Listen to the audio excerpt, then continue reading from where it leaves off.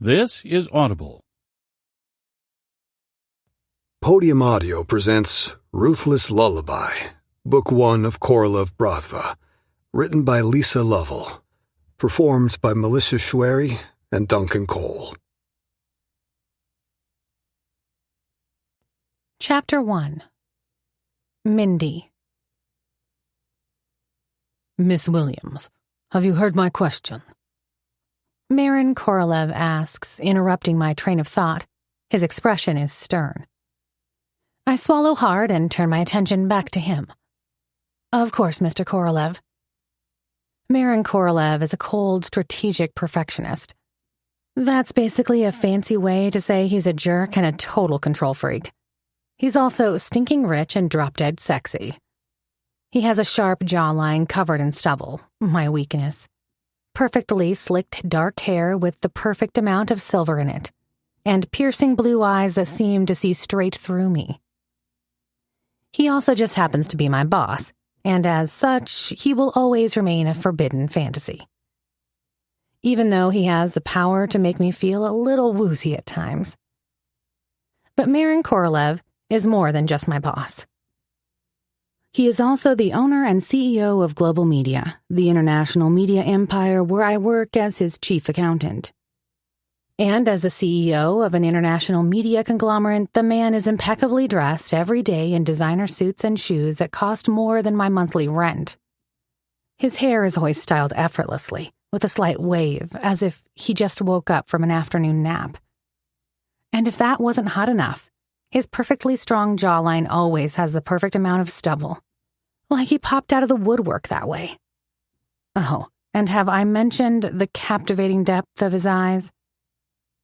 The point is, the man is insanely, ridiculously hot. And yet, he is a smooth, entitled jerk. A royal asshole. I have no interest in him whatsoever. So why is my body reacting as if he's about to pin me against the wall and have his way with me? And why does that idea flood me with an intense rush of desire? It is a mystery that remains unsolved. Right now, he has every reason to make that face he's making. I'm barely paying attention to what he's saying. It's Friday and I'm completely drained. He's been in the office all week, which luckily doesn't happen very often. But when it does, he's a beast, getting his team of assistants to send emails left and right, joining Zoom meetings, barking orders to his remote teams, and the list goes on. And I have to be a part of all that madness, as Maron Korolev is crazy about finances. He's not just crazy about finances, he's like a wizard with supernatural skills to point out mistakes and sense misplaced decimal points from 3 rooms away. He probably dreams in pie charts and investment portfolios. Needless to say, working for Global Media and living under Maron Korolev's constant observation is no walk in the park. The days start early and end late, with little to no time for breaks. It is a demanding and fast-paced environment. He doesn't believe in saying thank you, or at the very least, please. The only reason for me to stay at this workplace under a royal bosshole like Maron Korolev is that I have to. I have to because the money is extremely good. And that's important for 2 reasons. First, my mother has cancer and the costs are astronomical. The kind of cancer she has is treatable, and with the right medication, she can live a normal life and recover. I don't mind the costs. I love my mom and she deserves the best care. Except, I'm the only one who takes care of her. Alexis, my sister, could help, but she doesn't. She's struggling with her own demons, battling her painkiller addiction. So I can only count on myself. And that means putting up with Maron Korolev's tyranny every day. I'm also saving up to start a family. Due to complications from an illness I had as a child, I can't conceive naturally. I'm scheduled for IVF treatment starting next Monday. Who knows how long it will take to get me pregnant? What I do know is that I definitely don't want my boss finding out about it. That's a problem for another day, though. All I want right now is to finish this meeting, go home, and take some naughty photos of myself, so I can spice up my sex life with my fiancé, Maurice. And then, hopefully, make passionate love to him while we can. Except that's easier said than done. First, we need to work up the spark that's long gone. That's if it was ever there. Don't be sarcastic, Mindy. Maurice is a good guy. As for my boss, Maron Korolev, he has a habit of popping up at my office without any warning. He clearly doesn't understand the concept of knocking on someone's door before entering. Miss Williams, he'll say, I need a detailed Excel sheet about the expenses for the opening ceremony of our new product. Or something along those lines. He could easily email me his requests, but he seems to prefer the old-school way, making them in person. And every time he appears, I can't help but picture him standing there with no clothes saying, Miss Williams, I need you to get naked so we can have passionate sex on your desk right here, right now. For God's sake, stop swooning over him, Mindy. You only keep having these thoughts because you're horny all the freaking time. It's true. I always had a very high libido. And unfortunately, Maurice was never able to keep up with it. Yes, he's a great guy. But our sex life is mediocre at best. Okay, I admit mediocre is a strong word. Our sex life is terrible. It's like being trapped in a sex desert with no orgasm in sight. But I'm trying to change that. Since I've been sending surprise nudes of myself to Maurice, things got a little better. Every relationship takes work, and I'm willing to do my part. My mind wanders to the pictures I'm going to send to my fiancé, Maurice Korolev. Yep, that's right. As strange as it may be, my jerk boss and my fiancé have the exact same last name.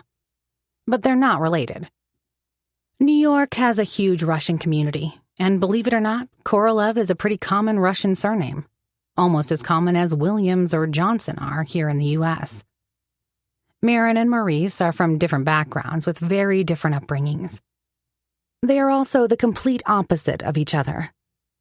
Maron Korolev is like a walking dream on the outside, sexy, powerful, making all the ladies swoon, and a controlling jerk on the inside. But there's also something about him that gives me chills, an underlying darkness that screams danger. I can't exactly put my finger on it, but one thing is for sure. Maron Korolev is definitely not someone you want to mess with. Maurice, on the other hand, is the exact opposite of Maron. Good-looking in a normal way, handsome even. He's a typical family guy and a great listener. Basically, every girl's best friend. The type you want to marry. We all need a Maurice in our lives, but trust me, nobody needs a Maron. I most certainly don't. Miss Williams, I asked you a question. My boss repeats sternly. I nearly jump. I'm so sorry, Mr. Korolev. What was your question again? He gives me a disapproving look. The latest numbers from our social media campaigns. He reminds me, clearly irritated. Oh, yes, I stutter. I apologize. Mr. Korolev, I was just taking some notes. I quickly glance down at my notepad. There isn't a single note on it. I clear my throat and begin speaking, somehow finding the words without any notes to refer to. All those years of experience I have in digital marketing comes to my rescue. Yes, the latest numbers from our social media ads. Yes, we're on it. We'll be digging into the nuts and bolts of our campaigns on Monday, as soon as we get the latest data from the social media team. Then we'll start identifying gray areas and analyzing what could be done better. I'm sure we can juice up those numbers by the end of the month. I'll also dive into the latest numbers of our subscription plans and see if we can tweak our packages and bring in some extra money without annoying our users. We got this. How exactly do you plan to do that without annoying users? He asks, his words feeling more like an interrogation than a genuine question. My confidence falters for a moment, but I quickly push through it. I have a few strategies in mind that I believe will be effective, I reply coolly, meeting his gaze with determination. I am more than confident that my team and I can make a significant impact on our profits using these methods. I hope you find my answer satisfactory, Mr. Korolev." Maron Korolev nods, appearing slightly impressed. I'm impressed with my improvising skills as well. "All right," he says. "I'm interested to see how you execute these plans, Miss Williams. Make it happen." "Understood, Mr. Korolev," I say quickly.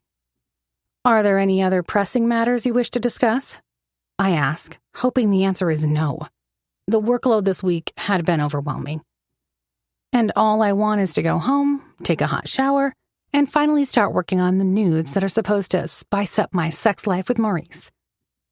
The last thing I care about right now is another pressing financial matter Maron Korolev might wish to discuss. He closes his laptop and leans back on the chair. "Yes, there is," he says, his face serious. Really? I can't believe this man. "I'm listening, Mr. Korolev." No, I'm not. He shakes his head. "But there is no point in continuing this conversation, Miss Williams. You look too tired and disinterested, and obviously can't pay attention." He's scrutinizing my face. "In fact, you've been looking tired all the time recently, and I'm not happy about that. As the chief accountant of this company, you work with money.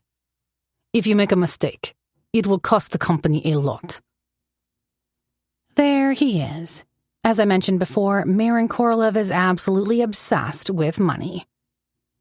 If I happened to pass out in front of him, he wouldn't even bat an eye.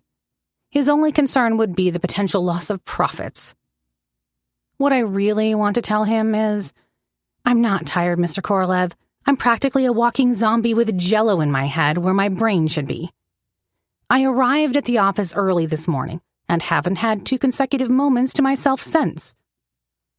I only used the restroom once, and even during those brief moments, you called me about the data in the 3rd row of Excel spreadsheet 246. All I consumed today was 4 donuts and 2 buckets of coffee. Without my quad espressos, I would probably have collapsed by now. The only thing that keeps me alive is that it's almost 6 p.m., and I can finally see the end of this hellish workday approaching. But instead, I say, I'm sorry, Mr. Korolev. I promise I'll do my best to recharge my batteries this weekend so I can focus on my tasks better next week. I could kick myself in the ass for saying that. Have we finished? He nods curtly. "Yes, but I need to make something clear before you go, Miss Williams. If your focus is on anything other than global media, you will leave me with no other option but to find a new chief accountant. I hope I don't have to remind you that this is a high-responsibility position. You mess up once, you're gone. Do you understand?" Are you freaking serious? I am not some insignificant worm beneath your feet, Mr. Korolev. Nor am I a mop to be used for cleaning your filthy floors. It may come as a surprise to you, but I'm actually a person, a human being. So pull your arrogant head out of your self-righteous ass and show me the respect I deserve for once. My throat tightens as I respond. Yes, I understand. He nods again. "Good. You are free to go now, Miss Williams." There is slight disdain on his face, saying, I can see you're not happy to work 85 hours a week, and I don't like that. Asshole. And the fact that every time I see Maron Korolev, my heart starts to race and a familiar sensation starts to tingle down below doesn't make things easier. Chapter 2. Mindy. I kick off my high heels and collapse onto the couch. My feet are throbbing with pain. Why did I even wear those heels to work? I could have easily completed all of my accounting tasks in sneakers, or even just socks. Or barefoot. Who the hell needs high heels anyways? I want to slap the person who invented the damn things. After drooling on the couch for about 30 minutes like the mess I am, I check the time. I have about an hour to take the nudes for Maurice before Betty, my roomie and my bestie, gets home with her latest company gossip. Besides my mother, Betty is the light of my life. She also works at Global Media, except she's with Human Resources.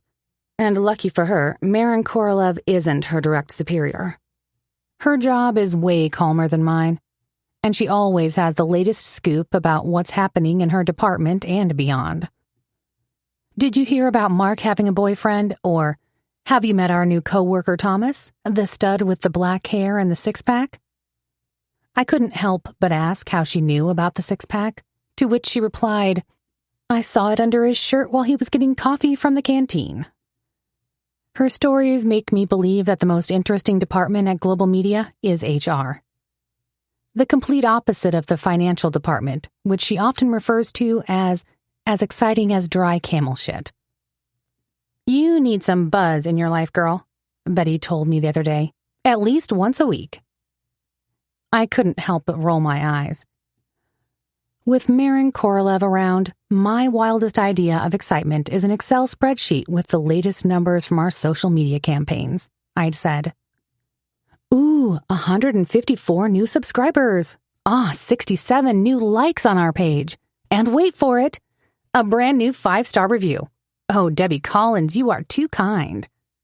Cue the laugh track. "Not work excitement, babe," she'd said. "I mean real fun. Dancing, cocktails, beach, sex. You need to spice things up." Betty continued. I know exactly what she meant.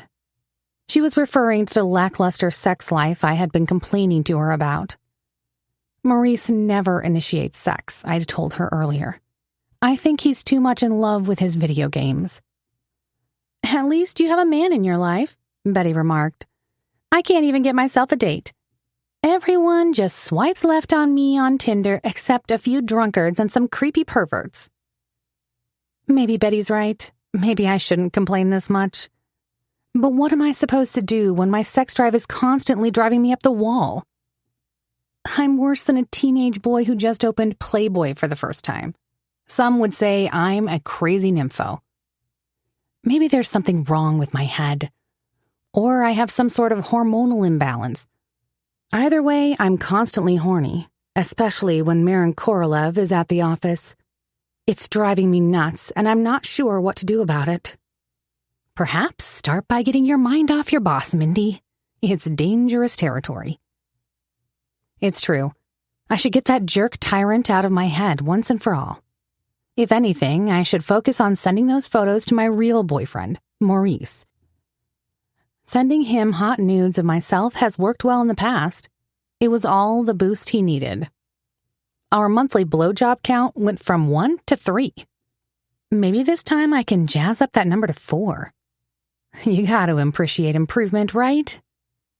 So far, every time I sent Maurice naughty photos with a naughty message, he would light up like a Christmas tree, and we'd end up getting busy instead of him sitting in front of the computer, looking like a doofus with his headphones on.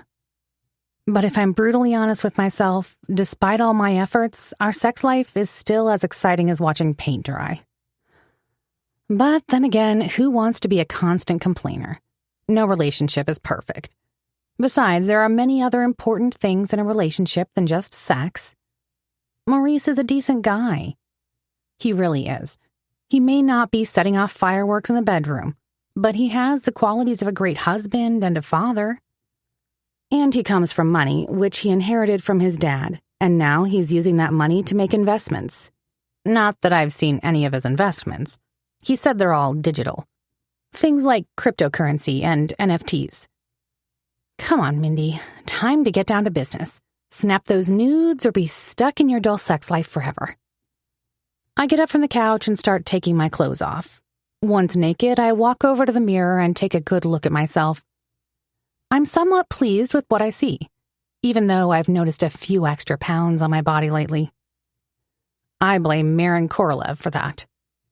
He never lets me sit down and eat a normal meal, so I survive on an ultra-processed diet of Cheetos, donuts, and sodas. My mind starts to wander, imagining myself standing naked in front of him and complaining about the weight gain caused by the unhealthy lifestyle he's forcing on me with his unrealistic work expectations. In this fantasy, he responds with a seductive promise. You're beautiful just the way you are, Miss Williams. And now I'm going to have my way with you right here and right now. Jesus, Mindy. Snap out of it and get to work. I unlock my phone, my fingers tapping eagerly against the screen. I'm determined to capture the perfect angle. With a playful smirk, I tilt my head to the side, allowing the soft light to highlight my features and enhance every curve. As I snap a few photos, I can't help but wink at my reflection, a mischievous glint in my eyes. That will do, I think to myself. Maurice will love it. Switching to selfie mode with the tap of a button, I experiment with different expressions, each one more alluring than the last. A subtle pout of my lips channels my inner seductress, while playfully sticking out my tongue exudes a hint of innocent mischief. Each click of the shutter feels like a flirtatious dance. I quickly take another picture and glance at the screen. Ugh, I look like I've had too much Botox. Delete. Another snap. The scar on my stomach is too visible. Delete. I hate that scar. It's a reminder of the operation that made me unable to conceive naturally, which is why I'm pursuing IVF. When I told Maurice about my infertility, he hugged me and said, In this day and age, it's not a problem, Mindy. We'll do IVF and everything will be fine. Then he kissed me on the temple. He didn't seem to be worried about the astronomical price of the fertility treatment at all. I strike a last seductive pose and pucker my lips. I adjust my tits to enhance their perkiness, and to make sure I'm hiding my scar. These will be the final naughty photos I'll take before I start gaining more weight and become a hormonal bitch, crying and throwing up all the time. One last shot, and I'm done. I scroll through the photos on my phone, a bit frustrated by what I see. There are at least 30, and most of them are terrible. Bad lighting, awkward facial expressions, or my post-op scar showing. No way I'm keeping those. I really hate that scar. But then I find a photo that looks good, sexy even. The last set is actually pretty decent. I decide to keep 10 of them. With a tap of a button, I delete the rest.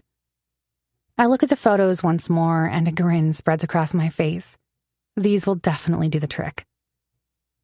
I picture Maurice ripping off my panties, pressing me against the wall and doing me with such intensity that I'll walk funny the next day.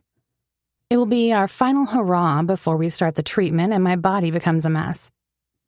The idea of being pressed against the wall and being taken passionately makes me horny all over again. Before I know it, I'm soaking wet between my legs.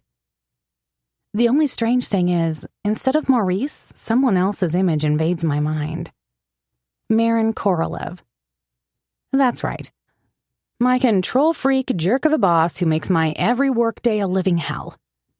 The way he appears at my office door, hands in his pocket. His carefree stance that screams sin, danger, and seduction. The way he crosses his legs, leaning against the doorway. His chiseled jaw and 5 o'clock shadow. That impossibly broad chest, shoulders, and perfectly toned six-pack hidden beneath his tailored suit.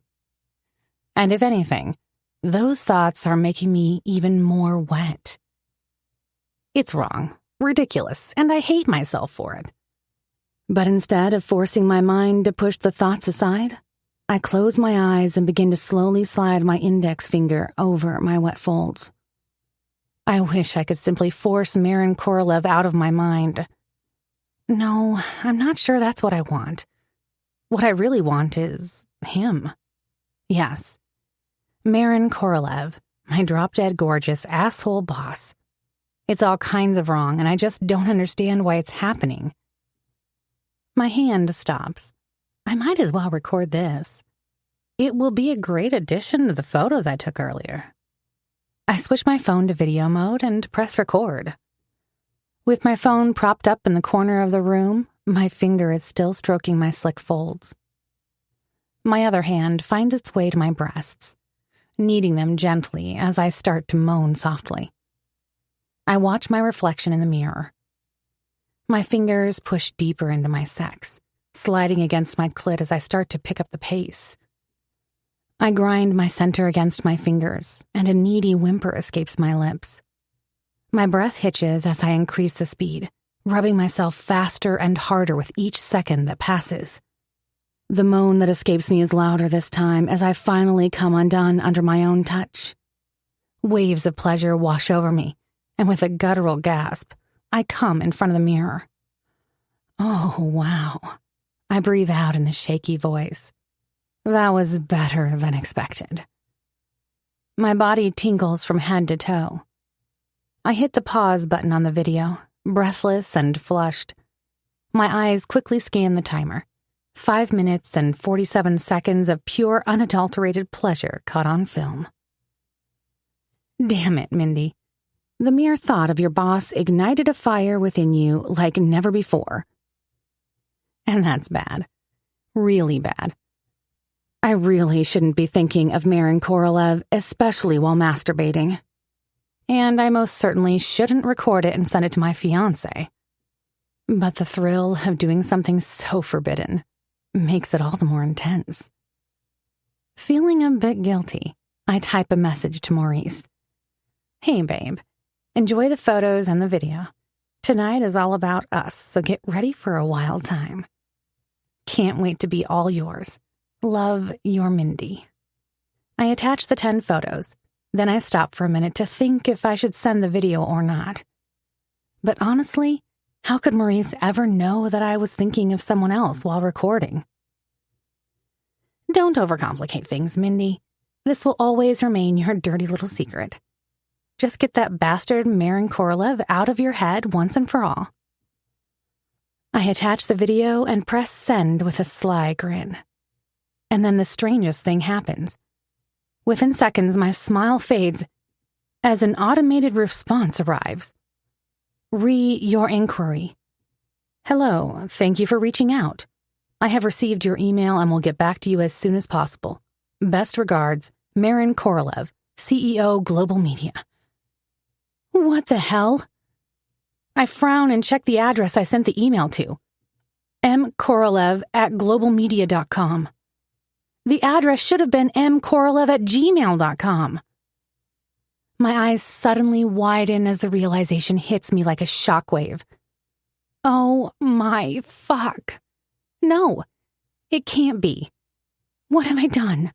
Instead of my fiancé, I sent the whole freaking lot to my boss. Oh God.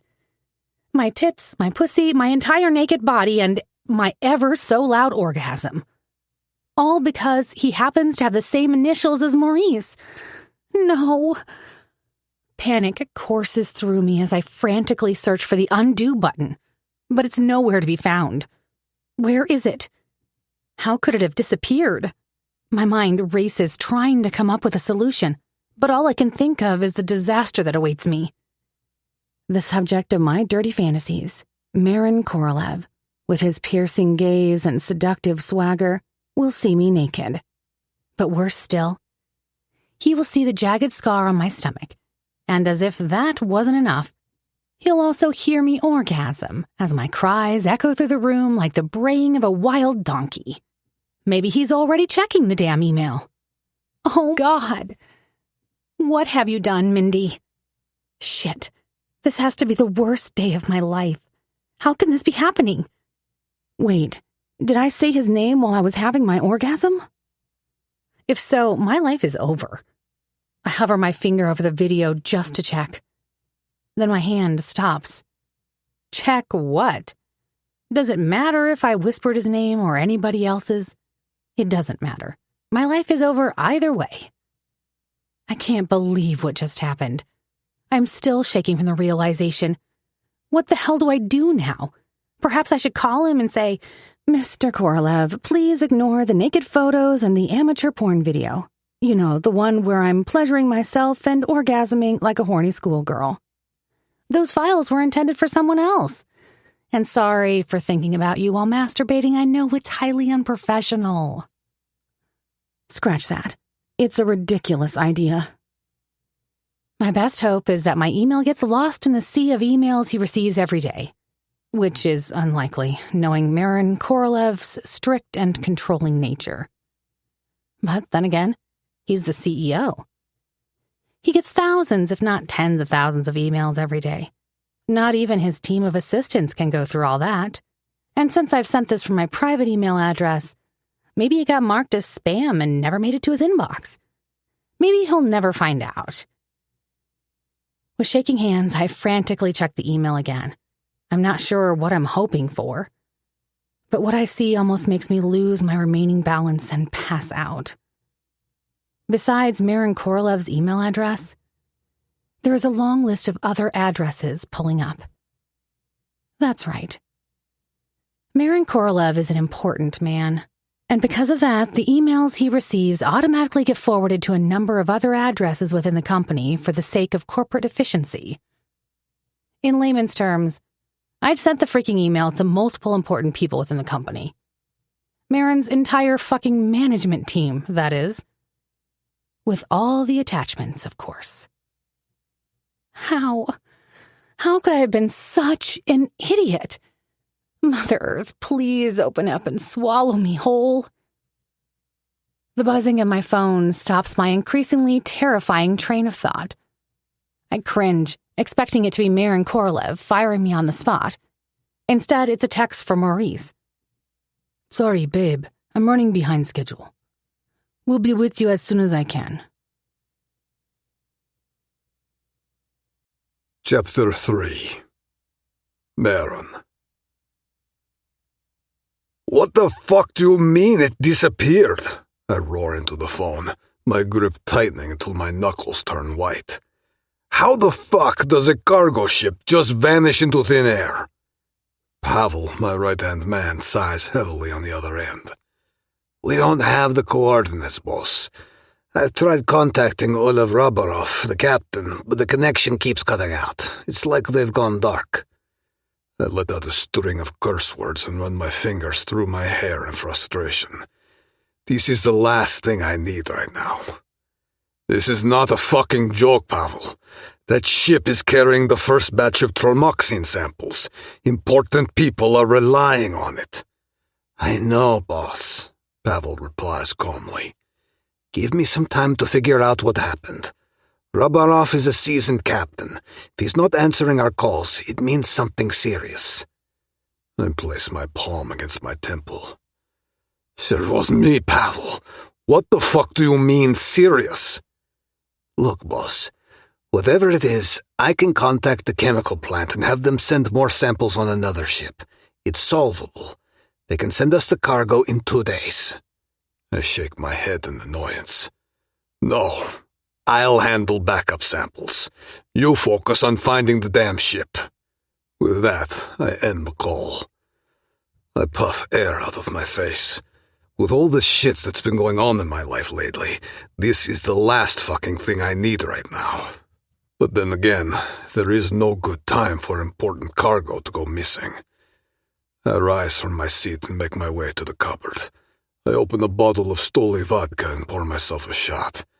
I quickly gulp it down, feeling the intense burn all the way down my throat. Tromoxine. That's what my billion-dollar baby is called. The game-changer pill that's going to bring new horizons to a world that's full of messed up, addicted, traumatized people. The entire world is sick, and I've got the magic cure. The pill is the marriage of psilocybin and ayahuasca, two experimental yet highly effective components used to cure trauma, mental illness, and addiction. The mix of the two that is tromoxine promises to surpass every single treatment that is currently available on the market. If used correctly, tromoxine has the ability to rewire the entire human brain, eliminating past trauma, depression, insomnia, and other mental health disorders in just a matter of weeks, sometimes days. In the early trials, we healed some pretty screwed up people with only a few sessions. I drink another shot of Stoli. Of course, most governments are too fucking narrow-minded to see the true power of substances like this, so the stuff is not strictly legal. Suits me fine. The dark web is crawling with potential customers who are willing to pay top dollar for a panacea cure like this. All those Bratva boys, they're walking around with more baggage than a fucking airport. Who doesn't have a string of childhood traumas? Kids that grow up in the Bratva get beaten up and bullied all the time. Who doesn't have depression and all of that fucked up shit? People take drugs and drink them so stupid just to numb the pain, to forget the hell they went through. But not anymore. Since mental health has become such a hot topic on the internet, everybody wants to heal. And with Tramoxine, they finally can. In just a matter of weeks, it will free them from the confines of their fucked up minds with no shitty side effects. I've poured billions of dollars into this little miracle drug, hired the best scientists money can buy. Research, development, trials, all of it happening under the radar at my state-of-the-art pharmaceutical plant outside of Moscow. Every worker handpicked and vetted, loyal to a fault. And now, after years of blood, sweat, and more money than most people see in a lifetime, we're finally ready to run our first public trials. My phone rings again. Pavel, that was quick. Tell me what you found. I can practically hear the hesitation through the phone. Boss, there's something else. That ship, it's not just carrying Tramoxine. My blood runs cold. What are you talking about? The kidney is on board. You know, the transplant kidney. The kidney? I echo, my mind racing. For Jennifer Sharkova? Ah, Pavel says. Blood. I grit my teeth as it all sinks in. The missing Tramoxine samples are a setback, yes, but losing that kidney is a whole new level of fucked up. No, it's not just about an organ. It's an opportunity to end a long-standing feud between two powerful Bratva families, mine and the Shirkovs. Leonid Shirkov and my father had some serious territorial feud between the two of them. After some bloodshed and then a reluctant truce, the two turned into sworn enemies. Before they could fix their shit, my father died. Since then, the bad blood between our families has festered, just waiting for an excuse to explode all over again. But then Shirkov's daughter Jennifer got sick and needed a new kidney to survive. That's when old Leonid Shirkov came to me with a deal. He said if I could get my hands on a kidney for his girl, he'd be willing to bury the hatchet. It is a chance to end this fucking multi-decade-long family feud once and for all.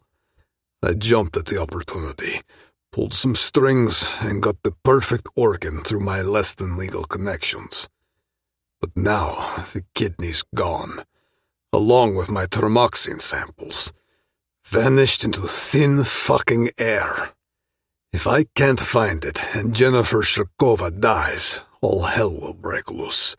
The streets will run red as our families tear each other apart, and everything I've worked for will go up in flames. Bludak. I lean back in my chair, my jaw clenched tight. Fuck. This whole operation was supposed to be simple. Transport the Tramoxine samples and the kidney from Moscow to here, keep everything under the radar. But instead, everything's gone to shit. Keep trying to reach Oleg and get the last satellite images of the ship, I ordered Pavel, my tone leaving no room for argument. I want that fucking cargo found, Pavel. I don't care what it takes. You call in every favor, every contact we have. We're not losing that ship. You understand me? Yes, boss, Pavel replies, his voice grim. I'm on it. I finished the call. This time I poured myself a double shot of vodka and down it in one burning gulp. This is far from over. I will find that ship, even if I have to tear apart every fucking port from here to Moscow. And when I do, there will be hell to pay for whoever's responsible for this fuck-up. I glance at the clock. It's only 7 in the evening, which is relatively early. It's not uncommon for me to stay at the office and catch some shut-eye on the couch if things get busy. Maurice, my wayward half-brother, is due to arrive soon, and I need to tie up some loose ends before his unwelcome presence darkens my doorstep. Fucking Maurice. We were once close, a long time ago, but then the death of our father drove a wedge between us. Many years have gone by, and we only spoke a few times since. With our inheritance, I chose the path of the wise, investing in legitimate businesses to mask the true nature of my power. Global media, my crown jewel, grew so vast that I had to claim a skyscraper in the heart of New York to house it. It's the perfect facade for my true calling, the Tramaxian business. While the world sees me as a media mogul, they have no idea that global media's complex financial structure allows me to funnel money and resources into developing and distributing Tramaxian under the radar. As my father always said, in the Bratva, you have to have a legal business that covers up your illegal one. Maurice, the fool, squandered his wealth on fleeting pleasures, whores, and extravagant escapades until he found himself destitute. Our conflicts over his reckless behavior have left us estranged, and I can only imagine the desperate circumstances that bring him crawling back to me now. There's a small ray of hope, though. In our last phone conversation, Maurice told me he'd pulled his shit together and found himself a steady girlfriend. They are even planning to start a family. Amen. Fingers crossed for the girl. After making a few phone calls, I decided to call it quits for the day. It's Friday and I could use a break. Checking the clock again, I see that it's almost 8 p.m. Maurice should have arrived by now, but my half-brother is notorious for being late. I stretch my arms and let out a loud yawn. I'm fucking tired. My company, Global Media, has been gaining new contracts left and right, but it also brings along other concerns. Like the fact that Miss Mindy Williams, my chief accountant, seems to have something else on her mind whenever I see her. It also doesn't help that every time I see her, my cock gets hard. No, Maron, you don't fuck your chief accountant because you will suck cock with your finances afterwards. I remind myself every single time she appears. If she wasn't so fucking gorgeous, I'd fire her. Or maybe not. Mindy Williams is a valuable asset to Global Media. She knows our finances in and out. When she's not fucking distracted, that is. Like she was just a couple of hours ago. She made me mad, and I wanted to punish her right there and then by tearing off all her clothes and taking her naked body against the wall. Yes, maybe a little punishment would teach her a lesson. A ping interrupts my thoughts, and I glance over to my phone just to see another email arrive. To hell with it. I can't handle any more emails today. All I want is to go home, unwind, and fuck some girl before I commit myself to a stupid, old-school Bratva thing. An arranged marriage. I've only met Elena Kubakova 2 or 3 times. Sure, she's a nice girl, but she didn't initiate anything earth-shattering in me. Elena will be a nice warm body to fuck. That's pretty much it. The main advantage is that Elena is the daughter of Grigory Kubakov, the head of the Kubakov Bratva.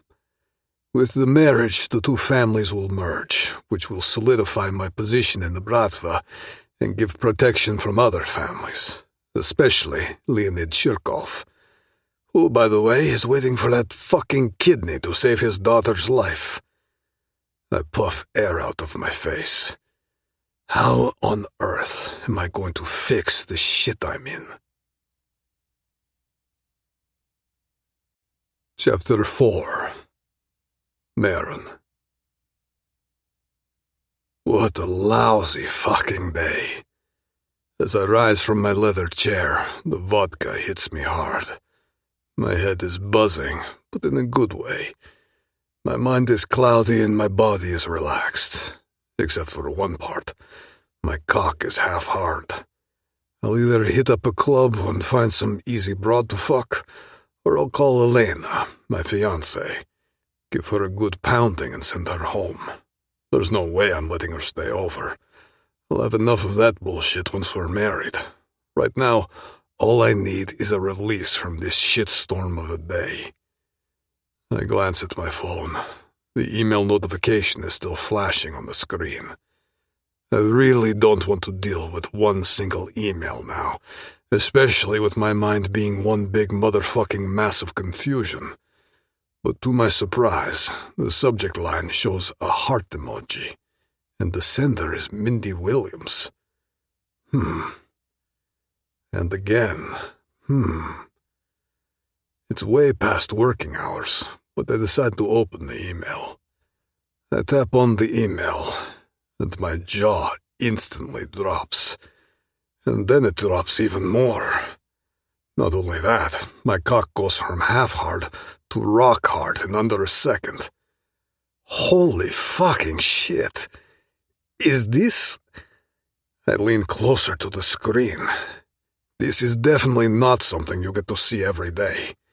My chief accountant, Miss Mindy Williams' gorgeous, naked body fills my phone screen. It's definitely her. And she looks fucking flawless. Even more so than I imagined. And if that's not enough, there are more photos of her attached to the email.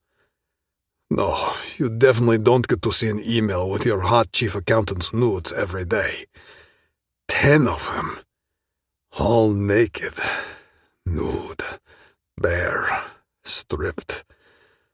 I don't even bother reading the message. Instead, I set my phone down and focus on my laptop, pulling up the photos in full screen. I lean closer. I can't believe it. She's fucking incredible. This girl's body is absolutely stunning. Her breasts are perky, and her pussy is perfectly shaven. My arousal increases as I imagine having her nipples in my mouth. My cock is painfully erect, just at the thought of it. And there's a video, too. Over 5 minutes long. Maybe this isn't such a shit day after all. I press play, and again, I almost can't believe what I'm seeing. I watch intently as Mindy pleasures herself, culminating with tiny screams of pleasure. My God, what a sex goddess chief accountant I have. Her hands, slick with arousal, glide over her perfect mound, reaching under her panties, teasing herself. The video quality is surprisingly clear, allowing me to see every little detail of her body contorting in pleasure. Her breasts bounce with each wild thrust, and I can't help but imagine what they would feel like in my hands. Her plump lips part, exposing her pink tongue as she moans even louder. Shirtovsky Nirnayatna. She is a fucking vision.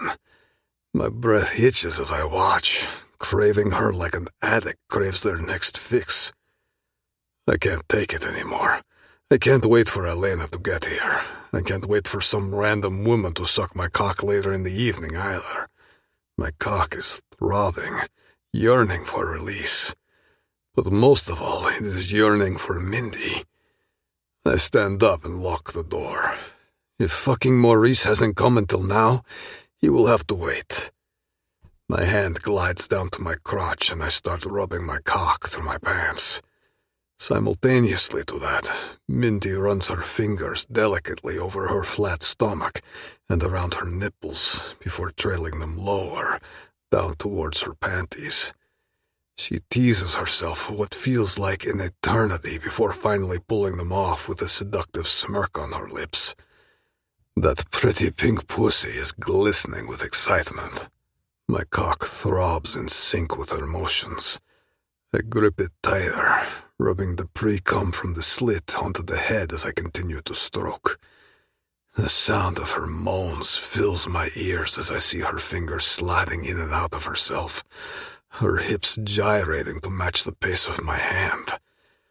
Holy fucking shit. She is next level hot. I increase my pace, mirroring hers as closely as possible, watching intently as she reaches between her legs and plays with her clit while continuing to finger fuck herself.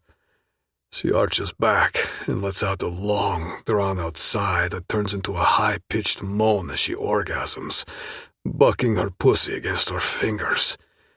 Beads of sweat start forming on her forehead.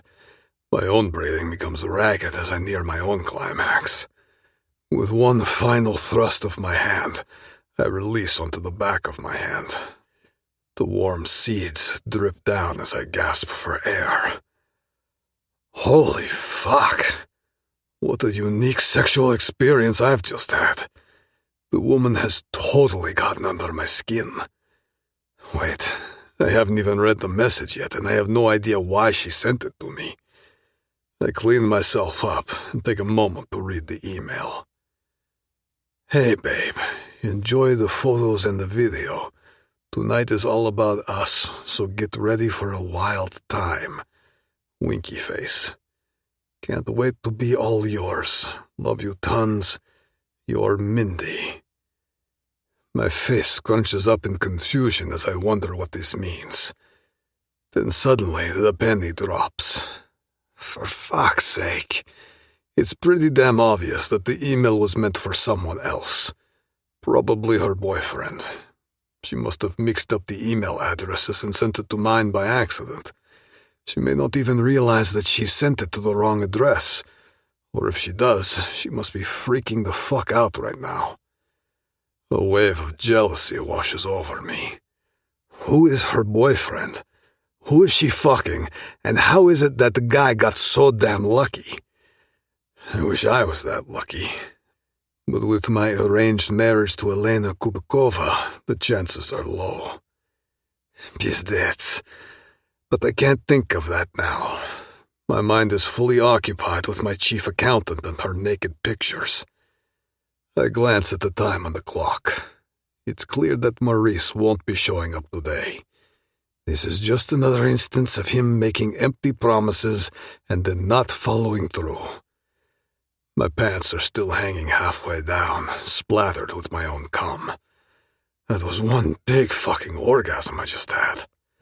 The chief accountant just blew my mind unlike any woman before. I wipe myself clean again and hastily pull up my trousers.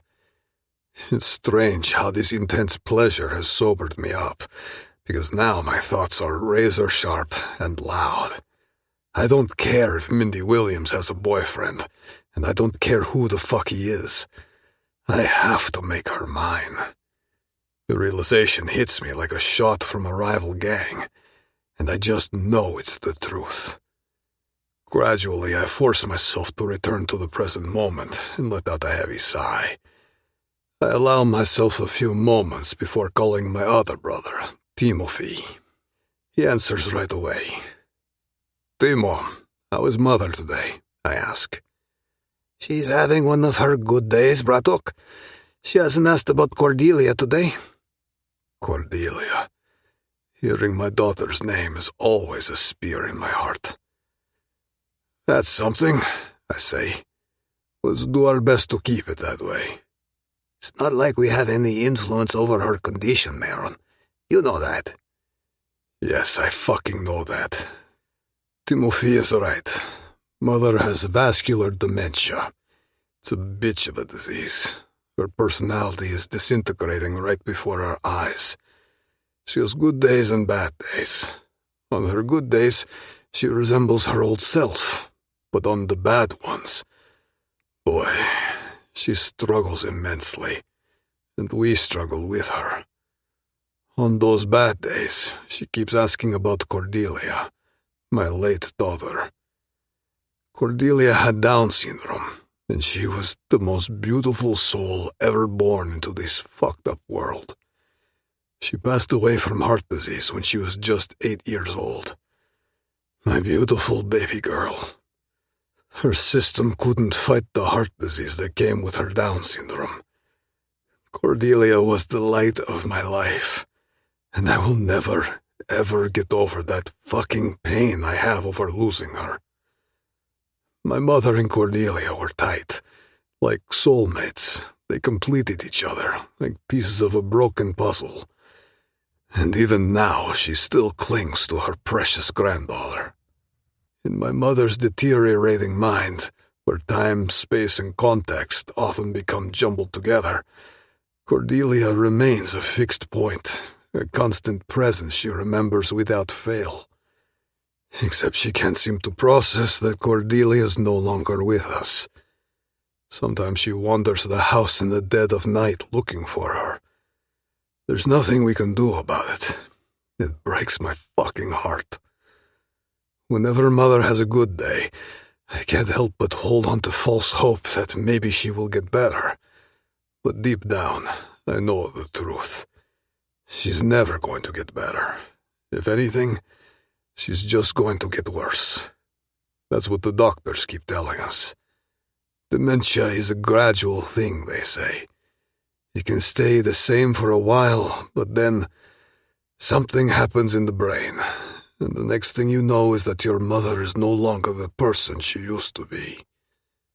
Heaving a sigh, I place the phone back on its base and sink back into my office chair, feeling exhausted. The weight of everything on my shoulders is almost suffocating, but I don't want anyone to see it. Shutting my eyes, I let my mind drift to thoughts of Mindy, her body, her curves, the way she pleasures herself in that video. And for a few minutes, I allow myself to enjoy these thoughts. For now, everything else can wait. Chapter 5.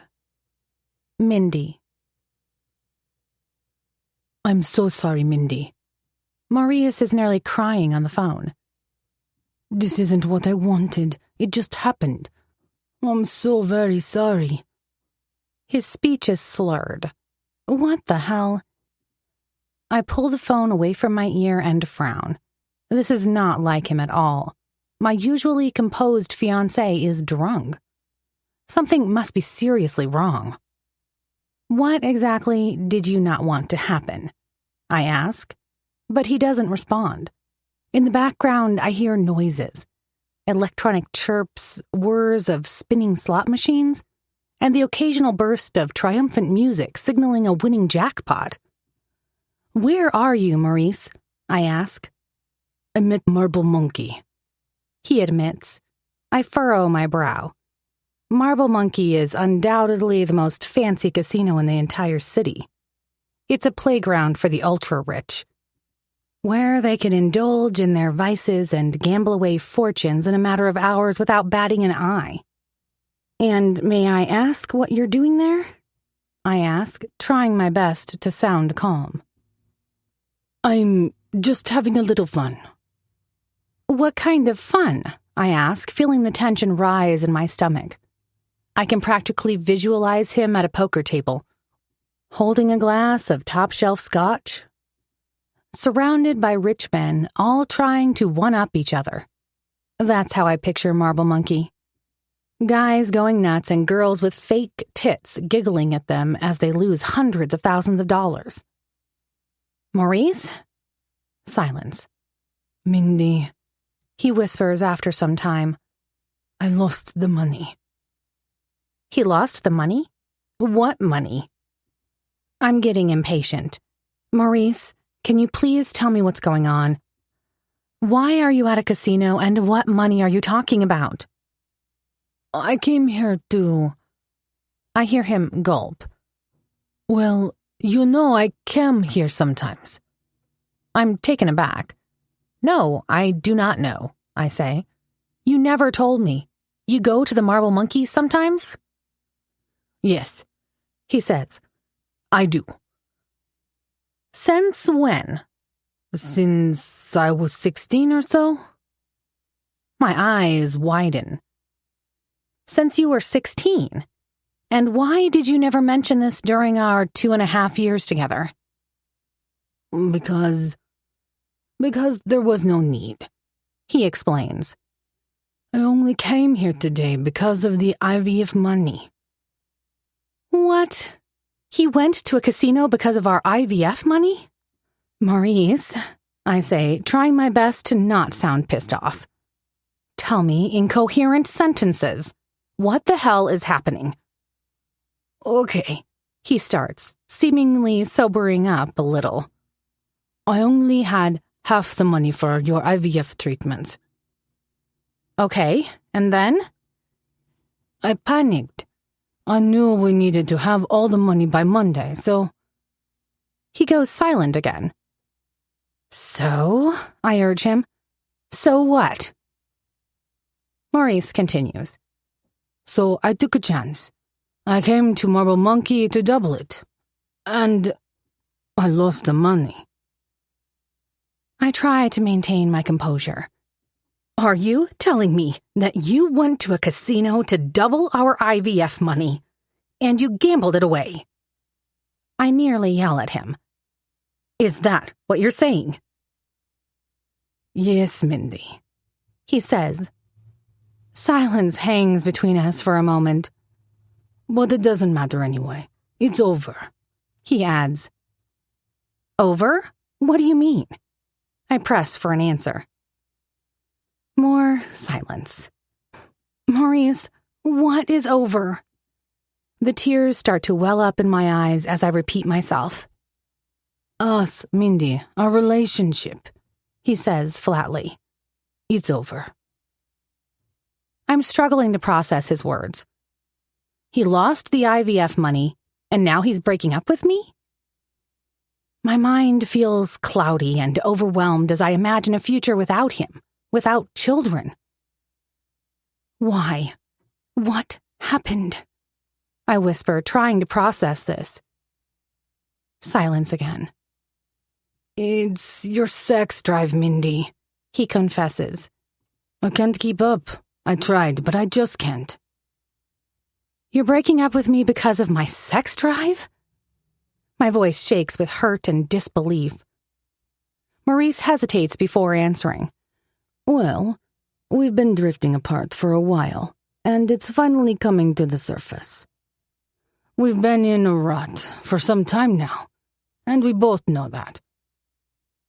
Well, I tried. I'm on the verge of crying. I did my very best, Maurice. I really did. That's why I started sending you those photos. They seemed to be working, and... I didn't even like them, Mindy, he interrupts. Don't get me wrong. You have an amazing body. But when those photos showed up on my phone, I knew I had to reciprocate. And I just didn't want to. I'm not a sex machine. He sighs. We are not meant to be, Mindy. You need someone who can keep up with your libido. And that's not me. A thought pops into my head. You're seeing someone else, aren't you? There's a moment of silence before he responds. Well, that's not what this is about. So you do have someone else. I feel a surge of anger. Suddenly I feel like I could strangle him. Okay, Maurice may not be the kind of guy who gives me butterflies in the stomach. But for the past 2.5 years, he was always there for me. He always listened to me, and I was so sure we were going to have a great family. A happy life with a house, dogs, cats, and kids. All we have to do is go through with the IVF treatment. Have the baby, twins perhaps, and... Never mind that. It's gone. All gone. The family we were supposed to have, the kids I dreamed of, have all been swept away with a phone call. Just like that. My heart feels like it's being ripped apart, and an overwhelming sense of rage begins to consume me until I feel like I could explode. Who is she? I ask, surprisingly composed. Do I know her? I hear him sigh. Honestly, Mindy, it doesn't even matter. But for what it's worth, you don't know her. Goodbye, Mindy. He cuts the call. Maurice? I cry. Don't you dare put the phone down. But there's silence at the other end of the line. He hung up on me, just like that. I try to call him back a few times, but he doesn't answer. It's over. Maurice is gone. He's not my boyfriend anymore. No IVF, no baby, no family, and no hope. Nothing. My mind is in a state of turmoil, my eyes soaked with tears, and my heart feels like it just shattered into a million pieces. So to numb the pain, I do the only thing any normal human being can think of. I order a pizza. Not just any pizza, but an extra-large monstrosity, drowning in a sea of gooey cheese and laden with enough toppings to feed a small army. And because my heart is broken and my dreams of a future with Maurice are in tatters, I ask for extra mayonnaise as a final fuck you to the healthy lifestyle I've been wanting to start for a pregnancy that will never happen. But I don't stop there. I order dessert, too. A giga-sized cake. All chocolate, sugar, and empty calories. If I'm going to wallow in my misery, I might as well do it in style, right? I want to eat until I can't feel anything anymore. Until the ache in my chest is replaced by the dull throb of a food coma. When the doorbell rings half an hour later, I'm ready.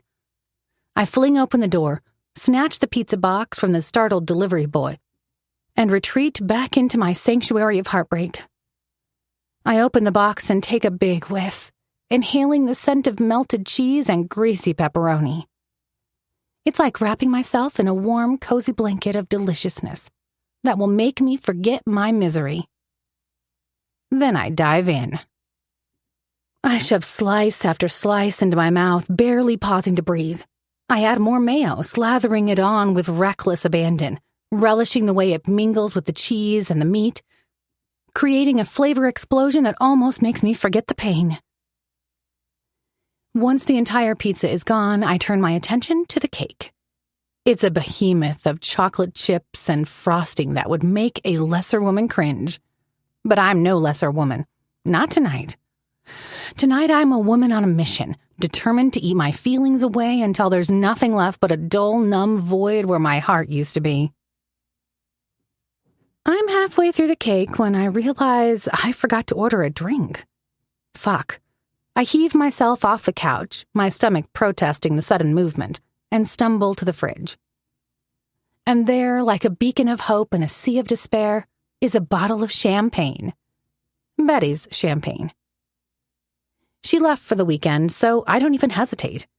I grab the bottle, fumbling with the cork until it flies off with a satisfying pop, ricocheting off the walls and disappearing into the depths of the apartment.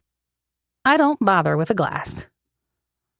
I raise the bottle to my lips and drink deeply, feeling the bubbles burn my throat and the alcohol course through my veins. As I drink, the champagne works its magic, and the numbness takes hold. I feel the pain starting to recede. It's still there, lurking in the depths of my soul. But for now, it's muted, dulled by the alcohol and the enormous amount of food I consumed. I'll regret this tomorrow, I know. I'll wake up with a hangover from hell and a stomach that hates me. But right now, I can't care less. Right now, all that matters is that I'm not feeling, not thinking, not hurting. And if that means drowning my sorrows in a sea of junk food and expensive champagne, so be it.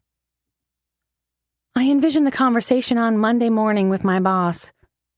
Excuse me, Mr. Korolev, but I won't be able to come into the office today. Can I work from home?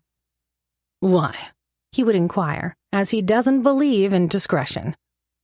Because I drank and ate myself into a stupor. Miss Williams, why did you make that decision when you are aware of the potential consequences for the company? Fuck the company.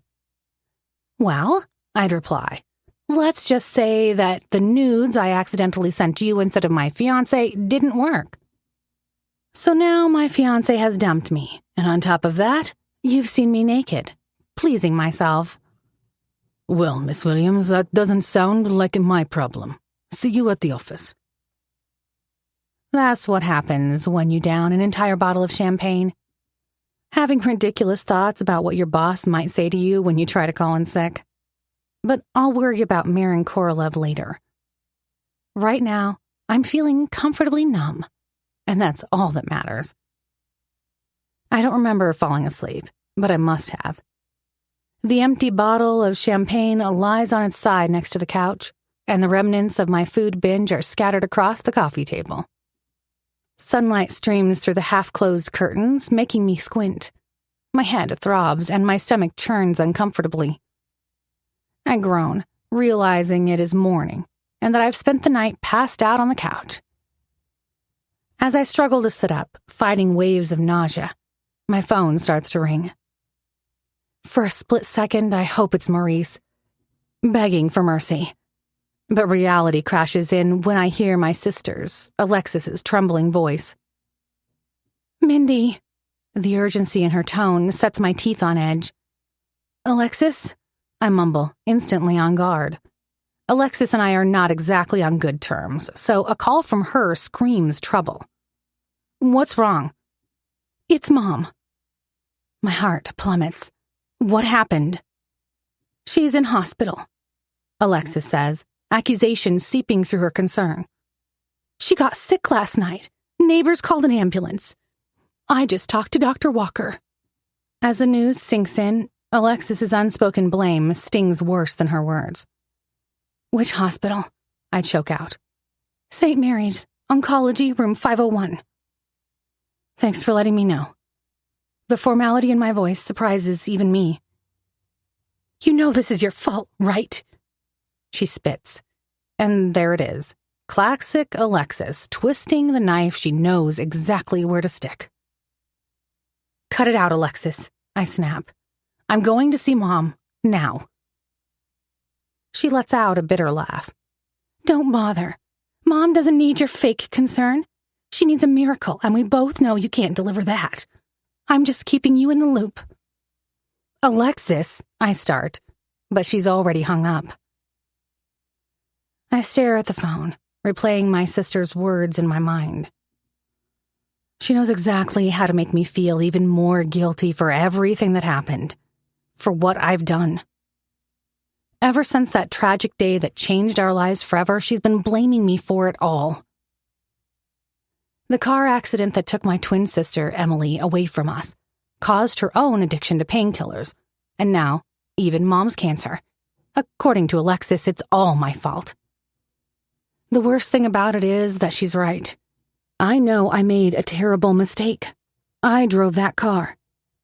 But does she really believe I wanted any of this to happen? The weight of Emily's death, Mom's illness, and Alexis's resentment is something I carry with me every day. I wonder if we'll ever be able to move past it. If Alexis will ever see me as her sister again instead of the person who destroyed our family. I take a deep breath, trying to push aside the flood of guilt and regret. Right now, I need to focus on Mom. I have to go and see her. With a pounding head and a churning stomach, I force myself off the couch. I'll deal with my pain over Maurice, the IVF, and Alexis later. Right now, Mom needs me, and I won't let her down again. Chapter 6. Maron. Where is Cordelia? My mother asks the same question for the 5th time today. Maybe 15th. She sits in her favorite armchair, a picture of elegance in her navy silk dress and pearls. Her silver hair is neatly styled as always. Anyone looking at her would see a refined Russian lady, not someone battling dementia. That is until she starts talking, repeating that damn question again. I catch Timothy's subtle eye roll out of the corner of my vision. Of my 2 brothers, he's the one who spends the most time with her, almost being her full-time caretaker at this point. I can only imagine how many times he's had to answer this same heartbreaking question today. Sometimes I wonder why Mother asks this question all the time, he whispers. She could ask about anything. The time, the weather, what we're going to have for dinner, or why the price of milk went up. Why Cordelia all the damn time? You know well, Brodok, I reply. Their bond was special. Cordelia was closer to her than anyone in her family. Having run out of ideas of what to say about my deceased daughter's whereabouts, I reached for the box of chocolate I had bought for my mother. Why don't you have some, Matushka? They're your favorite, the creamy kind. Her attention shifts to the chocolate, and a smile spreads across her face. My mother always had a sweet tooth. Thank you, sweetheart. Which one, Mom? I ask as she points to the one in the middle. I quickly unwrap it for her, and she happily puts it in her mouth, savoring the taste and momentarily forgetting about Cordelia. Timothy grins and grabs 3 pieces of chocolate. Thanks, bro, he says as he pops one into his mouth. I give him a stern look. Those aren't yours. Come on, Maron. You gotta think about your brother. He takes another one. I need it, he says through his teeth, half turning towards me. If Mom asks about Cordelia one more fucking time, I might have to perform harikiri on myself. I understand my brother's frustration. He spends many of his days looking out for our mother, and someone with vascular dementia can be a fucking challenge to deal with. I jokingly shove Timothy's shoulder. Stop stealing Mom's chocolates, Dolboyev. Mom's eyes dart between us. She doesn't understand our banter anymore. Don't worry, Matushka, I say. We're just joking. You know your sons love each other. I hand her the box. Have another one. You're a good boy, Maron, she says and takes one. She looks at Timothy. And you're a good boy too, Maurice. I'm Timothy, Mom. But never mind. I am a good boy indeed, he says, smirking. Of course you are, son. Of course you are. She pops the ball of chocolate into her mouth and closes her eyes. So nice. She swallows the chocolate. Where is Cordelia? Don't worry, Mom. She'll be here soon. I lie. Fibbing is the only way to calm her nerves for a little while. As long as she knows her grandmother is coming, she'll be all right, at least temporarily. I have to leave now. I give her a gentle kiss on the forehead. I'll see you soon, Mom, and I'll send Katrina to keep you company. You sent who, son? Katrina, Mom, the lovely lady you like so much. She's been here with you many times. You know, the one who makes you coffee and reads you stories. Oh, her. She pats my face.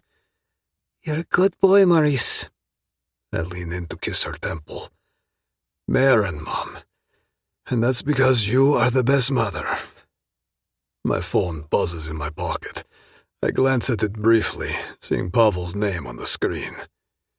Excuse me for a moment, I say to Timothy and my mother. I need to take this. I step out into the hallway, quietly closing the door behind me. Only then do I open Pavel's message. Confirmed. Ship hit iceberg. Delivery went into ocean. Oleg and a few of the crew survived. Most dead. Shit. Fuck. Shit. My hand clenches around the phone until the metal creaks in protest. I read the message again, feeling a surge of cold fury rising in my chest. Fucking incompetent fools! The delivery of the pill I'd spent billions of dollars on is lost to the icy depths of the ocean, along with Jennifer Sharkova's kidney. The fucking kidney that was going to fix a long unresolved war between the two Bratva families. Short of Dermo. I take a deep breath, forcing my rage back down into the icy pit of my stomach where it belongs. There will be time for retribution later. I will find a way to fix this and make those idiots pay for their incompetence with blood and agony. Composing myself, I return to the room. Goodbye, Matushka, I whisper as I lean in to give my mother another gentle kiss on the forehead. She is drifting off to sleep in her armchair. I love you, Mom, I say. She weakly squeezes my hand in response. I love you too, Sinok. I know she probably can't remember which one of her boys I am, but it doesn't matter to me. I love her no matter what. I turn around and take slow, deliberate steps towards the door, making sure to close it with a gentle click behind me. As I walk down the hallway, the gravity of the situation weighs heavily on my shoulders. The lost shipment, the deceased crew members, the potential repercussions with the Shirkov family. It's all a fucking mess. But as I glance back at my mother's room, I am reminded of my motivation for everything I do. This empire I've built, as dangerous and complicated as it is, it's all for them, my family. To keep them safe, comfortable, cared for. As I reach for my phone to call Pavel, I brace myself mentally. There is no space for distractions now.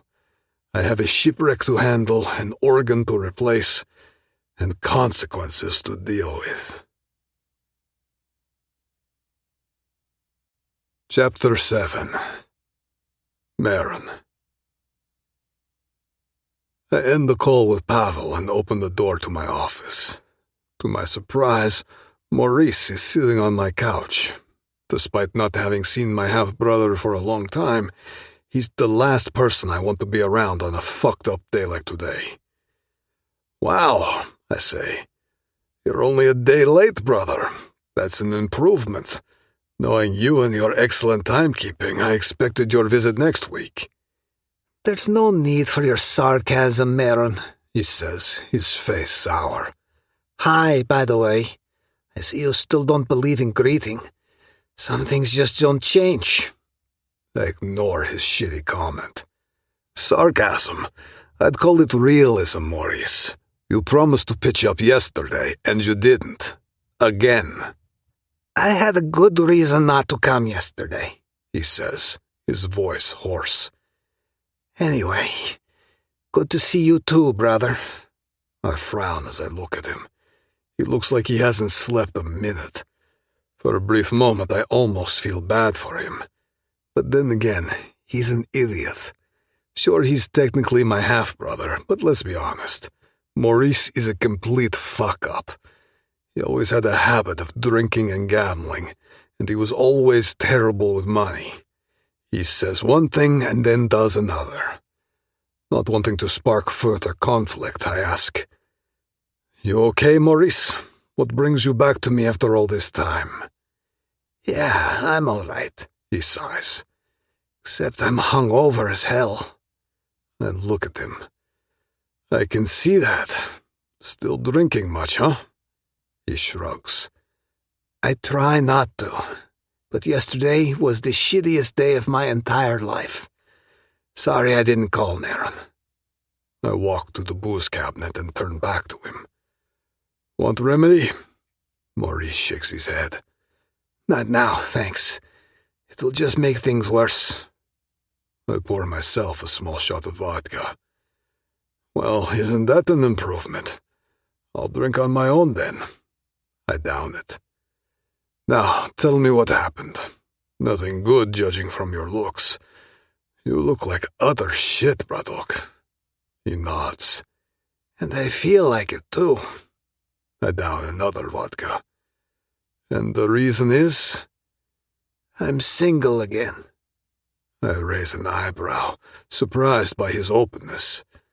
Maurice has never been one to share his personal life with me. But then again, I've never been one to share mine with him. This time, however, I can see desperation in his eyes, and the way his shoulders slump tell a story. A fucked up one. The dickhead hit rock bottom, I'm sure of it.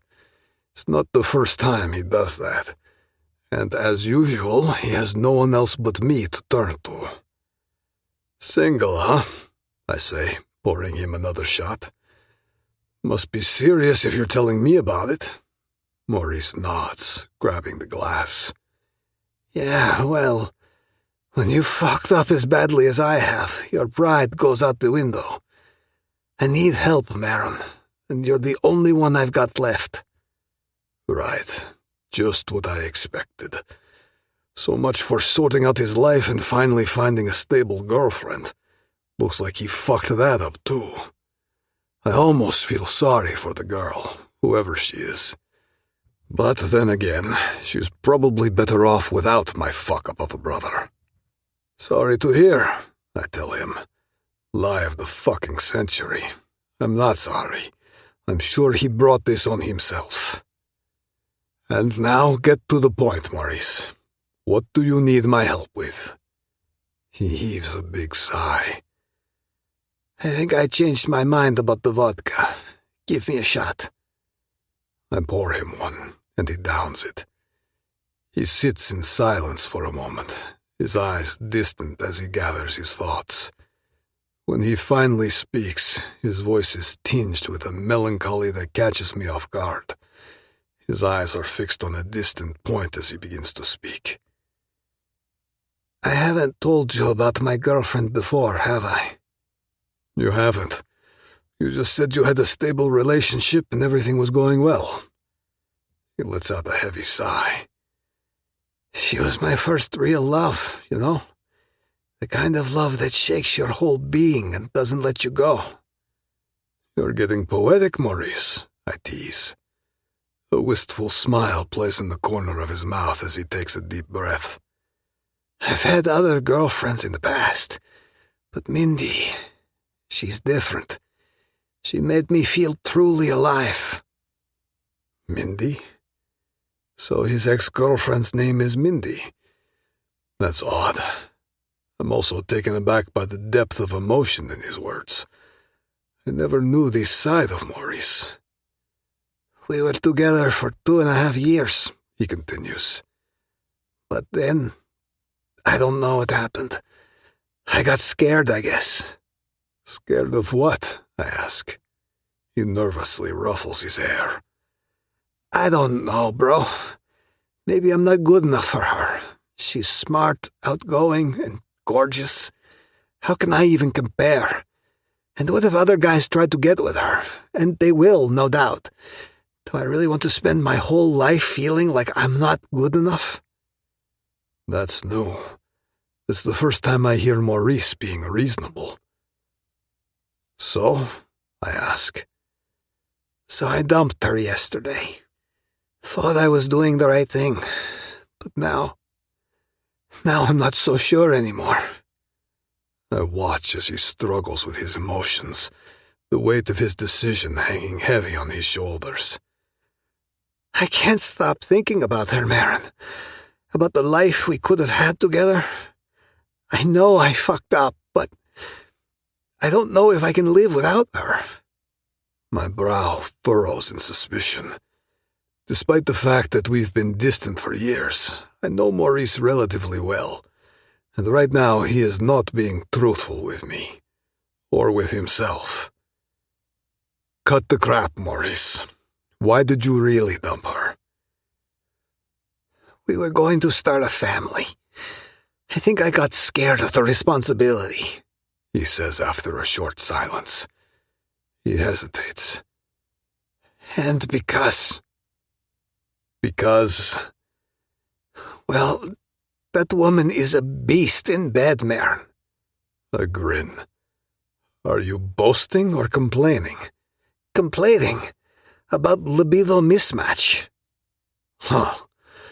He's saying he couldn't keep up with a woman's libido? I'm really starting to get curious about who this mysterious Mindy is. Our sex life was a disaster, Maurice continues. I couldn't satisfy her. Just couldn't. No amount of sex was ever enough for her. After a while, I had no dick left. Mindy was left unsatisfied and sex became stale. So she came up with an idea. She started sending me nudes to spice up our sex life, she'd say. But those pics scared the shit out of me. I just knew I could never deliver what she needs. A light bulb suddenly goes off in my head. She sent nudes to him, and her name is Mindy? I lean forward, now every nerve in my body paying attention to what Maurice is telling me. This is getting more interesting by the minute. Go on, brother. The real shit came when she insisted on starting a family together. It turned out she can't conceive naturally, so she will need IVF. Okay. Whoever this nude-sending Mindy person is, she can't conceive naturally. Maurice continues. I had some cash left from the money Dad left me, but not enough for the treatment. So I went to Marble Monkey. My eyes widen. You fucking didn't. He heaves a big sigh. I did, Maron. And I know what you're thinking. It was a stupid idea, I know. But that was my only option to double the money so we can pay for Mindy's IVF. We were going to start the process on Monday. That's in less than a day, and I only had half the money, you understand? I loved Mindy and trusted that the hormone therapy would reduce her sexual appetite. And that having kids will also take away her libido, and we can have a happy family life. Let me guess, Maurice. You went to Marble Monkey, and you lost the fucking money. Am I right? He nods. Yes. Jesus, what a fuck-up. Let me take another guess. You came here to ask me for money so you can get your ex back and pay for her treatment. He nods and sighs. That's right. I'm in deep shit, bro. I need 50 grand. No shit. Please, Maron, I promise I'll pay you back. Yeah, right. Maurice and his empty promises. I pour myself another drink. I've heard that way too many times, Maurice. I would happily believe you if you had paid back the previous loans you took from me. I down the drink. It burns my esophagus like hell, just the way I like it. But you didn't. Sorry, brother. No cash this time. I'm not running a fucking charity here. As I see the desperation etched onto Maurice's face, I can't help but feel a twinge of pity for him. The man is a fool, constantly making poor choices, a streak of fuck-ups. Judging by his past behavior, if I give him money now, he'll just fuck it up again and will never pay me back. Then a thought hits me. It's like a jolt of electricity racing up my spine. This Mindy girl he broke up with, the one with the wild sex drive, the one who was sending him nudes. I must know. Maurice, I say, taking another swig of vodka, eyeing my brother with curiosity. The girl you told me about, Mindy. Mind telling me her surname? Maurice looks at me surprised. Williams. Her name is Mindy Williams. Why are you asking, Maron? My grip falters, and I almost drop my vodka glass on the carpet. My mind races, connecting the dots at lightning speed. Holy fucking shit! Mindy Williams, my gorgeous chief accountant, is Maurice's ex-girlfriend, and the nudes she sent me by mistake were meant for Maurice. Just curious, I tell Maurice, shooting him a glance. But my mind has already wandered off, thinking about that video with Mindy finger-fucking herself, grinding her hips and shaking from her orgasm. My dick is rock hard in my pants in an instant. Fuck, what are the chances? Jesus, I need another shot of vodka. I just don't get it. Why would a woman like Mindy choose to be with a fuck-up like Maurice? For 2.5 years? Did she not see Maurice for the loser he is? Not that it matters now. What matters is that Maurice broke up with her. It's over, which suits me just fine. More than fine. Chapter 8. Mindy. So much for recharging my batteries over the weekend. I accidentally sent nudes to my boss, my relationship ended, and my mom is in hospital. Not exactly the relaxing weekend I'd planned. Every inch of my body feels heavy and worn out. I'd applied some makeup to hide the dark circles under my eyes, but it didn't change how I felt. I still feel like crap. What would help is a hit of caffeine, injected straight into my brain. As soon as I arrive at work, I'll head straight to the kitchen and make the strongest coffee possible to help me survive the day. And maybe another one before I meet Maron Korolev first time after sending him the damn nudes. Relax, Mindy. He gets thousands of emails every day. It probably went to a spam folder anyway. I force the image of Maron Korolev out of my mind and take a sharp turn, navigating the morning traffic. But as soon as I stop at the next traffic light, another thought invades. My mother. I'm worried sick about her. After I visited her at the hospital, I spoke to Dr. Walker, and he sounded optimistic. There are viable treatments for Mom's cancer. That's the good news. The bad news is that these treatments are only partially covered by her insurance, and they're not cheap.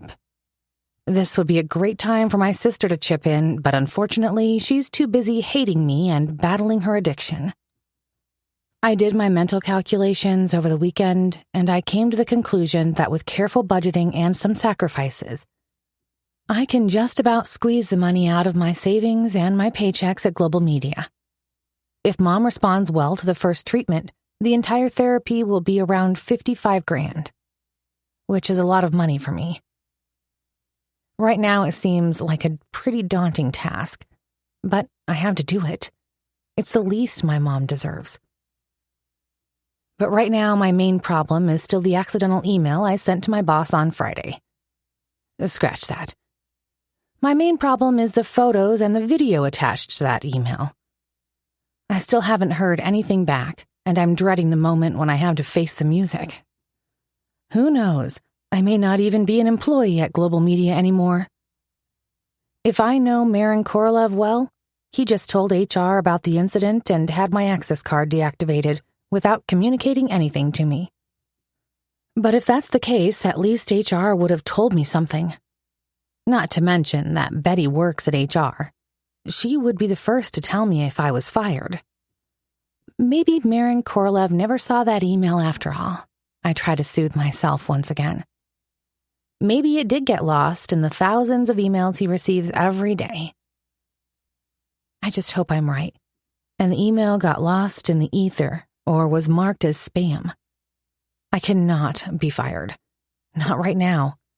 With my mom being in hospital, I need Global Media like a flower needs water. There's no way I can pay for her treatment without a stable job.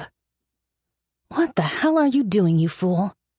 I mutter to myself in disbelief as a reckless driver cuts me off at the traffic lights, briefly pulling my attention away from my treacherous thoughts. Then there's Alexis. I could ask her to help me pay for our mom's treatment. She is my sister, after all. But I know it would only lead to even more conflict, and I don't want to risk that. Her own struggles make relying on her very risky. I can't afford to add any more instability to an already chaotic situation. Alexis, my once bright and beautiful sister, has been battling addiction to painkillers for 3 years, 9 months, and 5 days. That's how long it has been. That's when that fatal car accident happened. There were 3 of us in that car. Alexis, my twin sister Emily, and me. I was driving. The events that followed have faded into a blur now. My mind has either erased or buried them deep in the recesses of my consciousness, most likely because they are too painful to remember. I can only recall fragments. The sound of screeching tires, the flashing of red lights, the feeling of rain hitting my face as I stumbled out of the car and called for help. My memory has erased most of the details. But one thing that will forever remain etched in my mind: the moment my twin sister Emily died. I was there. I was there as she heaved her final breaths, watching her as her soul left her body, leaving behind nothing but a lifeless shell. The memory of her death will haunt me until my last breath. No amount of therapy could erase the image from my mind. Her cries of pain still ring in my ears as she calls my name for my help. Mindy was the last word she uttered before she died. My beautiful twin sister. Through our close bond, I could feel her suffering and agony tearing at my heart and breaking me apart. We were all taken to hospital. Emily died. Miraculously, I got away with a few scratches. Our mother was so traumatized by the loss of Emily that I'm pretty sure it's one of the reasons why she has cancer. If not the only reason. As for Alexis, she was prescribed too many painkillers to cope with her injuries, and now she can't function without them. It's all your fault, Alexis would say. Maybe she's right. Maybe it is all my fault. Either way, I have my own punishment. I carry the weight of Emily's death, Alexis's addiction, and my mother's illness for the rest of my life. And perhaps my infertility is another form of punishment for my past actions. It's as if Mother Nature is sending a message that someone like me should not reproduce. And maybe it's for the best. The traffic slows down and my thoughts wander to Emily again. There are no words to describe how much I miss her. No, I don't just miss her. With her gone, a part of me has been ripped away. The void she left behind is a gaping wound that refuses to heal. People often say that twins share an unbreakable bond, that they're two halves of a single soul. But I think it's more than that. I think it is something most people can't truly comprehend. The connection between twins runs deeper than words can describe. It's something that transcends the boundaries of ordinary relationships. Like Emily and I, we were that set of twins who communicated in a language of our own, a secret code that only we could understand. We really were one. That's enough, Mindy. These dark thoughts are not helping right now. All movement on the road has ceased. The cars in front of me are barely inching forward before coming to a complete halt. We are at a standstill. The street is packed with vehicles, tightly lined up, stretching as far as I can see. Damn it. At least my mind is no longer consumed by thoughts of Emily, but rather by a frustration at this unexpected delay. I grab my work phone and dial reception to let someone in the office know that I'll be late for the meeting and that they can start without me. The number you have dialed is not recognized. I frown. I try a few other numbers, but the answer is the same. The number you have dialed is not recognized.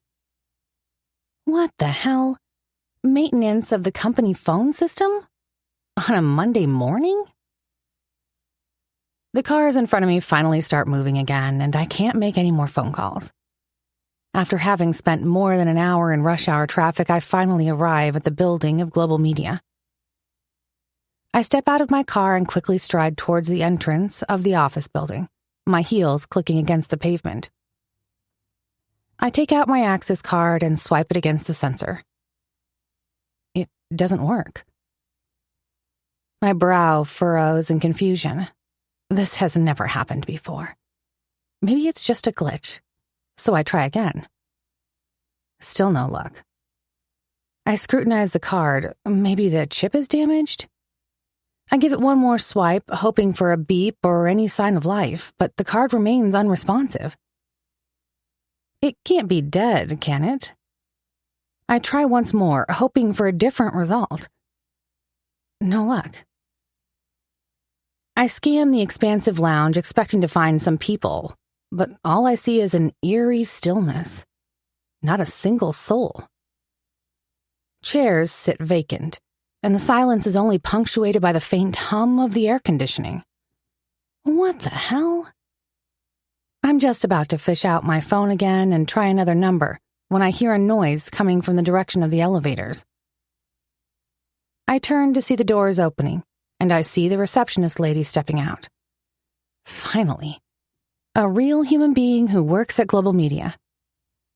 "Clara," I tell her, "good morning. Could you please check my card? It doesn't seem to be working. Looks like there's a glitch in the system." "Oh, sure," she says, smiling. She fiddles with it under the counter, her face somewhat cloudy. "Let me try again," she mumbles. Then she looks up. "Miss Williams?" she says. "I'm afraid your card has been blocked." I stare at her dumbly. "Blocked? Are you sure?" "I'm afraid so," she repeats. "Have you checked your emails?" Usually when this happens, they send out an email with instructions about what to do next. Of course I didn't check my emails. Mom's cancer and the breakup with Maurice consumed my thoughts all weekend. Not to mention that I was too afraid to see if someone responded to my photos. I stop and freeze. The photos.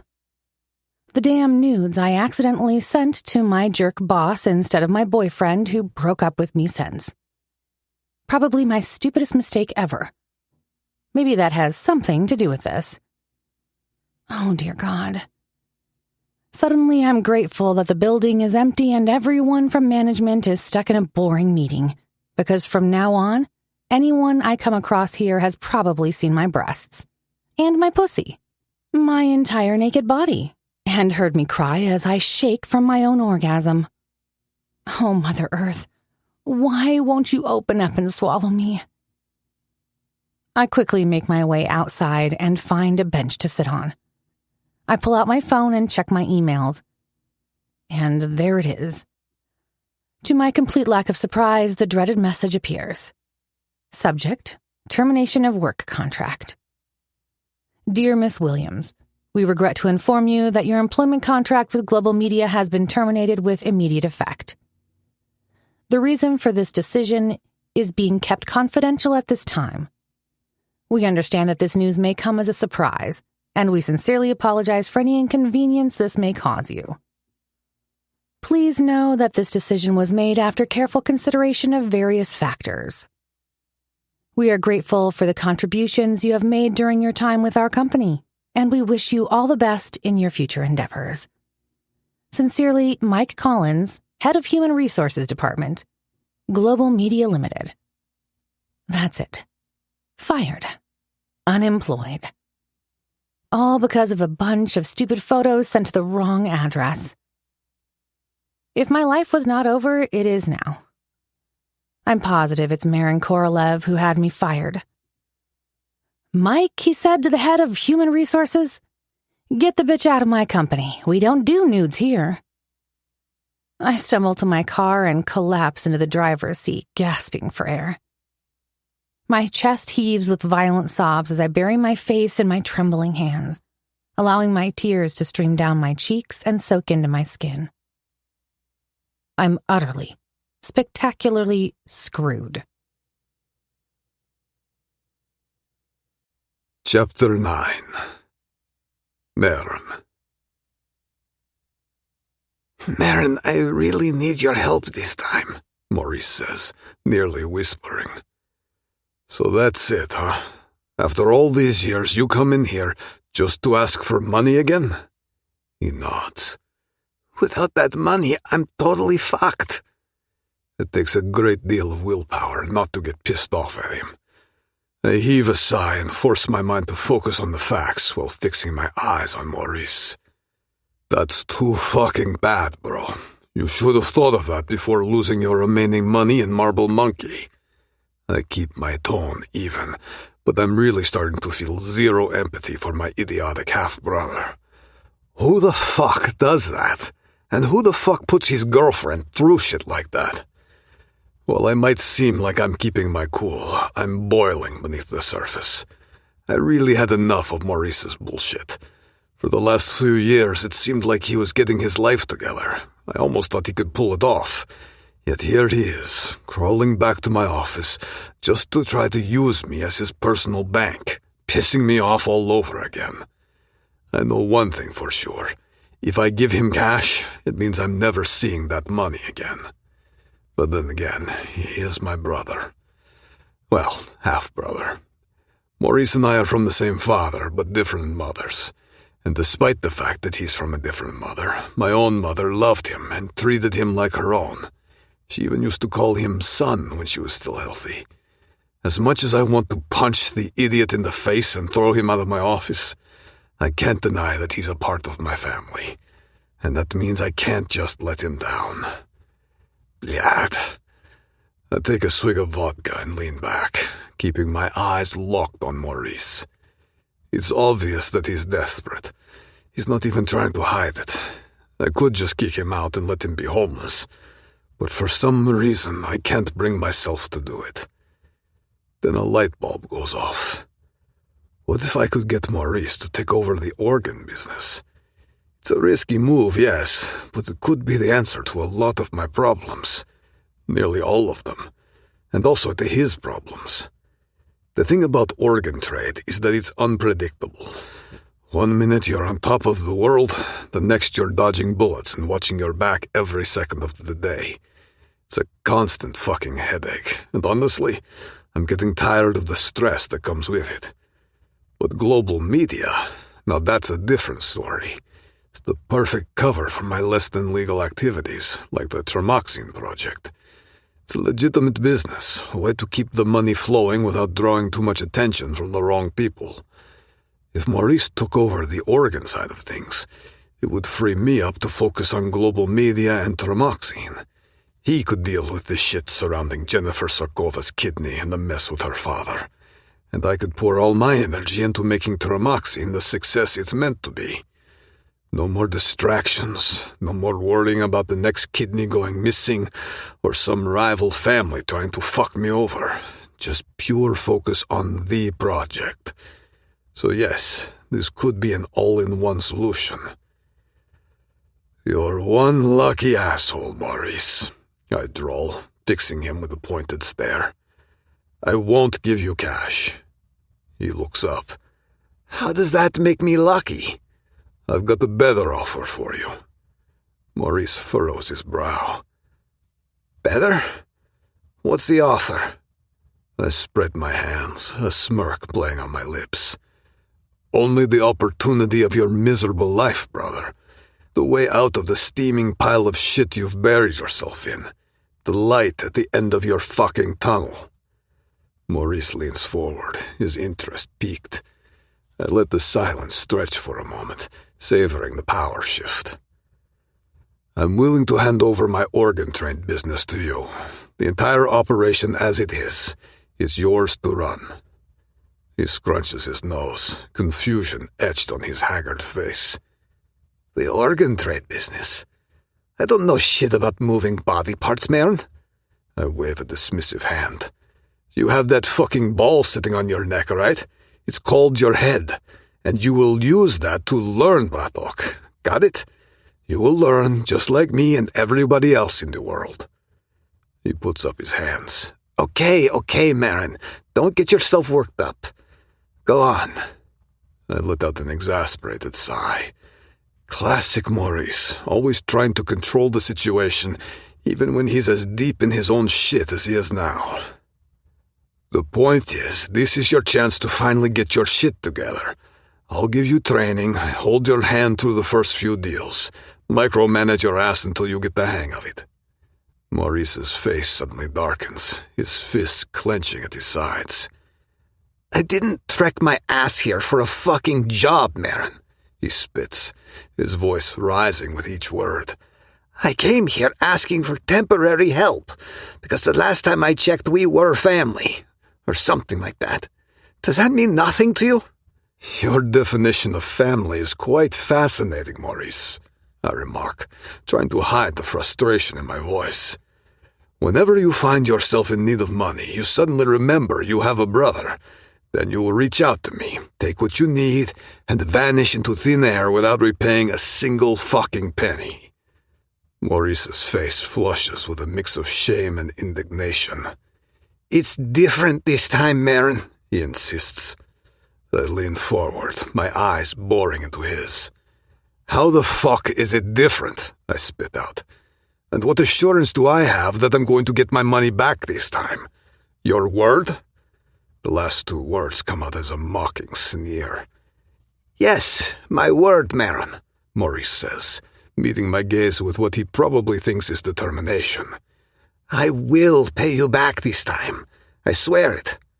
I let out a harsh laugh. "I've heard that song before, brother, and I'm not buying it." I stand up, towering over him, my voice dropping to a dangerous growl. "I won't give you money. End of story." I give him a look that's designed to freeze blood, my words sharp as steel. "Take the job, or fuck off. Your choice." The tension in the room is palpable as we stare each other down, years of resentment and broken promises hanging between us like a toxic cloud. All right, he finally backs off. "Tell me the rest of the offer." I continue to eye him for a few moments before I start talking again. "You will handle operations after you receive the necessary training, and you'll get 30% of the profits." "Only 30? He scoffs. "Why not at least 50? "Because I'm still the business owner and the one taking the risk," I snap. "Face it, Bratok, you're not in the position to negotiate. You lost all your money gambling and your girlfriend of 2.5 years. I don't even understand why she would put up with you for that long. Right now, you're a fucking loser, and here I am, giving you a chance to turn your miserable life around. Show me that I can count on you, and maybe, just maybe, we can renegotiate the deal."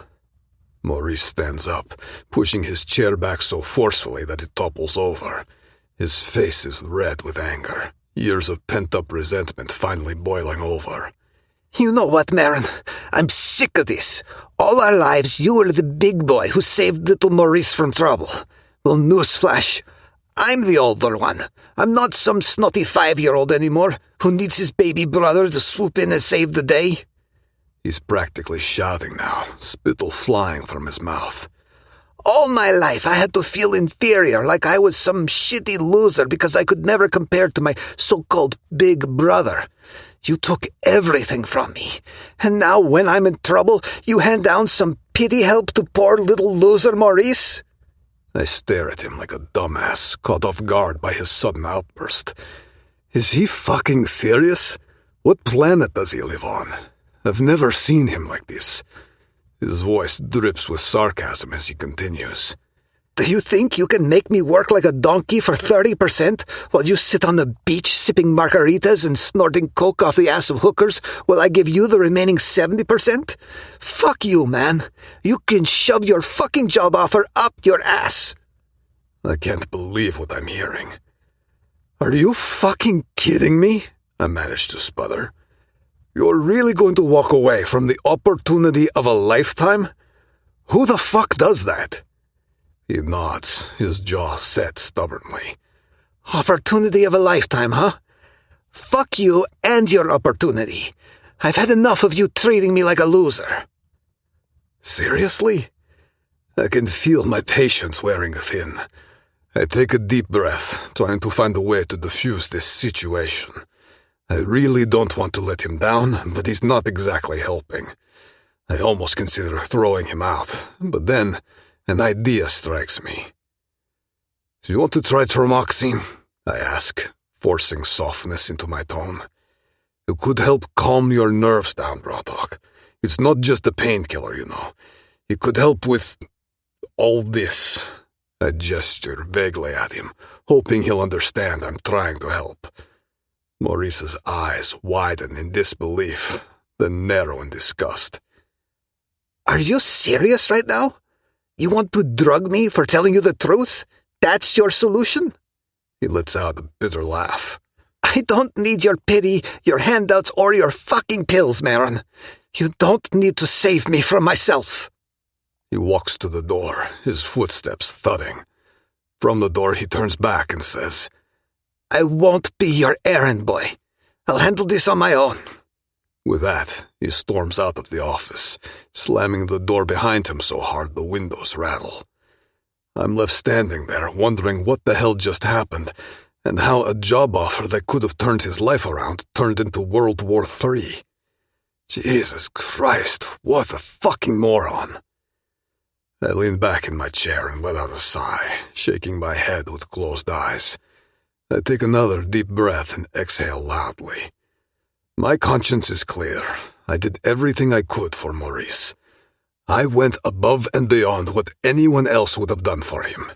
I offered him a fully functioning business with a paycheck most people can only dream of, and he couldn't even see the potential it held for his screwed-up life. But that's fine with me. I did what I could.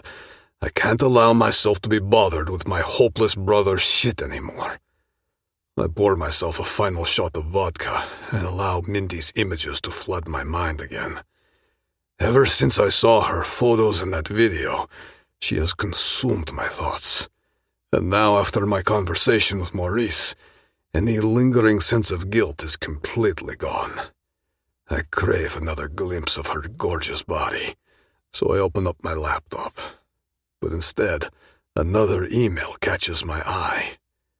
Farewell, the subject line says. Frowning, I click it open. Dear Maron, I hope you're doing well. I have something difficult to say and I hope you can understand. I can't marry you. I've found someone else. I have chosen to follow my heart and build a life with him. I know this may come as a shock to you, and if it does, I am truly sorry. Please don't try to find me. On all 3 occasions we met, I saw you're a good person, and I truly hope you will find someone who makes you happy. Take care, Elena. I read the email twice, then a 3rd time. A mix of emotions washes over me. Surprise, anger, and oddly, a sense of relief. I should be furious. This isn't just a personal slight. It's a potential disaster for the Bratva alliance I've been cultivating. But instead of anger, or at the very least concern, I feel a weight being lifted off my shoulders. No more pretending, no more forcing myself to feel something that isn't there. Still, the implications are massive. The Kubikov family won't take this lightly.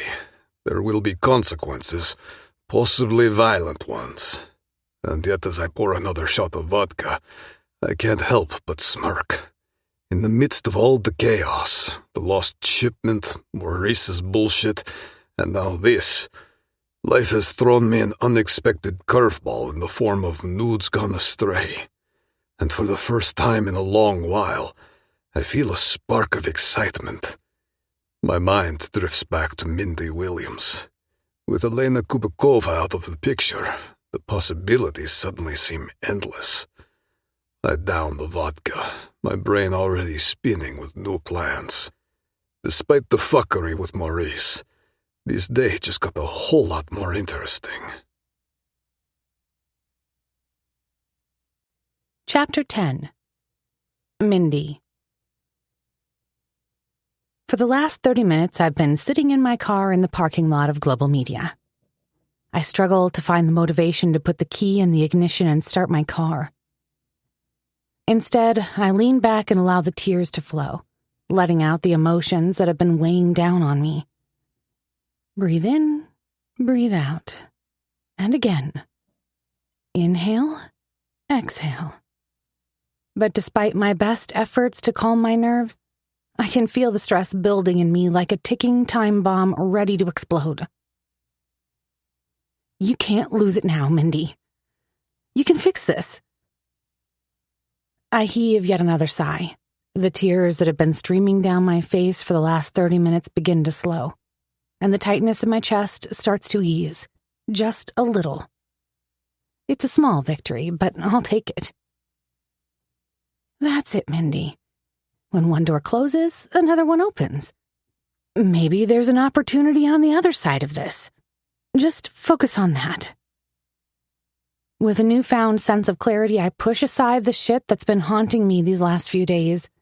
The nudes, Maurice's betrayal, Mom's cancer, my sister's accusations, and now being fired from my job. And I turn my attention to the one thing that matters most: finding a way to make money and fast. Because right now, with my mom's treatment hanging in the balance, I don't have the luxury of wallowing in my misery.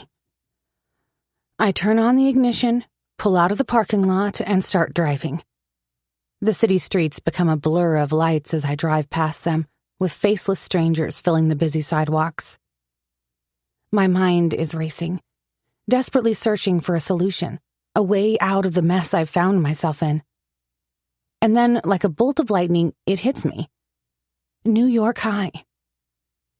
I can always go back to New York High, right? The name brings back a flood of memories from a chapter of my life I thought I'd closed.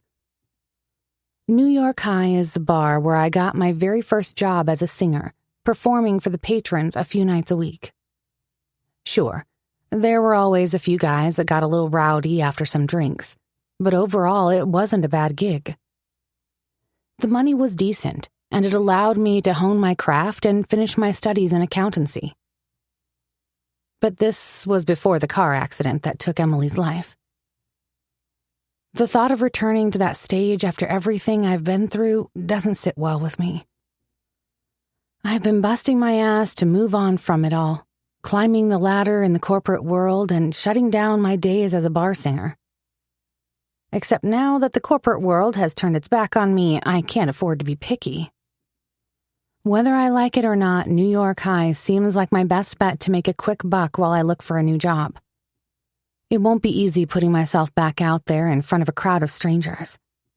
There will undoubtedly be some men who will see me as nothing more than a pretty face with boobs, a butt, and a soothing voice. But I've dealt with that type before, and I've learned how to handle myself. If a few leering looks and drunken catcalls are the price I have to pay to keep a roof over my head and pay for Mom's treatment, so be it. Not to mention that the process of applying for corporate jobs can take an eternity. Sending my resume to places, filling out applications, going to interviews, and then waiting to hear back from potential employers. It all takes time. Plus, I'm pretty sure Maron Korolev won't provide a positive letter of recommendation for me. He would likely write something along the lines of, "Miss Williams has exceptional skills in accounting. However, she does have the odd tendency to send nude photos and amateur porn videos of herself to her CEO and other prominent figures within the company." New York High may not be my dream job, but it could be a way to make ends meet while I figure out my next move. And right now, that's all that matters. As I drive towards the familiar neon sign, I try to focus on the positives. Kevin, the owner, is a decent guy, and we always got along well. I'm hoping he'll be happy to have me return. 15 minutes later, I park my car in the parking lot of the building. As I step inside the familiar, dimly lit bar, a wave of nostalgia washes over me. The smell of stale beer and cigarette smoke fills my senses, bringing back memories of late nights spent crooning into the microphone. It's way too early now, so the bar is practically empty. But I'm lucky enough to see Kevin behind the counter. When he notices me, his face brightens up. "Well, well, look who it is. Mindy." He comes out from behind the counter and gives me a bear hug. "Good to see you, girl. You still belting out those killer tunes? Or have you gone all corporate on us now?" I chuckle at his teasing tone. "Looks like I couldn't stay away any longer, Kevin." He nods, knowingly, pouring me a drink. "That's a delight to hear. You know, we never really found a voice like yours since." "Oh, really?" I ask. I say, trying to contain my elation. "Yes, ma'am. The audience always loved you. Even after you left, they kept asking about you." "Thank you, Kevin. That's the confidence boost I need this morning." I smile and clear my throat. "I was actually hoping to talk to you about taking on some gigs." He raises an eyebrow, his curiosity piqued. Oh, yeah. You thinking about making a big comeback? I take a deep breath, realizing this is my chance. I don't know about big comeback, but I'd love to do some gigs again. It's out. Kevin's eyes open wide. You serious, girl? I nod. Yep, I know it's been a while, Kevin. But I'd be happy to be back. He looks at me, surprised. The corporate world didn't treat you well. I don't even know what answer I should give to this, so I just say, it did for a while, until it didn't. Right, Kevin says. I hear you. His eyes roam my body. You will always have a place in New York High, Mindy. You're still beautiful. You haven't changed a bit. I smile. If you were straight, I would think you're making a move, Kevin. That ship has sailed, Mindy. He winks. I've got a stable boyfriend and we are in love. Oh, really? I ask, smiling. Congratulations. I'm happy for you. You so deserve it. I take a deep breath. So, can we talk business? I was about to suggest the same, he says. I've got a slot open for you if you're interested. The singer that was penciled in for tonight is pregnant and she keeps calling in sick all the time. I need someone more reliable. I was about to look for someone to replace her, but then you showed up out of nowhere. Do you want it? Seriously? When is it? Tonight, Mindy. We start at 10 and finish when the guests are drunk enough to be kicked out. Tonight? I almost can't believe my luck. Maybe the universe is on my side just for once. Sounds good, Kev. I smile. I'm in. He smirks. This is why I loved having you here, Mindy. I could always count on you. But I have to tell you, this gig is different from the others. It's a private event, taking place in our other venue in Soho. And it pays, well, better than a regular gig would. My heart leaps. I better dust off the old songbook then. What does pays better mean exactly? Kevin glances around the room before leaning in close to me. Better than you might think. This is no ordinary gig, Mindy, he says, keeping his voice low. We have some exclusive regulars, and they've been bringing in very serious cash lately. Your cut for tonight would be... He looks around as if making sure nobody hears us. 50 grand. Plus tips if you do well. Which I'm sure you will. I almost jump. Did he just say 50 grand? Plus tips? Luckily, Kevin has gone silent, giving me a moment to process this. Is it me, or did you just say 50? I blurt. You heard me, Kevin replies, not taking his eyes off me. Like 50,000 US dollars. That's right. Holy freaking shit. I have to pinch myself to make sure I'm not dreaming. 50 grand is more than what most people make in a whole year, even in New York City, which is why a sense of doubt creeps in. This is too good to be true. There has to be a catch. I lean in closer, lowering my voice. Kevin, that's way too much money for one night. What's the catch? Kevin glances around the empty bar and fixes me with a stare. Look, Mindy, I'll level with you. This isn't your typical gig. The client is, let's say, a very well-connected Russian businessman, if you catch my drift. My stomach tightens. Yeah, I catch his drift. I've heard rumors about the Russian community in New York. Whispers of organized crime and shady dealings I don't want to get involved in. Is it legal? I ask. Kevin holds up his hands. Hey, as far as I'm concerned, you'll be there to sing. What these guys do for a living is none of our concern. But they have money, and they like to throw it around. All you need to do is give them a good show, and they will show you their appreciation. Give them a good show, huh? I bite my lip, conflicted. I can't help but wonder what that could mean. Kevin senses my hesitation. Listen, Mindy. We've known each other for how long? I scratch my head. 5 years or more? That's right. And you know I would never put you in danger. You'll have our security guys watching you. And I'll be there too. You'll sing, pocket your share of the cash, and we're both happy. What do you say? I take a deep breath, weighing my options. The responsible part of me screams caution. The desperate part, the part thinking about my mom, is already reaching for this lifeline.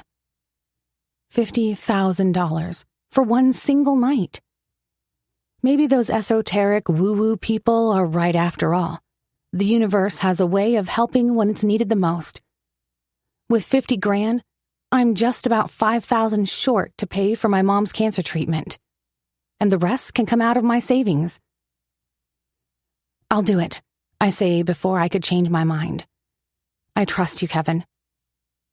Kevin leans against the counter, smiling. Then you got yourself a deal, young lady. I'm lost for words. Thank you, Kevin, is all I say. A wave of relief washes over me. I won't let you down. You have no idea how much this means to me right now. He grins widely and we shake hands. There's my girl. I'll text you the coordinates later.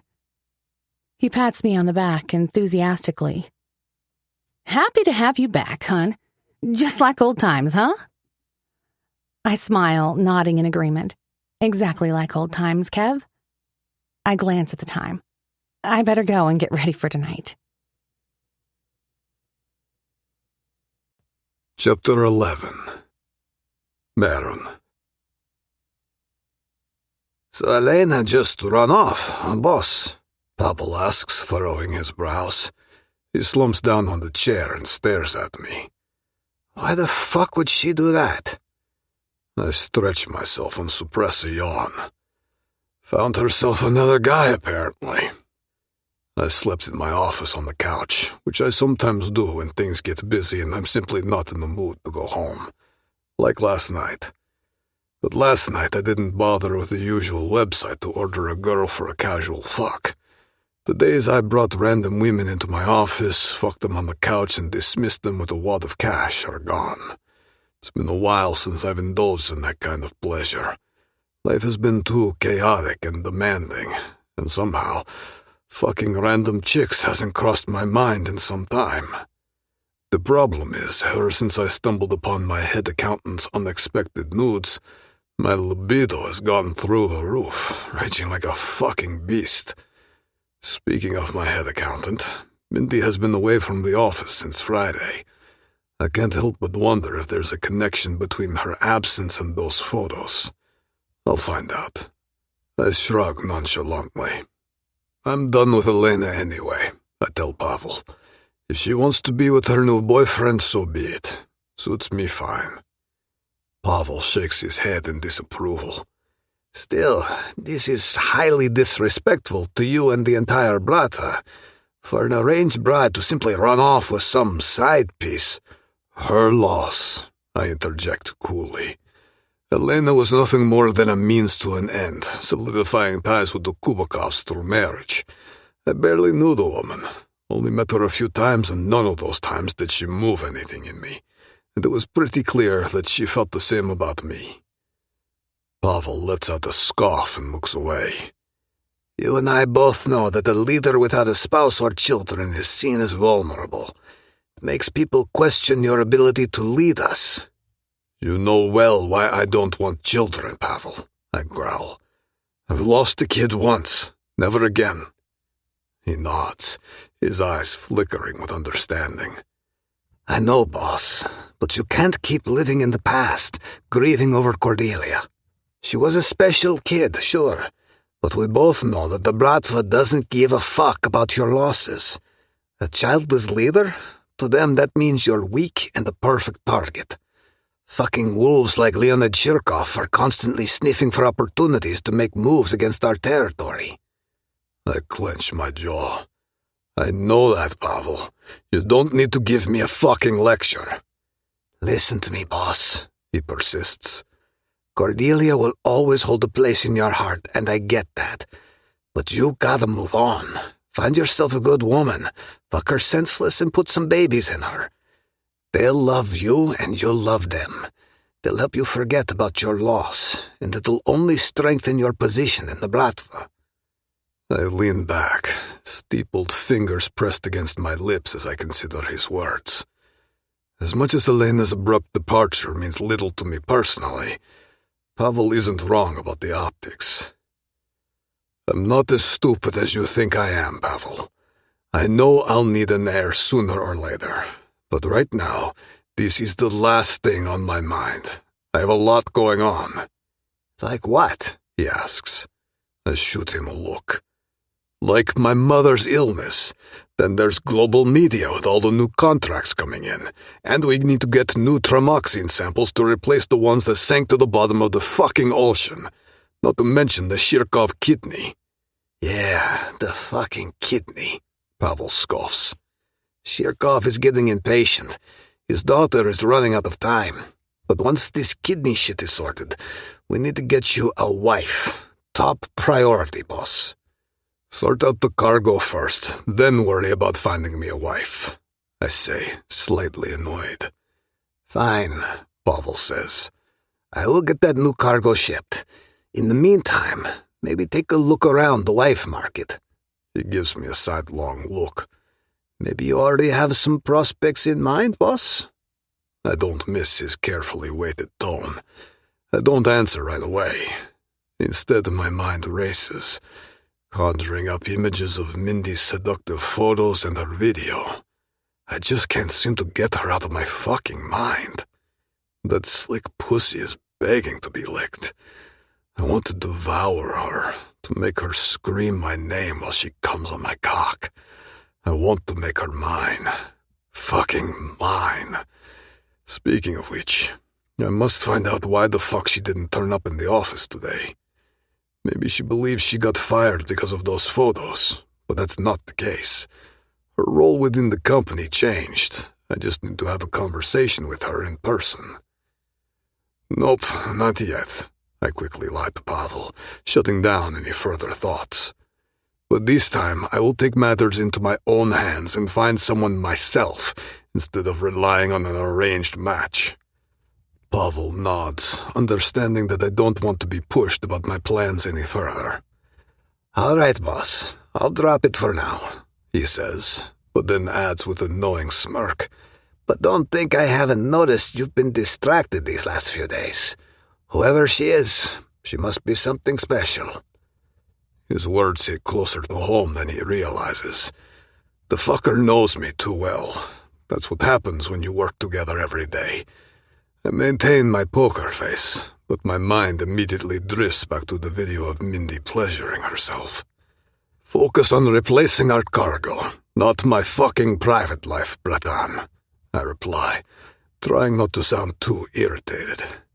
Pavel doesn't need to know the truth, at least not yet. The truth that I've already made up my mind about Mindy Williams. I will make her my wife, and the mother of my future heir.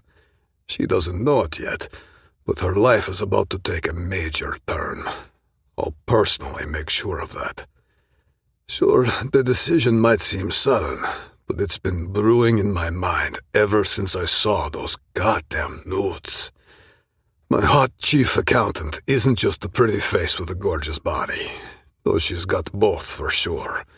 She's also smart, capable, and has proven that time and again in the cutthroat world of finance. She's got the brains to keep up with me and the backbone to stand her ground. That's a rare and valuable combination in my world. My train of thought is abruptly broken as Pavel rises. Shall we head to the New York High event then, boss? Kevin says he arranged some special entertainment just for our unit this evening. Pavel grins, his eyes glinting in the dim light. Who knows? You may just find Elena's replacement at the bar. I already have. The more I think about it, the more I want Mindy as Elena's replacement. I want her by my side, in my bed, carrying my children. It's more than lust. Somehow it feels like a bone-deep certainty that she's meant to be mine. The thought of Mindy being pregnant with my child sends yet another jolt of possessive desire through me. But then I remember Maurice's words about her fertility issues. The IVF treatment that didn't happen because Maurice gambled the money away. For a moment I feel a flicker of concern, but I push it aside. In today's world, there are solutions to fertility struggles. IVF, surrogacy, you name it. I have the means to make it happen and ensure top-of-the-line care for her. Money is meant for these situations, after all. I rise from my chair as well, smoothing out the wrinkles on my suit. Pavel's right.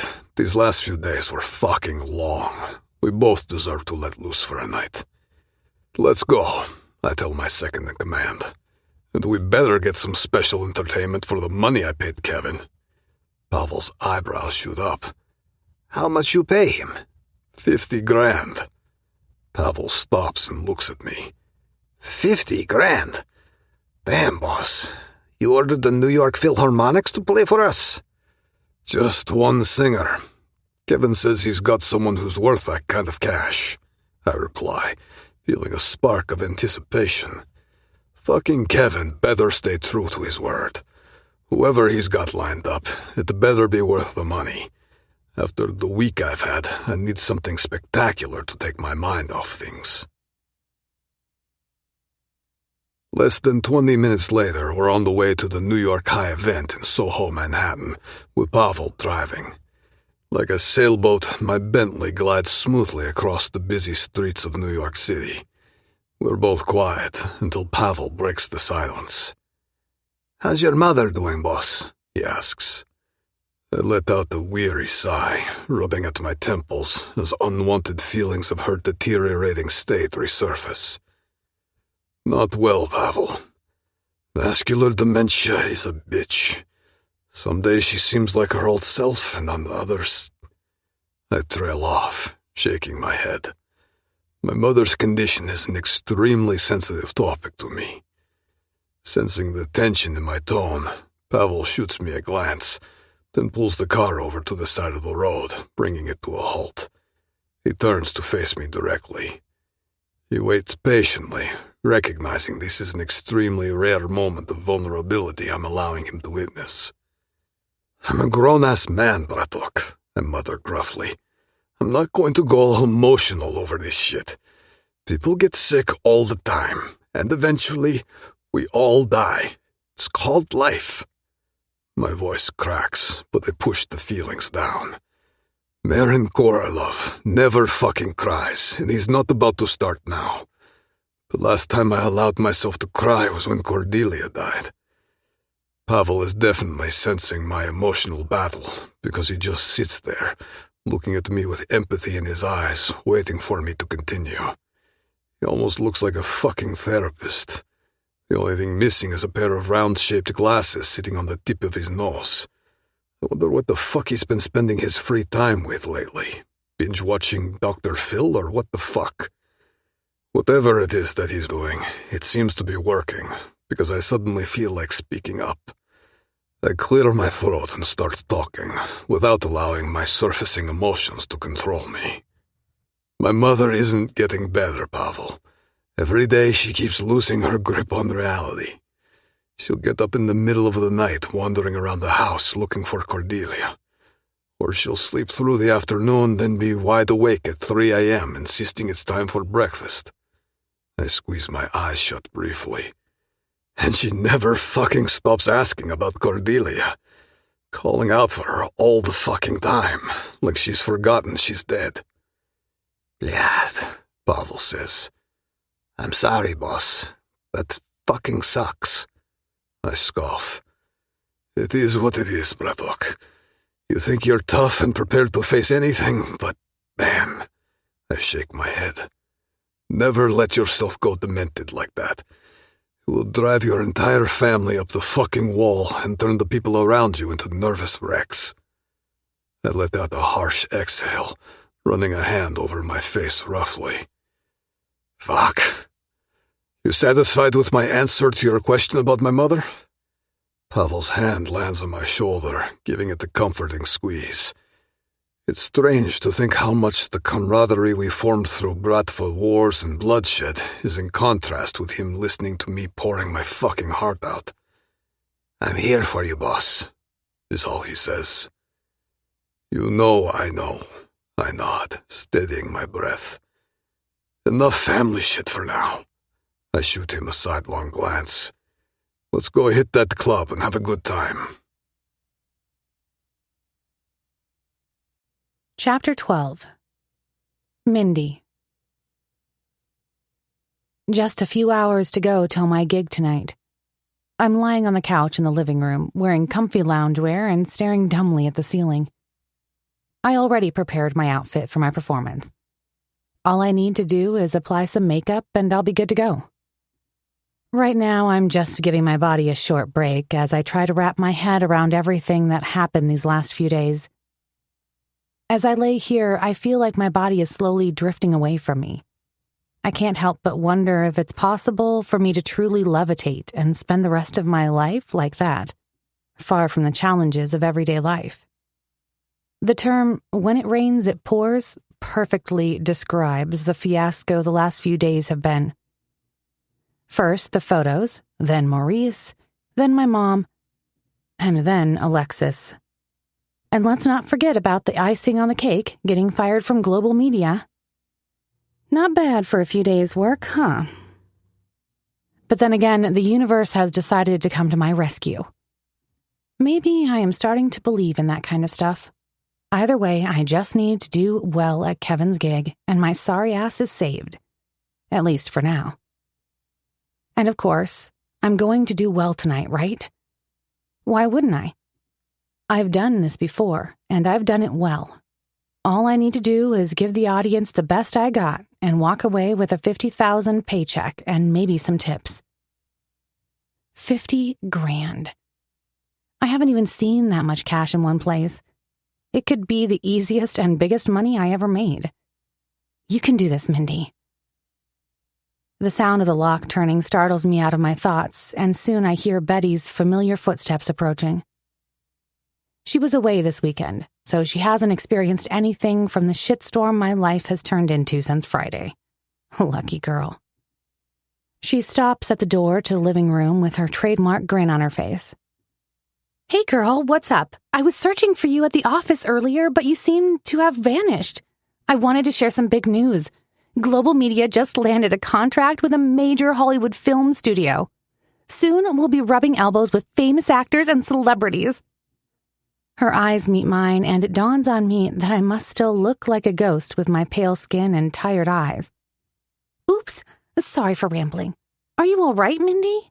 Did you take a personal day? I look up from my daze. I'm not with Global Media anymore, Bets. I got fired. Betty's eyes widen in shock. Fired? Who would fire the chief accountant? Probably Maron Korolev, making it look like the head of human resources fired me, I say bitterly. Betty's eyes widen like saucers. What are you talking about? Mike fired you? Well, he's the one who sent the email. I sigh. I couldn't even get through the gate this morning. My swipe card was blocked. Betty plops down next to me on the couch, her eyes wide with shock. Are you serious? What the hell happened? I run a finger through my hair. Well, I sigh, and look at my bestie. I accidentally sent some nudes to Maron Korolev and a few more important people in the company. Betty covers her mouth with her hands. What? I nod. That's the explanation. Betty looks at me in disbelief. You really need to bring me up to speed here, girl. You sent nudes of yourself to your boss? What nudes? Like photos? Tits, pussy, the whole package? I nod. That and a video. Are you kidding me? Betty says with a wince, shaking her head in disbelief. A video with you on it. I laughed bitterly. Yeah? And let's just say it wasn't exactly PG-13. Meaning? Well, I scream on it. Betty covers her mouth with her hands. Oh my God, Mindy. Please tell me you're joking. I let out a dramatic sigh and run my fingers through my hair. I wish I was, Bets. But unfortunately, this is not a shitty movie plot. It's real life. An uncontrollable bubbling sensation fills my chest, and suddenly I struggle to contain my laughter. As I glance at Betty, I can see her fighting the same urge. In an instant, we both erupt into a fit of laughter. Our bodies shake with mirth as we give in to the hilarity of the whole thing. Finally, our sides hurt and we're gasping for air, but even after it all dies down, our eyes still twinkle. I'm so sorry. I'm not laughing at you, babe, Betty says through her giggling. I just can't believe this actually happened. Did anyone actually see the photos? Just Maron Korolev and his entire management team, I guess, I reply. Betty shakes her head. What the hell, girl? This just keeps getting worse and worse. When did all this happen? Friday night. All I remember is being buried under 256 spreadsheets the whole day, sending 46 emails every hour, and trying to maintain my sanity while following Maron Korolev's orders. Then I came home, took some photos for Maurice, and sent them to the wrong address. The wrong address? What? How? Betty shakes her head in disbelief. Long and incredibly boring story, Bets. I sigh. You don't want to hear it. The point is, I drove to work this morning just to find out that my company card was blocked. Then I got Mike's email. I explain, blowing my nose. I can't even tell if I'm laughing or crying anymore. Betty squeezes my hand sympathetically. Oh, honey, I'm so sorry. At least you have me and Maurice. Only you. What? Betty frowns. You mean... Yep, I nod. I'm single again. She covers her mouth with her hand. Shit, she blurts. This is way too much for one weekend, Mindy. I'll bring something to make this day tolerable.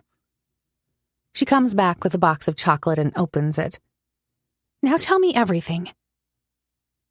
I take a deep breath and tell her all about Maurice, how he gambled away the IVF money, how he dumped me, and all the batshit crazy series of events. When did I become such a pathetic loser, Bets? I allow myself to cry into Betty's shoulder, tears streaming down my face for the umpteenth time. I've been alone with my emotions all weekend, and it's good to finally have my friend back. She rubs my back soothingly. Shh. I know how much you wanted a family, babe. But Maurice doesn't deserve your heartbreak after what he's done. You'll get through this, and I'll be right here with you. She keeps patting my back. Shh. I'm so sorry, honey. I wipe my nose. It's not even about the IVF money, I say. He couldn't keep up with my libido. That's what he said. Betty's eyes widened. I mean, what a weirdo. I've never met a guy who said that was a problem. I shrug. Well, there's Maurice for you.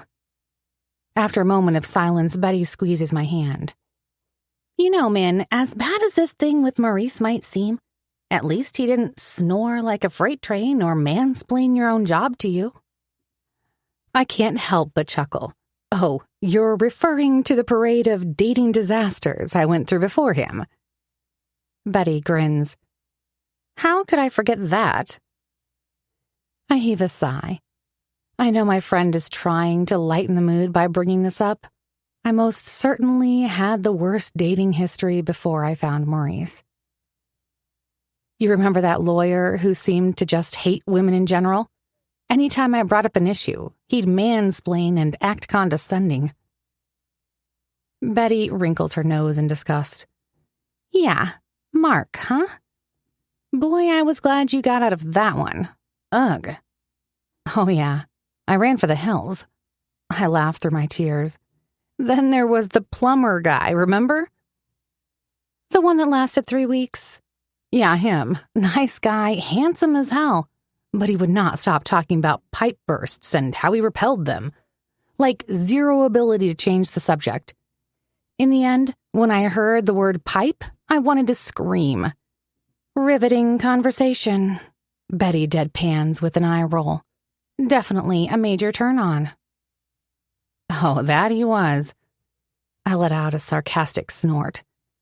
And then there was the alcoholic actor. You know, the one who showed up pissed on our dates. Betty cringes. How can I forget? She winks. I had to come collect your drunk butt from that sketchy bar because he was too sloshed to get you home safely.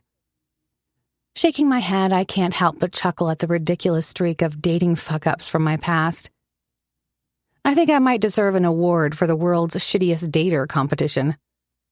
Betty looks at me, her face turning serious. You know, Mindy, she says, if I ever get fired from global media, I won't bother looking for another soul-sucking corporate job. No way. I already made up my mind. I'll launch my online business and maybe even become a digital nomad. Maybe start off in Bali. A digital nomad? I exclaim. You have a business idea? A matchmaking website. Rich guys looking serious for relationships. Whoa, not bad, Bets. Count me in as your first customer. Sure, that's if you don't find someone better than Maurice first. I shake my head.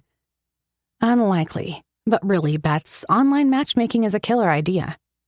Just don't forget to screen any potential candidates for their propensity to snore, like that notorious snorer I dated. Betty's eyes go wide as she bursts out laughing. Tony, right? The one we called Tony the Tractor because he sounded like one in his sleep. The neighbors called the police on you too because they thought someone was being brutally murdered in your apartment. I groan, covering my face with my hands as the mortifying memory comes rushing back. The tears are still flowing, but I can't help but laugh at the ridiculous memory. That's right. The cops actually showed up. I had to explain to them that it was just my date's unmerciful snoring that kept everyone awake. Betty cackles at the sheer absurdity of it all. And you still went out with him for a month after that. Your dedication to shitty dates is admirable, Mindy. Well, in my defense, the snoring was slightly more bearable when he wasn't staying over. I reason with a sheepish grin, laughing along with her. But I didn't miss her point about dedication to shitty dates. I know she's right. Maybe I really didn't have such a bad thing going on with Maurice after all, huh? In comparison, at least. He looked so much like a normal family guy. My smile falters as I remember how much it still hurts to think about him leaving me. Betty squeezes my hand sympathetically. If that's any comfort, she says hesitantly. I never liked Maurice. I know I never told you, but I always thought he was selfish and commitment-phobic. You deserve so much better. I pull back, my brow furrowing as I process her words. What do you mean, commitment-phobic? We were together for over 2 years and were literally about to have a baby via IVF. How is that a commitment phobia? Betty sighs, brushing my tear-streaked hair from my face. Look, man, I know it seemed like he was fully committed on the surface, but I saw little signs over the years. He got antsy every time the relationship got too serious or took big steps forward. Like he wanted to be a couple. But as soon as it became forever serious, he started pulling away. Fresh tears well in my eyes as her words ring true deep down. I guess you're right, Bets. I think I knew that about him too. I just didn't want to face it. I was so desperate for the relationship to work so that I could finally have a family, especially after the accident. Tears are now streaming down my cheeks all over again. Betty pulls me into another hug.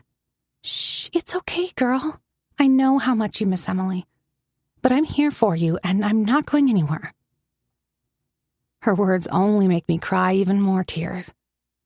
Betty hugs me tighter. I wish I could take away your pain, Mindy, but all I can do is be here for you whenever you need me. You're not alone in this, I promise you that.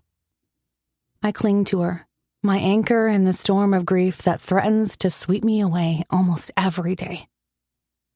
Thank you, Bets. I don't know what I'd do without you. When she finally pulls away from the hug, she looks at me with determination in her eyes. Listen, Min, you deserve someone who loves you and values you wholeheartedly. Maurice doesn't deserve your tears. There's someone out there for you who will jump in with both feet. I just know it. Well, maybe, I sigh. But I don't have time for self-pity now, Betty. I need money.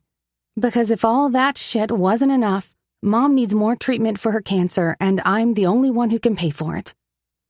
Shit, Betty says. I know it really sucks, but I'm here for you. I heave a big sigh. At least it's treatable. But the insurance only covers half of the expenses. I need to scrape the other half. Alexis is useless. So I'm going back to New York High to sing again. It's the only way I can make enough cash quickly. New York High? You sure? Betty protests, shaking her head vehemently. You are so much more than a singer in some seedy club, Mindy. You've got your accounting degree and years of experience. Every big company would be happy to hire someone like you. Except Maron Korolev is unlikely to give me a good reference. I pull a face. And even if he does, it'll probably be something like, besides sending me and the company executives her nude photos and her amateur porn video, Miss Williams was an asset to our team. I let out a bitter laugh. My career in accounting just got flushed down the toilet, Bets. Right now, singing is all I have, so, I continue, I took action. What action? Betty asks. I went to New York High earlier today. Kevin, the owner, offered me a gig straight away. Betty's eyebrows raise. That quickly? I hope he'll pay you well. I nod. Better than you might think. Betty raises her eyebrows. Okay, and when is this lucrative gig? Tonight. Tonight? Betty's eyes widen in surprise. Talk about short notice. I know, right? It's some kind of private event taking place at another venue in Soho. Kevin didn't give me much detail, but I start at 10. I glance at the time. Speaking of which, I need to start getting ready. Betty whistles low. Private gig, great money, cloak of secrecy around the details. Sounds pretty sketchy if you ask me. I shrug. Maybe, but I can't afford to be picky now, Bets. Betty studies me for a moment, then nods in resignation. You're right, babe. When desperation hits, you gotta do what you gotta do. Just be careful, okay? Text me when you get there and when you leave. Thanks, Bets. I will. And hey, aren't you proud of me? The hell I am, Betty returns my smile. That's my quick thinking, hustling bestie. If anyone can knock 'em dead, it's you. She pulls me into another fierce hug. Hey, I'm here for you, whatever comes next, all right?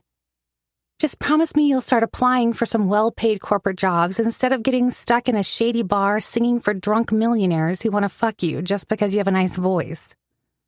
Don't forget my killer tits, I tease, and Betty immediately bursts out laughing. I love you, girl. She comes in for another bear hug. I love you too, Bets. I return the hug. And thank you for everything. Honestly, I don't know what I'd do without you. I glance at the time. Jesus, I need to start getting ready or Kevin will have my head. Betty nods, standing up. All right, Miss Popstar, let's get you dolled up for this mysterious gig of yours, then. Where's that knock-'em-dead outfit you mentioned earlier? As we walk to my room, giggling, I just can't help but feel thankful for having Bets as my best friend. You can't put a price on friendship like this. It's worth more than the fattest paycheck in the world. Chapter 13. Mindy.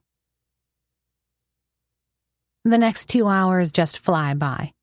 I carefully curl my hair and put on my makeup, lost in my own thoughts. Betty has gone out, leaving me alone with my preparations.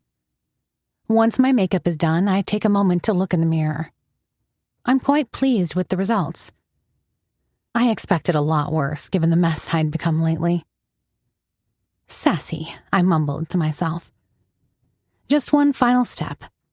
Slipping into the shimmering skirt and top suit, and I'll be ready for tonight's mystery job that will hopefully solve my financial problems. Well, some of them. I quickly scanned the address that Kevin had sent over. Of course, the event is in Soho, Manhattan. Where else would it be? A gig that pays $50,000 for just a few hours of work can only happen in the city's most expensive neighborhood. I still have a little less than an hour before my Uber arrives to whisk me away to the venue. A loud knock at the door stops my train of thought.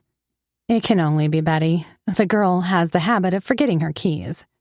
Without bothering to put on any clothes, I head to the door wearing just my bra and panties. Seriously, Bet, you need to remember to take your keys, I grumble as I swing open the door. But to my surprise, it is not Betty standing in the doorway. Alexis, are you okay? I ask, furrowing my brow at my sister's unexpected presence. She seems to have this nearly uncanny ability of showing up at the most inconvenient times. My sister looks like she's just been through hell.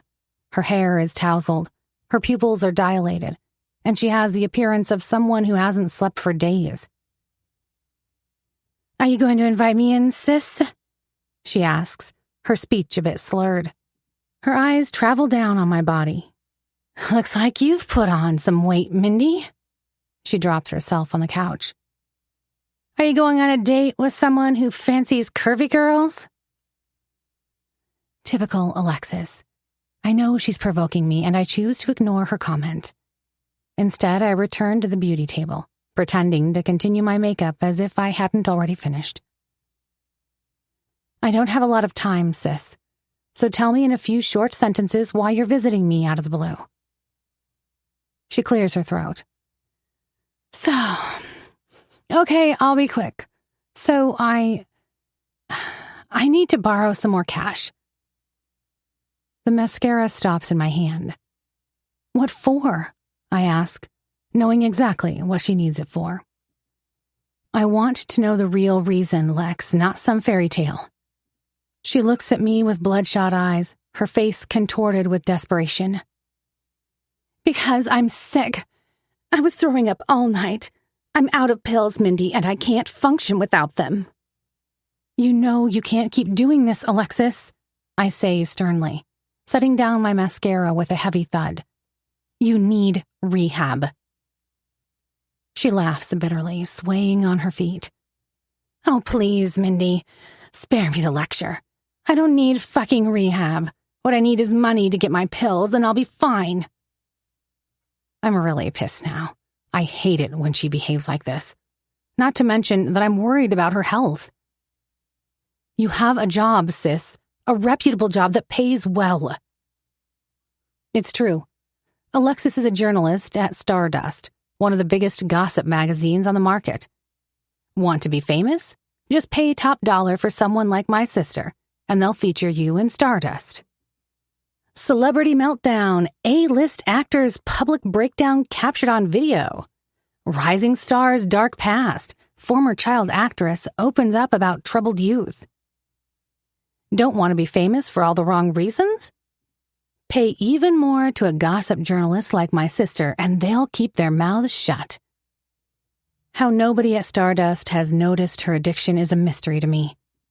Maybe all journalists are surviving on pills because of the high-stress environment they're in. Seriously, Lex, what are you spending all your money on? I inquire. Don't tell me you're wasting it all on drugs.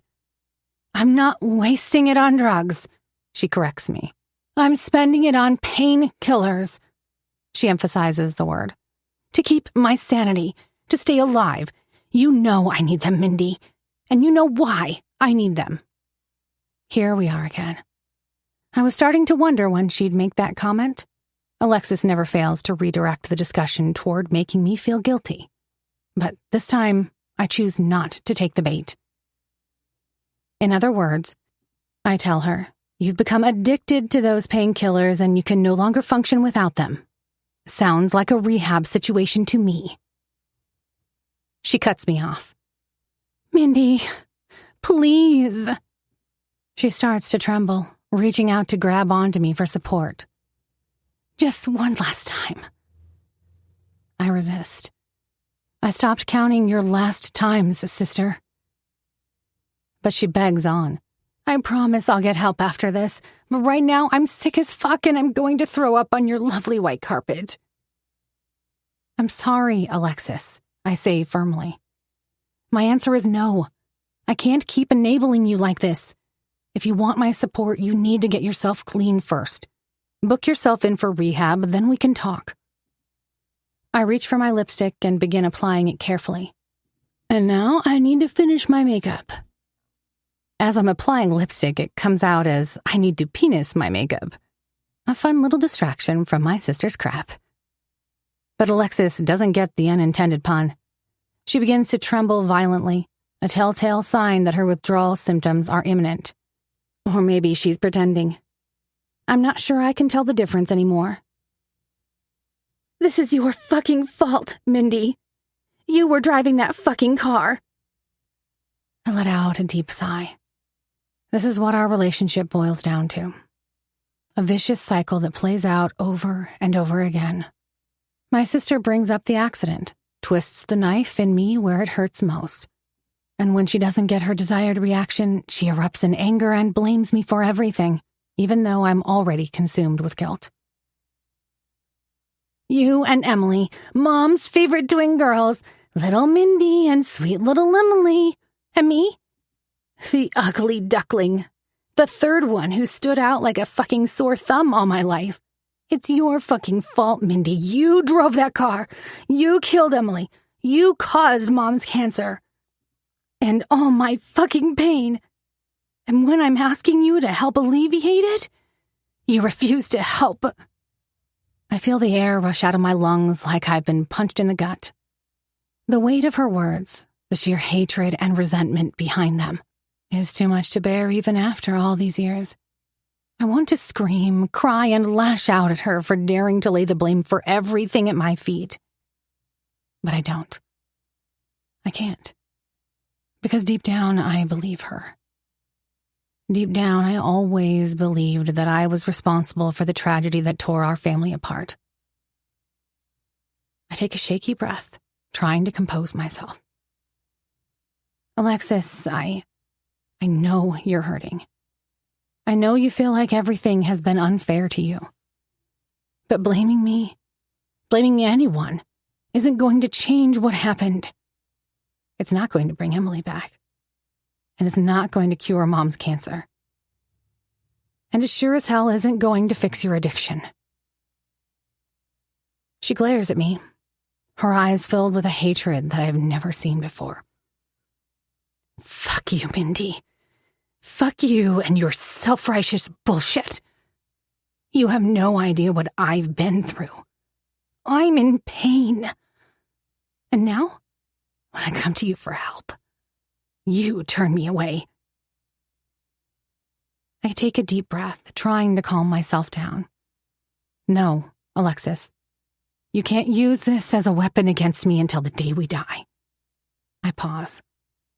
I couldn't help you, even if I wanted. Just to let you know, my finances are just as bad. Says the chief accountant at Global Media. Alexis retorts with a hint of sarcasm. We both know you're lying, Mindy. You're a fucking liar. I swivel around in my chair to face her, my patience dwindling with each passing moment. Listen up, Alexis. Mom needs money for her treatment, right? Let me tell you something. I just lost my job at Global Media. Right now, I'm barely keeping my head above water. You're lying, Mindy. I wish I was. The only reason I'm trying to put on makeup while listening to your endless shit is because I have to go back to New York High to perform and make money to pay Mom's hospital bills. So if you're only here to beg for money and make me feel guilty for the millionth time since the accident, then you might as well save your breath and leave me alone. I have more important things to do. Her tone shifts, desperation creeping into her voice once again. Please, Mindy, the real reason I need money is because I couldn't pay my dealer and now he's after me. But I swear, this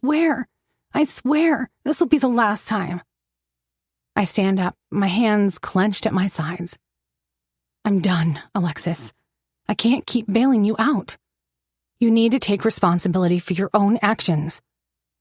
If you're in trouble with your dealer, that's on you. I have my own problems to deal with. I turn away from her, my voice cold and detached. And now, I can't afford any more distractions because I have to go to work. My Uber is on its way. She gets up, a little wobbly on her feet. You're obviously going to hook up with some rich dude for his cash tonight. Don't even try to deny it, she says, getting closer and invading my personal space. Maurice will be interested to know.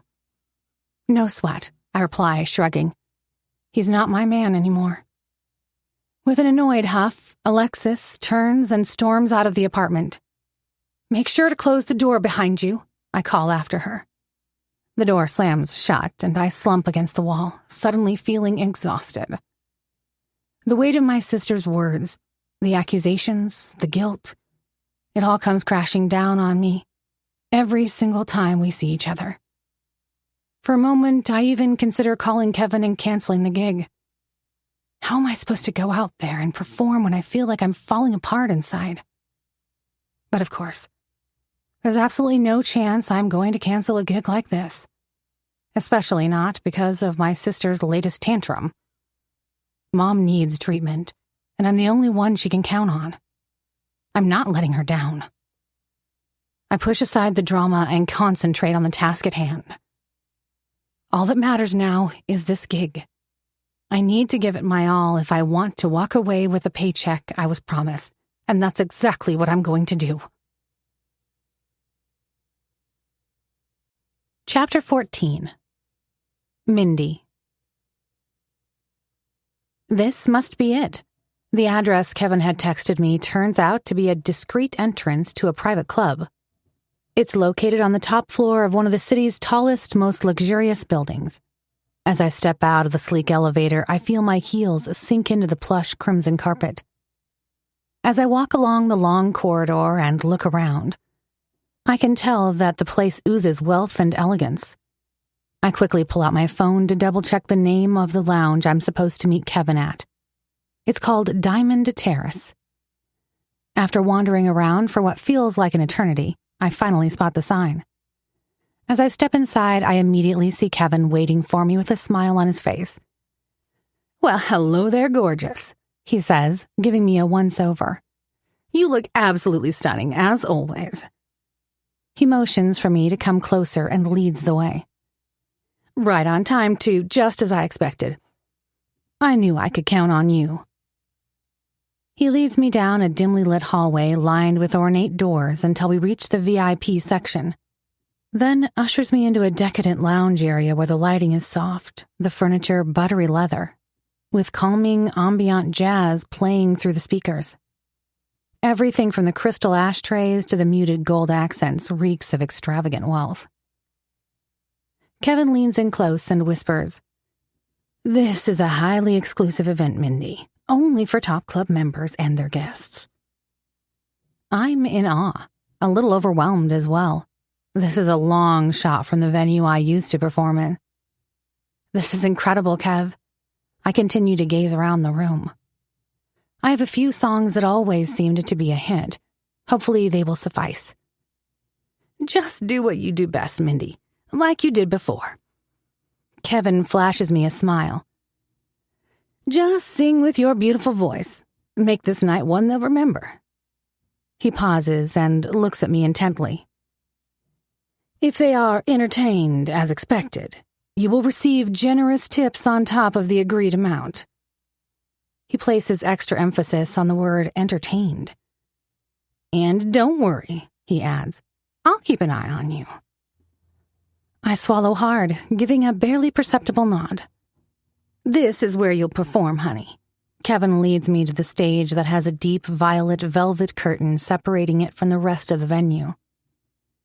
I will take care of the music. He gestures for me to take my place by the mic stand. Pushing aside my anxiety, I drink in the opulent setting and remind myself, this is why I'm here. Give the audience an unforgettable performance, and that astronomical paycheck is mine.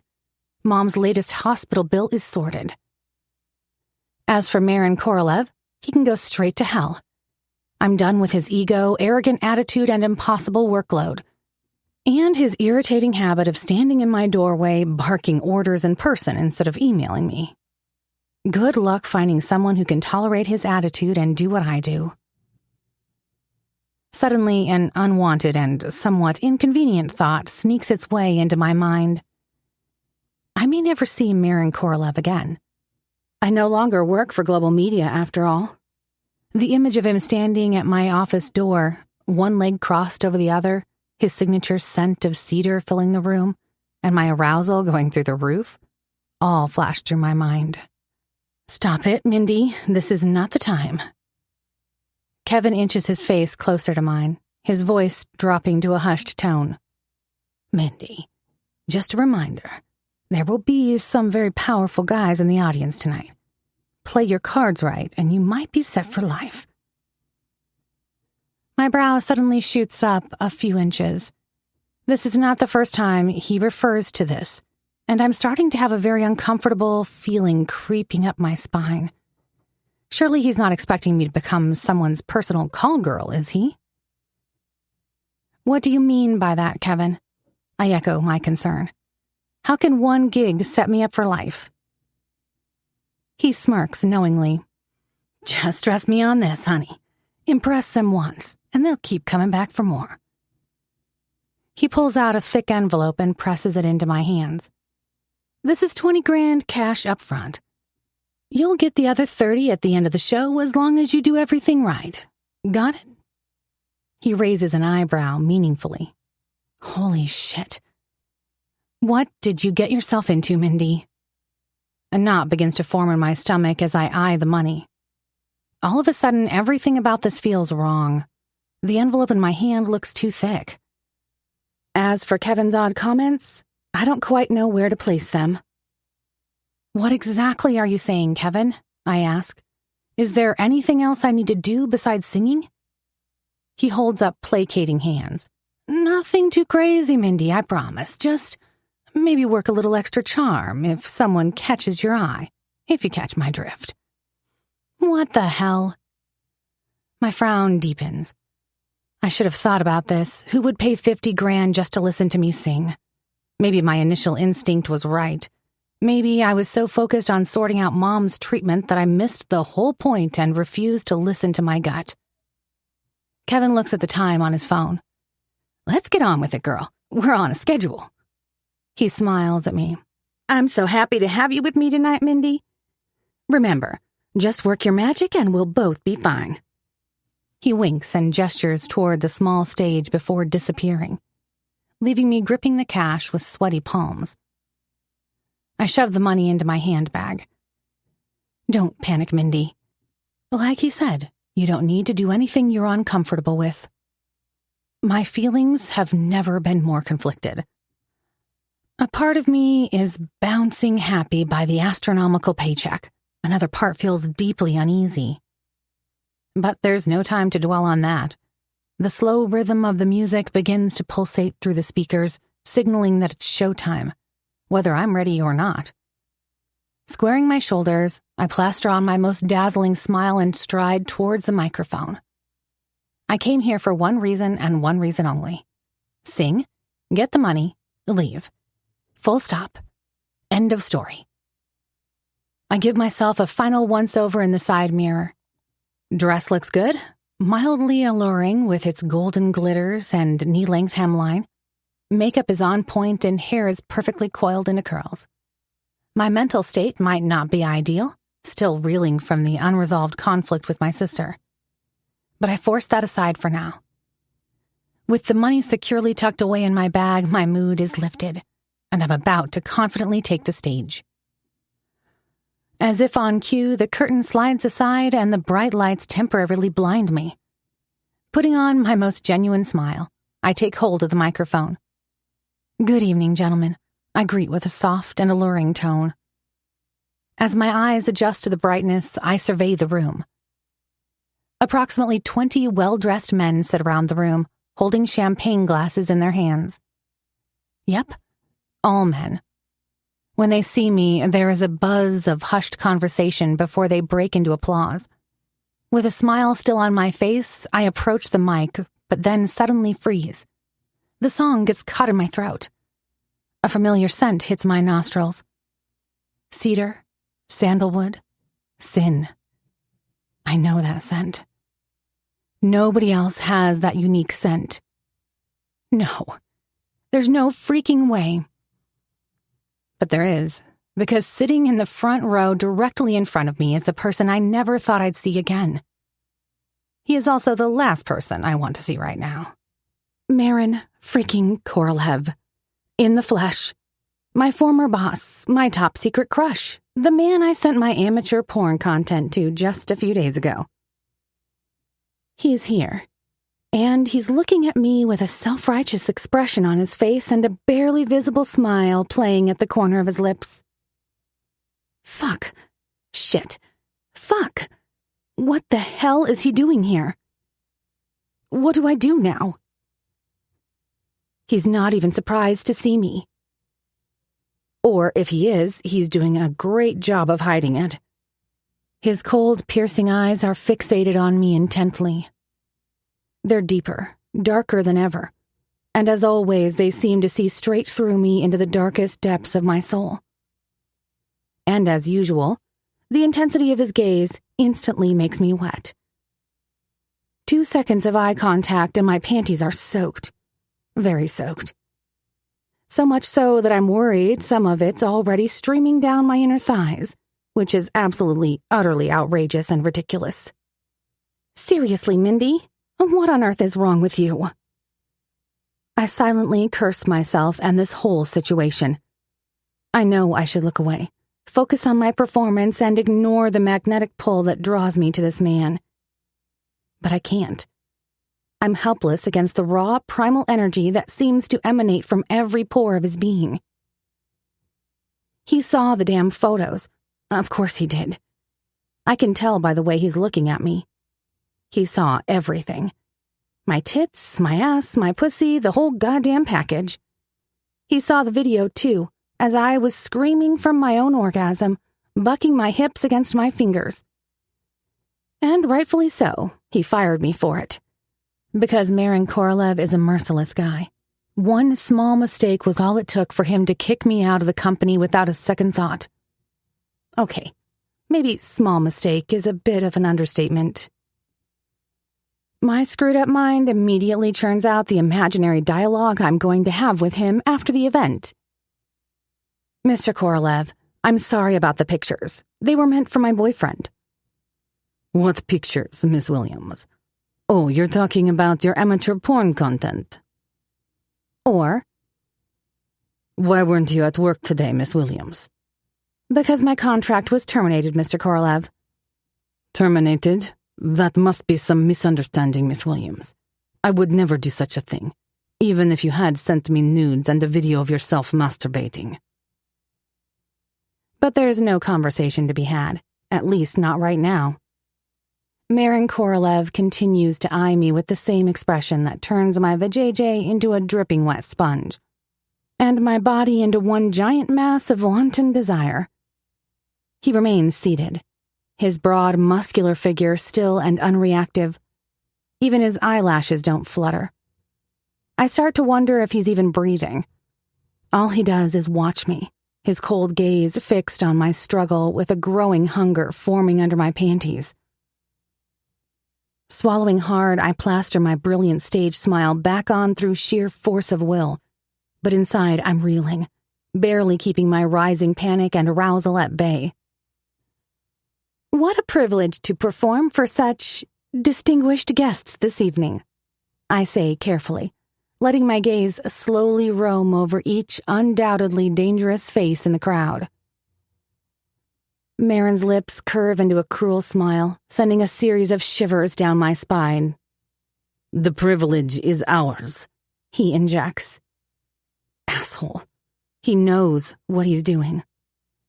My fake smile feels tighter than ever as I give a slight nod. As the starting notes of my first song fill the room, I take a steadying breath.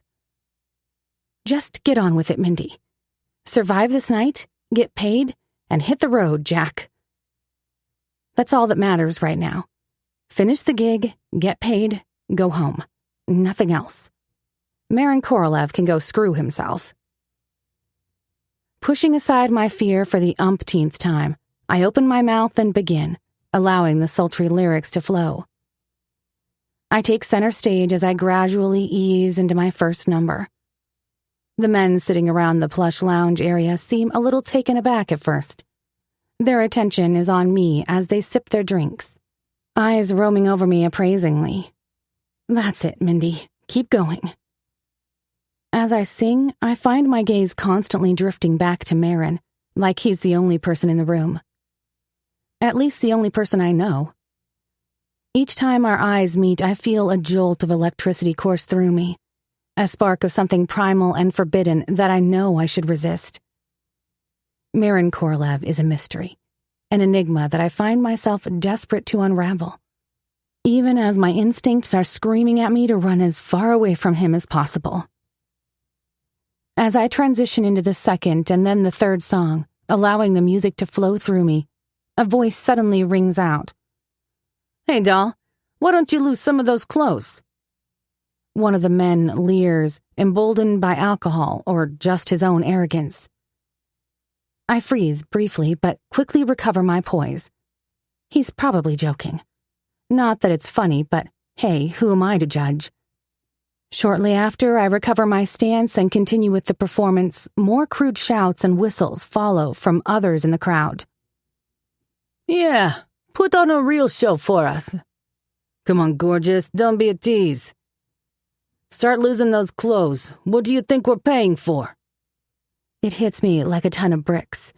These are anything but jokes. Kevin's previous warning about these men not worth messing with suddenly has a much more sinister implication.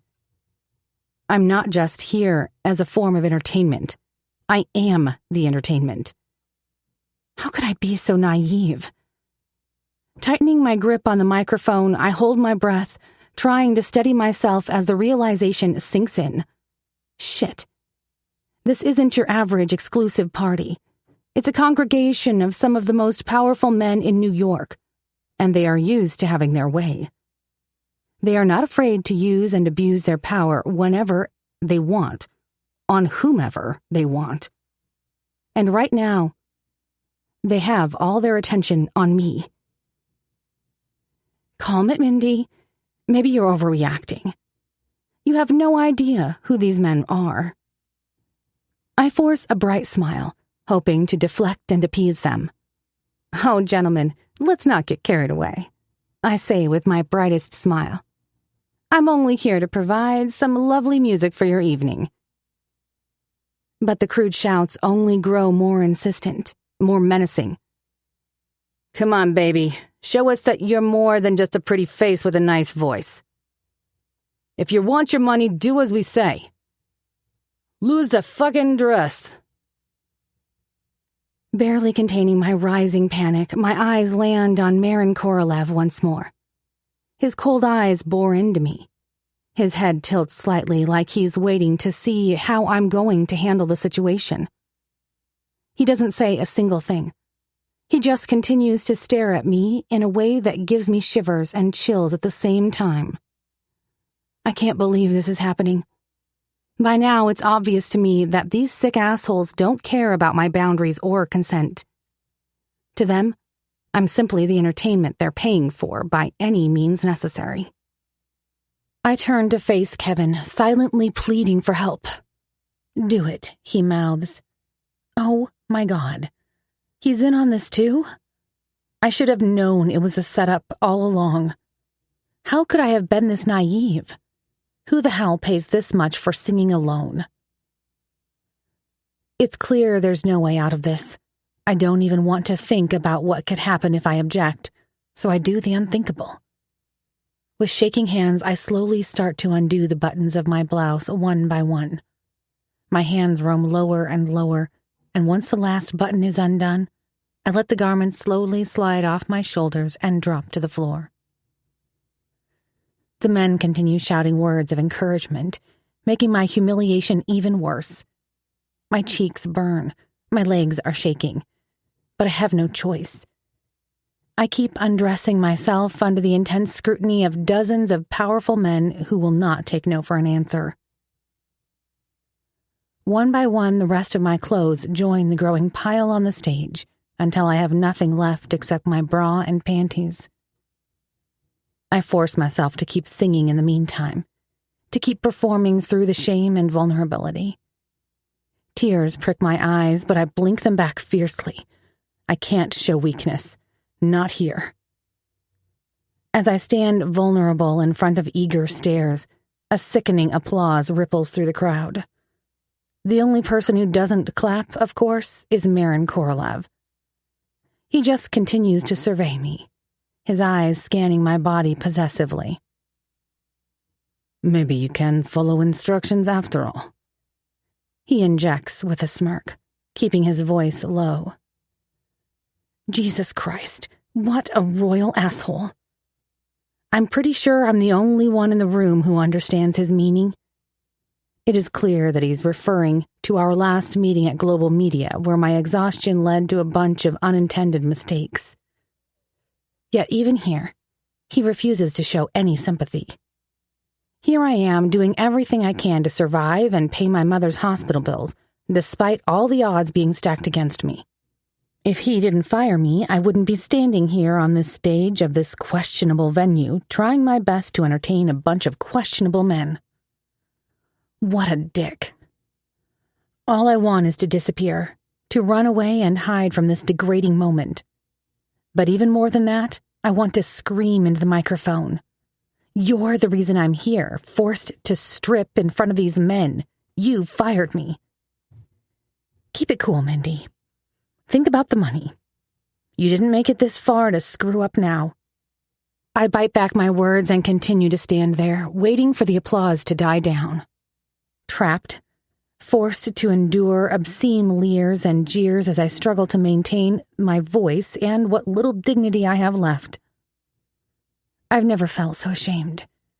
Scratch that. I did when I accidentally sent amateur porn to my boss starring yours truly. But the evening's not over yet. More music comes through the speakers, meaning I have more singing to do, and more stripping. By the time I get to the end of my set, my bra and panties lie dormant on top of the pile of clothes next to me. My body is completely exposed, on a tawdry display for the entertainment of a bunch of drunken, misogynistic pigs. And the worst of them all is my boss. Ex-boss. He's the reason I ended up in this humiliating situation. The reason I'm standing naked in front of dozens of drooling men. And worst of all, he's also the reason why I'm drenched down there. Really, Mindy? How is this even possible? How does he have this effect on you even now? How? Unfortunately, the solution to how Maron Korolev manages to arouse me just with his sheer presence remains a mystery. I don't get time to dwell on it, even though my set for the night is almost finished. The degrading hoots and hollers continue. A few of the guests begin crudely propositioning me right from their seats. Hey, Suka, how about you come keep me company later? One leers, flashing a wad of cash. Make it worthwhile. Pashel na koi, Mudak. She needs a real man like me, says another. Name your price, gorgeous. Don't be so shy, we'll show you a good time. I try to ignore the drunken noise. Gentlemen, it's time for the final song. I say softly into the microphone as I begin to wrap things up. Even with the song's relatively short length, it feels like an eternity standing exposed in front of them. Thank you, gentlemen. I whisper into the mic when the song comes to an end. I hope you all had a good time. With a bow, I watch as the curtain slowly closes, whisking me away from their prying eyes. Scooping up my clothes as quickly as I can, I storm off stage without a word or a backward glance. Let them holler and grab at the air. I'm done. Kevin appears with a pink robe in his hands. Well done, Mindy. You nailed it. I know this wasn't easy, he says as he hands me the robe. Here, he says, put this on. Tears of humiliation begin to stream down my face as I quickly slide into the pink robe. I've never been so happy to have a piece of clothing covering me up. Any piece of clothing. Yet the image of Maron Korolev's cruel smirk is burning in my mind. How could I have been so naive to this vulgar underbelly? And how is it that the last person I wanted to see tonight was one of the VIP guests sitting in the front row? And the million-dollar question? Why the hell does my body crave him even now? I mumble a quick thanks to Kevin, though I'm feeling annoyed with him. It's not worth bringing up how he should have communicated the expectations from the start. What's done is done. I should have seen it coming anyway. Right now, what I really want is to be left alone, or perhaps disappear completely without a trace. Mindy, Kevin says, there's a gentleman who wants to meet you privately. Tell them I'm not interested, I responded irritably, still trembling from the shock. I've had enough of this bullshit. Thank you for your work, Kevin. A deep, rumbling voice interjects. I'll take it from here. Shit. I know that voice. Double shit. I spin around just to come face to face with the towering figure of the last man I want to see right now, or ever. Maron Korolev.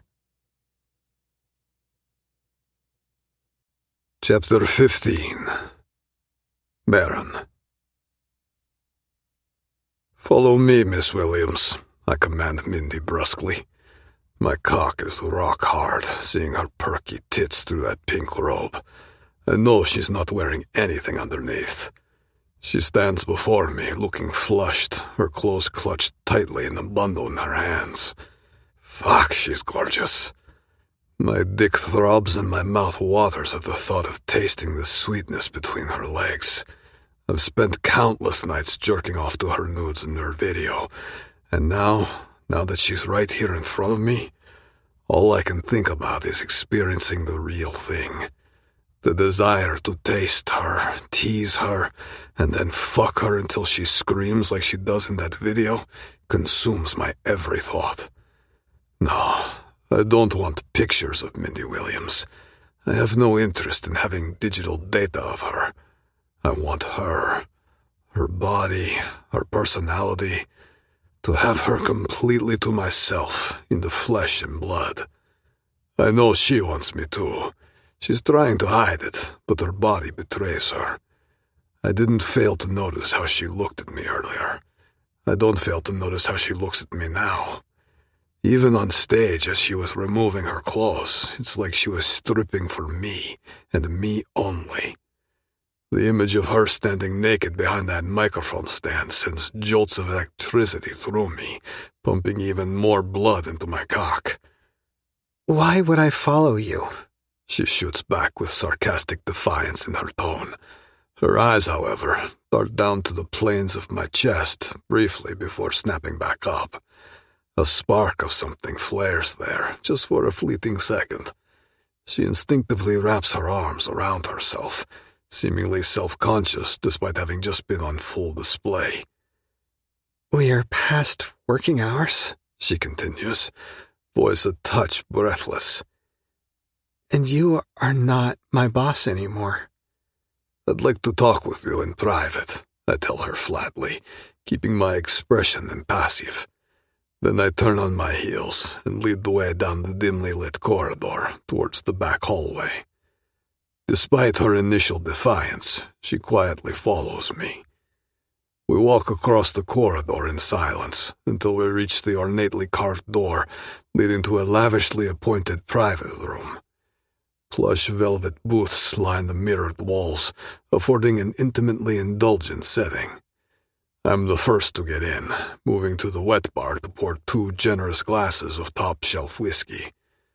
When I turn back, Mindy is still standing in the doorway. She hasn't moved into the room. Instead, she is eyeing me warily.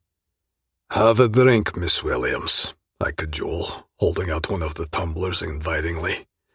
"You've had quite an evening tonight. This will take the edge off." She hesitates for a moment before slowly crossing the room towards me. She reaches out, and her eyes meet mine once again. Her fingers brush ever so slightly as she accepts the offered glass. "What are we doing here, Mr. Korolev?" Mindy asks after taking a sip of her drink, forcing confidence into her voice. "I just happen to be one of the VIP guests tonight." I arch an eyebrow, holding her gaze intensely. "And the way I see it, this is a chance for us to get reacquainted." She frowns. "Reacquainted?"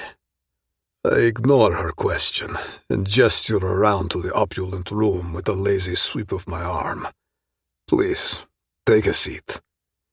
As she does, I also settle onto one of the semicircular benches, splaying my legs in a posture of casual dominance.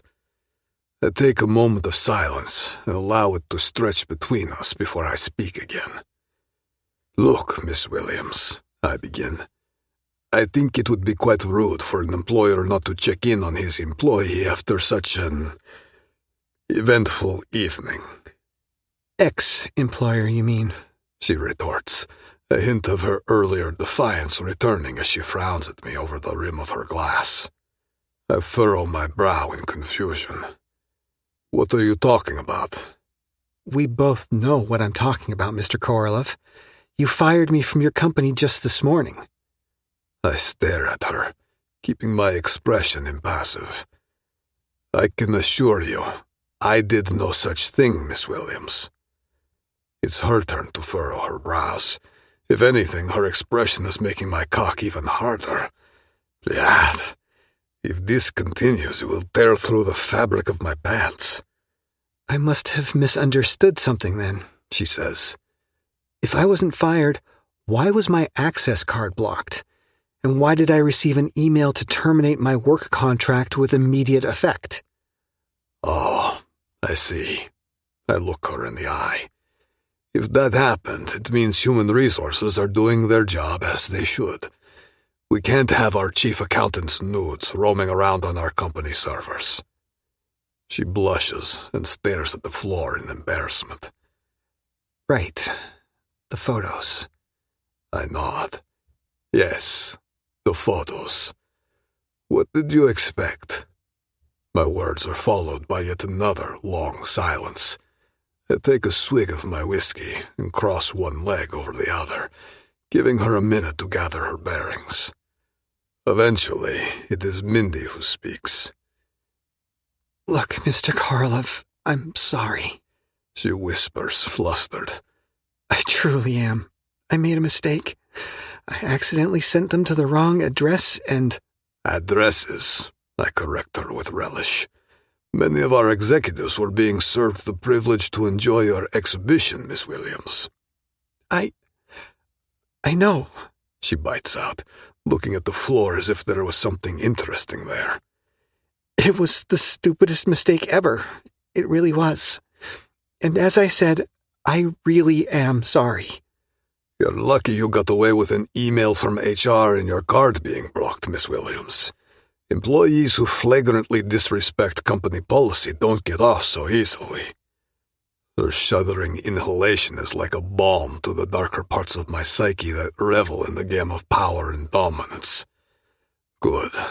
Let her feel a little off balance, vulnerable before me. But Mindy Williams is not a woman who is easily intimidated.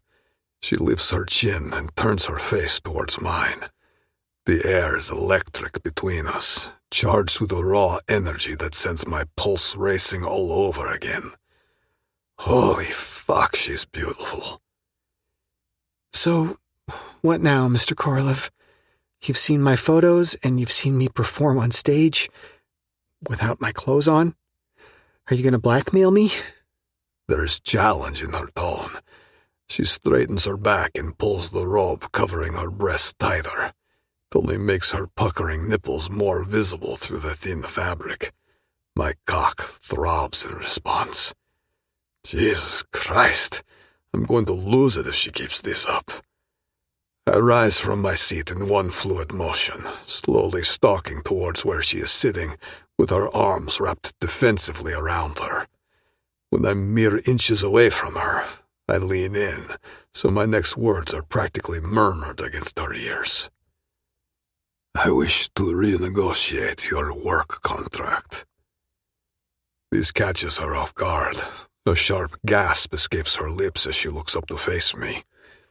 Her eyes, wide and startled like a deer caught in headlights, flicker down to my lips for a fleeting second before darting back up.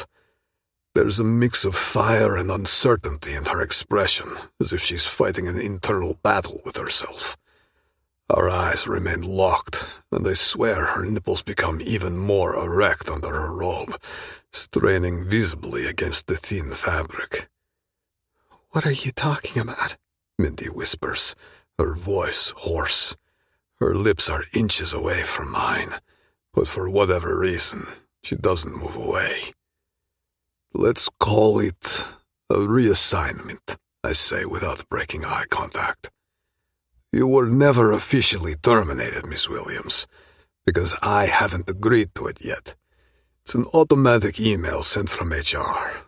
When the AI bot recognizes a severe violation of company policy, it sends out the email. Nobody has seen your photos and your video. Nobody, except me, of course. Her mouth falls open slightly as she gapes at me, realization visibly dawning. You let me think I was fired? This whole day, the struggle, having to take this degrading gig just for money? Her eyes suddenly blaze with a fire that makes my groin stir appreciatively. As I said, HR was just doing their job, I answer vaguely. I pause, considering my next words carefully. The truth is, I wanted to see how she'd react. Would she crumble under pressure or rise to the challenge? Letting her believe she was fired was a test, one she'd passed with flying colors. Her resilience, her determination to survive even in difficult circumstances, it all confirms what I already suspected about her. Mindy Williams is a fighter, a survivor. Exactly the kind of woman I need by my side. But she doesn't need to know that. Not yet. But never mind that, I continue. My point is, you are still very much under the employment of global media, and its CEO. If you want it, of course. I allow a meaningful pause to stretch between us, letting her mind whir as she processes what I just said. I have to think about it, she says, the challenge back in her tone. And even if I continue working for you, I'm going to take more singing gigs on the side. I need the money right now, and I can't afford to rely on global media alone, especially after what happened this morning. I lean close to her and whisper into her mouth. There's just one problem, Miss Williams. I'm not happy for other men to see you naked. Who says I'll be naked? She whispers, in a voice that almost makes my dick erupt in my pants. She is fucking intoxicating, even more so than I remembered. A fucking sex goddess with lips that taste like ripe fruits, ready to be savored and devoured. She keeps her eyes locked with mine without moving back an inch, and I can't fucking take it anymore. I do, I murmur. Just not the way you think. Chapter 16. Mindy. His lips crash onto mine, urgent and demanding. His tongue ravages my mouth with an intensity that sets me ablaze, leaving no room for thought or resistance. Not that I want to resist. Not anymore. Despite my common sense screaming at me to run, my body decided that I want him. The way his lips mold against mine, claiming yet tender, fierce and fully present, makes me feel like the only woman worth kissing in this entire world. I kiss him back with equal fire, consumed by the moment and unconcerned with any of the possible consequences. Our tongues entwine in a perfect dance until he grabs my hips and pulls me closer, his grip strong and possessive. What the fuck are you doing, Mindy? Maybe I'm making a terrible mistake. Maybe this is all wrong. Either way, I can't force myself to push him away. I want him. I've been wanting him too much for too long. As our kiss intensifies, the tension between us builds like waves colliding into each other with raw power. Our tongues explore every inch of each other's mouths, our breaths becoming ragged and desperate. Maron's hand roams greedily over my body, squeezing and caressing before tangling in my hair, pulling me even closer to him. His other hand slides down my hips, sending electric jolts through me as his fingers brush against my inner thigh. With a single deft motion, he tugs at the delicate fabric of my robe, revealing my bare breasts. His eyes devour the sight of me like I'm some masterpiece crafted only for his pleasure. Fuck, you're gorgeous. His hands find my soft flesh, cupping and kneading my breasts with an urgency that sets my body on fire even more. I want to respond, but I can't find my voice. All I can do is moan. I lean forward, allowing him to capture my hardened nipple between his lips, his tongue swirling and flicking over the sensitive bud. This is all I wanted since I saw those photos. He growls, his breath ghosting over my yearning skin. To taste the real thing. Holy shit, he's hot. His words send shivers cascading down my spine, igniting a fire deep within my core. I part my thighs, inviting him closer, desperate to feel his body pressed against mine. With a deliberate roll of my hips, I grind myself against his hardened cock. He throws his head back in ecstasy. Bland, he growls. You're unbelievable, Miss Williams. I'm no easy woman to please, Mr. Korolev, I purr. You think you can handle it? A wicked smirk tugs at the corners of his mouth, welcoming the challenge. Only one way to find out, Miss Williams. He rasps, while his hands grip my waist with possessive force. In one fluid motion, he flips me onto my back, his powerful body hovering over mine, pinning me beneath him. His oaky scent, his flexing muscles, and the ink snaking up his neck from under his shirt are beyond intoxicating. The pink robe pools at my feet, forgotten, as Maron's strong hands grasp my thighs, spreading them wide. Before I can utter a word of protest, he drapes my knees over those insanely broad shoulders, his face mere inches from my glistening center. Without any hesitation, he buries his mouth against my drenching wet pussy, his tongue delving deep, devouring me. Oh, my God. For a moment, I feel like I'm going to explode with desire. A guttural moan escapes my lips as I allow him to feast upon me, his skilled mouth relentlessly savoring my juices. Look at me, he commands. I want you to watch as I lick you. His head bobs rhythmically between my thighs, his lips and tongue worshipping my sex. Oh, I groan. It's all I can manage. Fisting my hands in his hair, I grind myself against his face. He answers my demand, plunging his fingers deep inside me, stroking and curling them in tandem with the wicked ministrations of his tongue. The dual sensations send shockwaves through my body, my nerve endings firing in a frenzy of ecstasy. Oh, you bastard! I cry, tightening my grip on his hair. I push his face deeper into my center. Don't you dare stop. Maron redoubles his efforts, adding another finger to my slick pussy, his tongue flicking and swirling over my most sensitive bundle of nerves. Oh, God, yes! I cry out, my body quivering on the precipice of release. Please, please. His fingers and tongue work in perfect harmony, driving my body to the hilt and beyond. With a final deft stroke, he sends me hurtling over the brink, making every fiber in my body convulse in the throes of an earth-shattering climax. My inner walls clench around his fingers as I reach my peak. Oh, fuck! I cry, my body shaking wildly against his touch. I buck, squirm, tremble under his grip until I'm spent, utterly and completely. As the aftershocks of my orgasm subside, Maron gently unhooks my legs from his shoulders, his face glistening with my juices.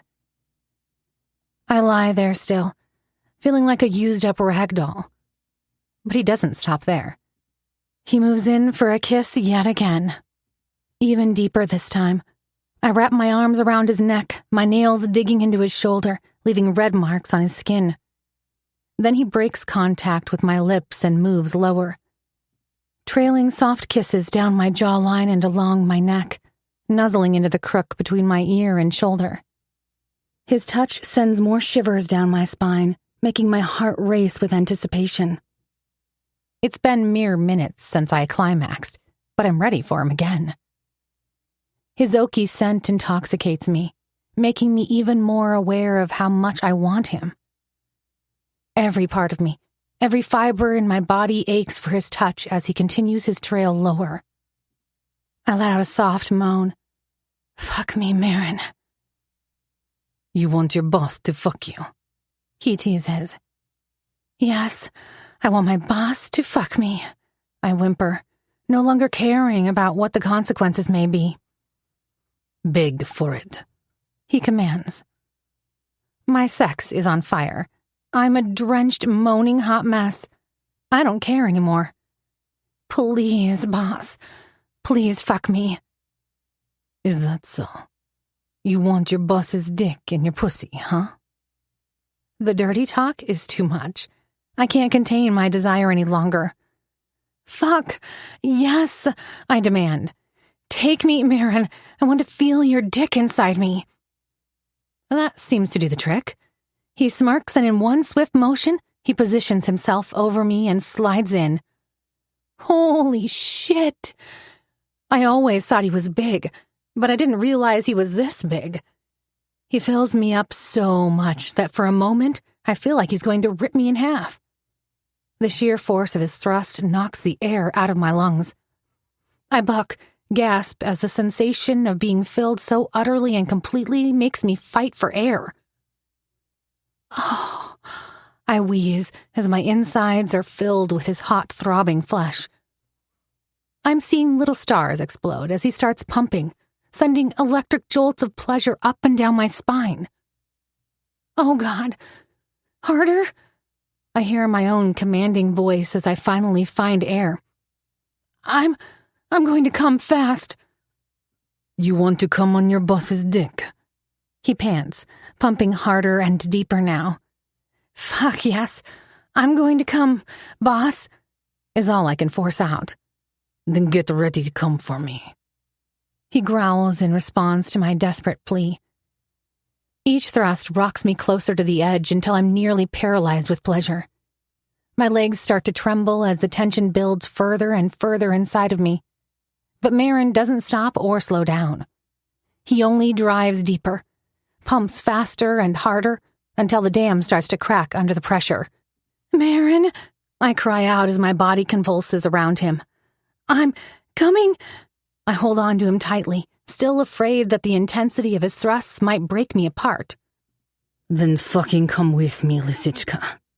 He pants, driving me even further into the depths of my own wild pleasure. Oh, fuck!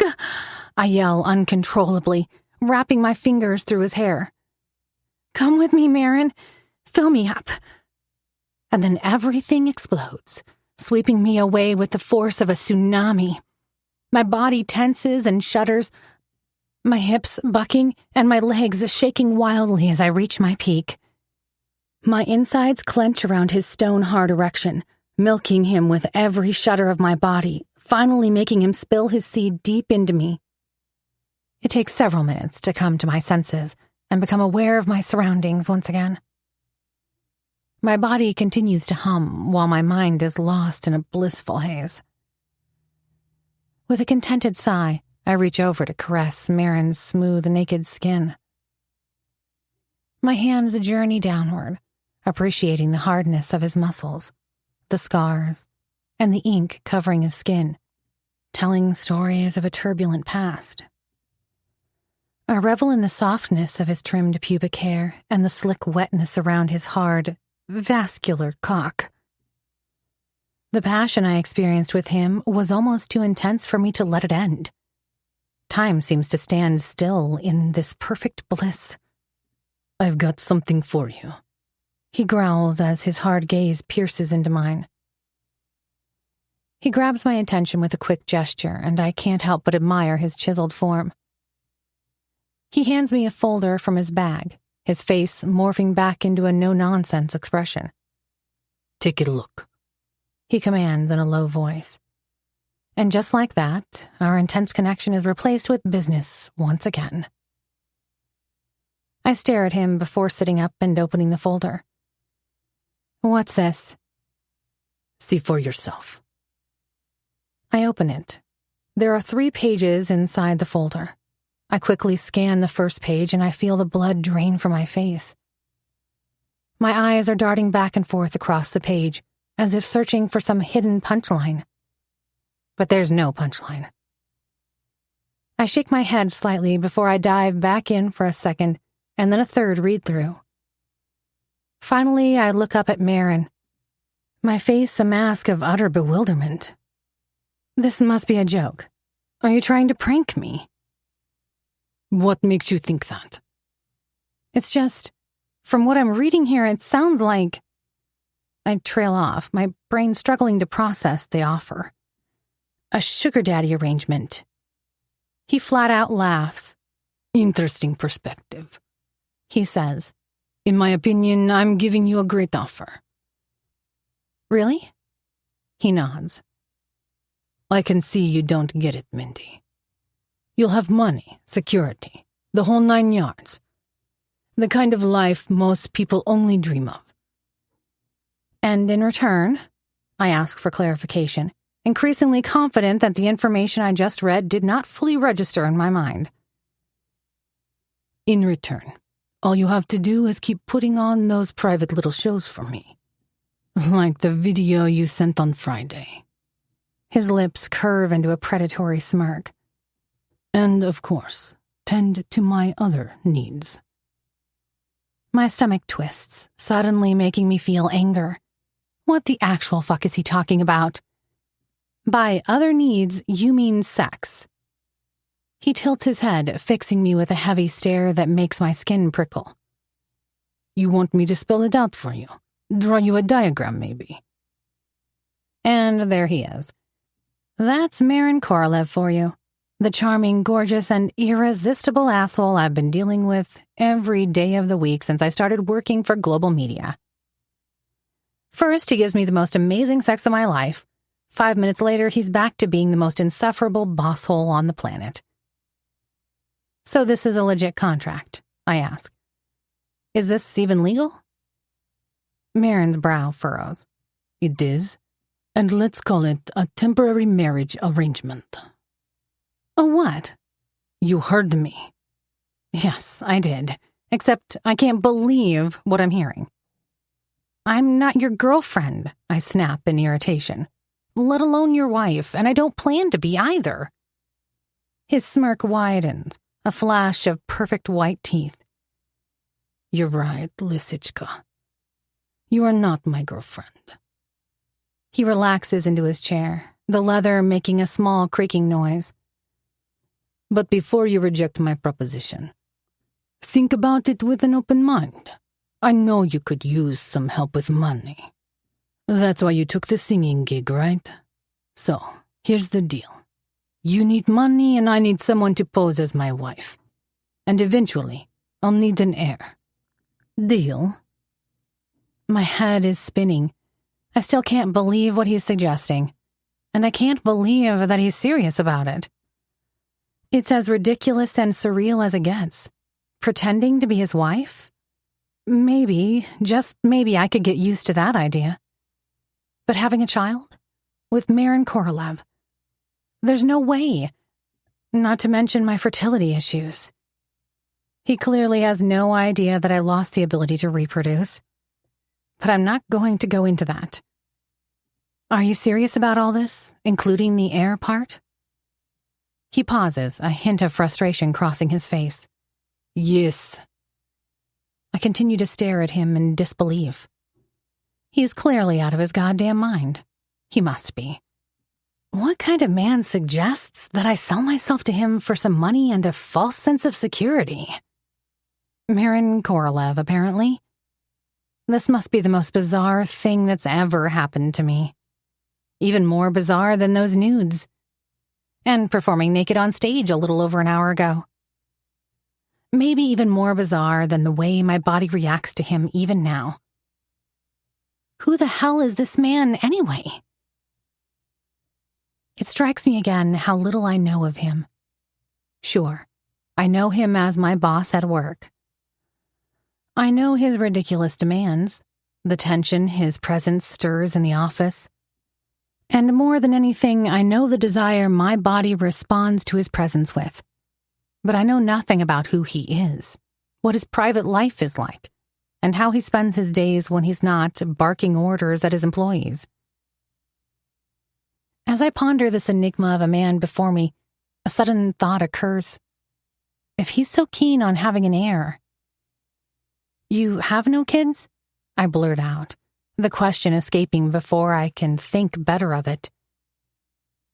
His expression suddenly changes, becoming distant, and I swear something swirls in those dark depths. Only for a brief moment, but I don't fail to miss it. I do, but I don't. How is that possible? I say before I can stop myself. I had a daughter, but she passed away, he says flatly. And that's all I will say on the matter. My breath hitches. I did not expect to hear that, not from a man like Maron Korolev. Looks like I'm not the only one who was deeply scarred in the past. I nod my head in understanding. Now, let's focus on the document in your hand, he says. Look, the offer is tempting. I hesitate.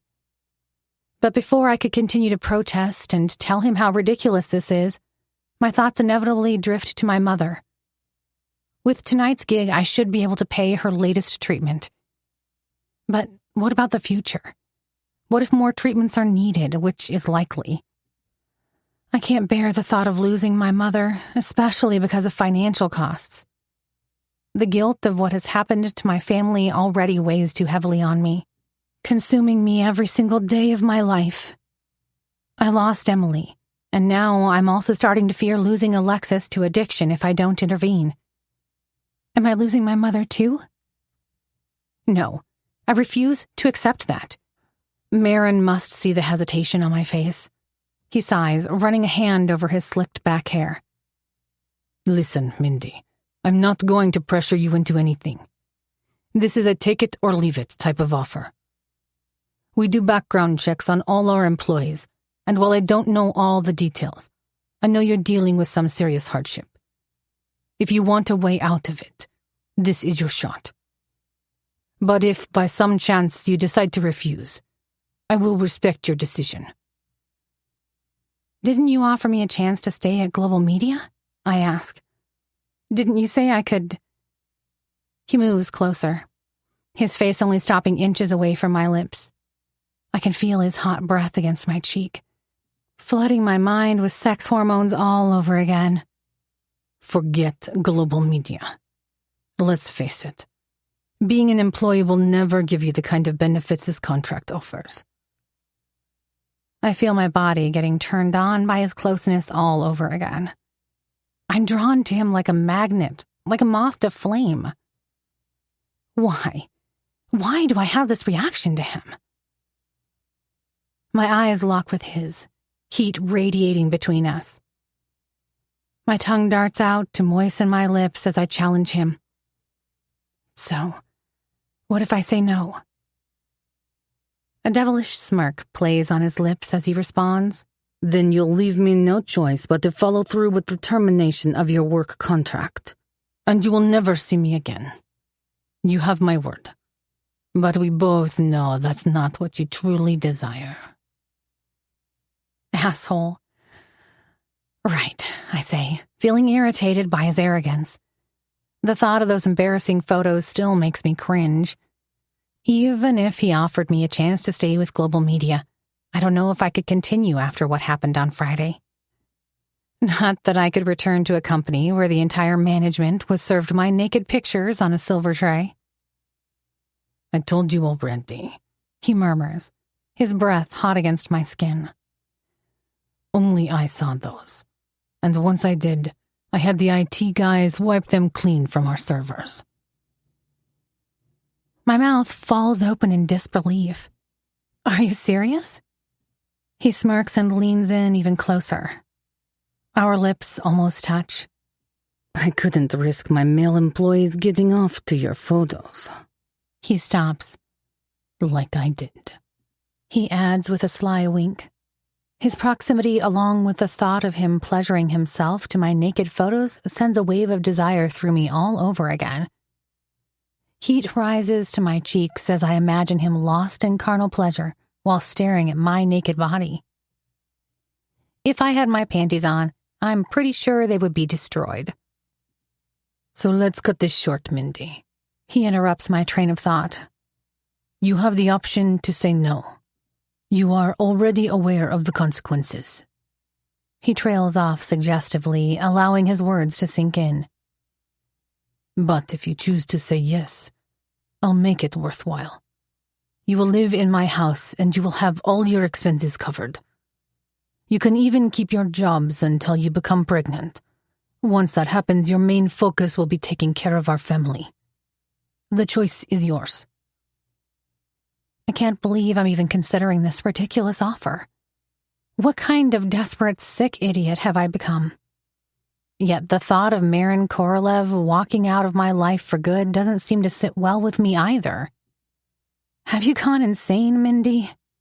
It's all strange, unsettling, all kinds of wrong, but I can't shake it off, especially after the mind-blowing sex we just had. Why? Why am I drawn to him this way? Why him?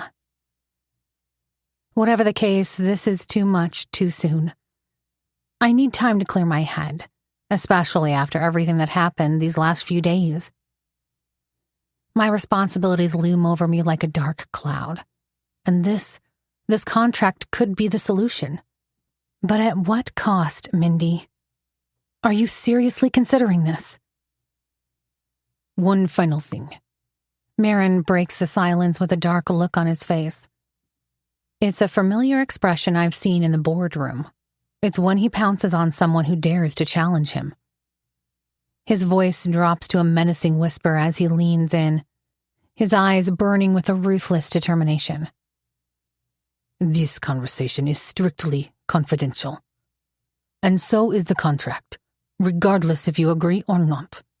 If even a hint of this discussion reaches anyone else, consider it null and void. You'll be out of my life immediately. He leans back, a sinister smile playing on his lips. Tell anyone about this, and trust me, you will never get to work again for as long as you live. Am I clear?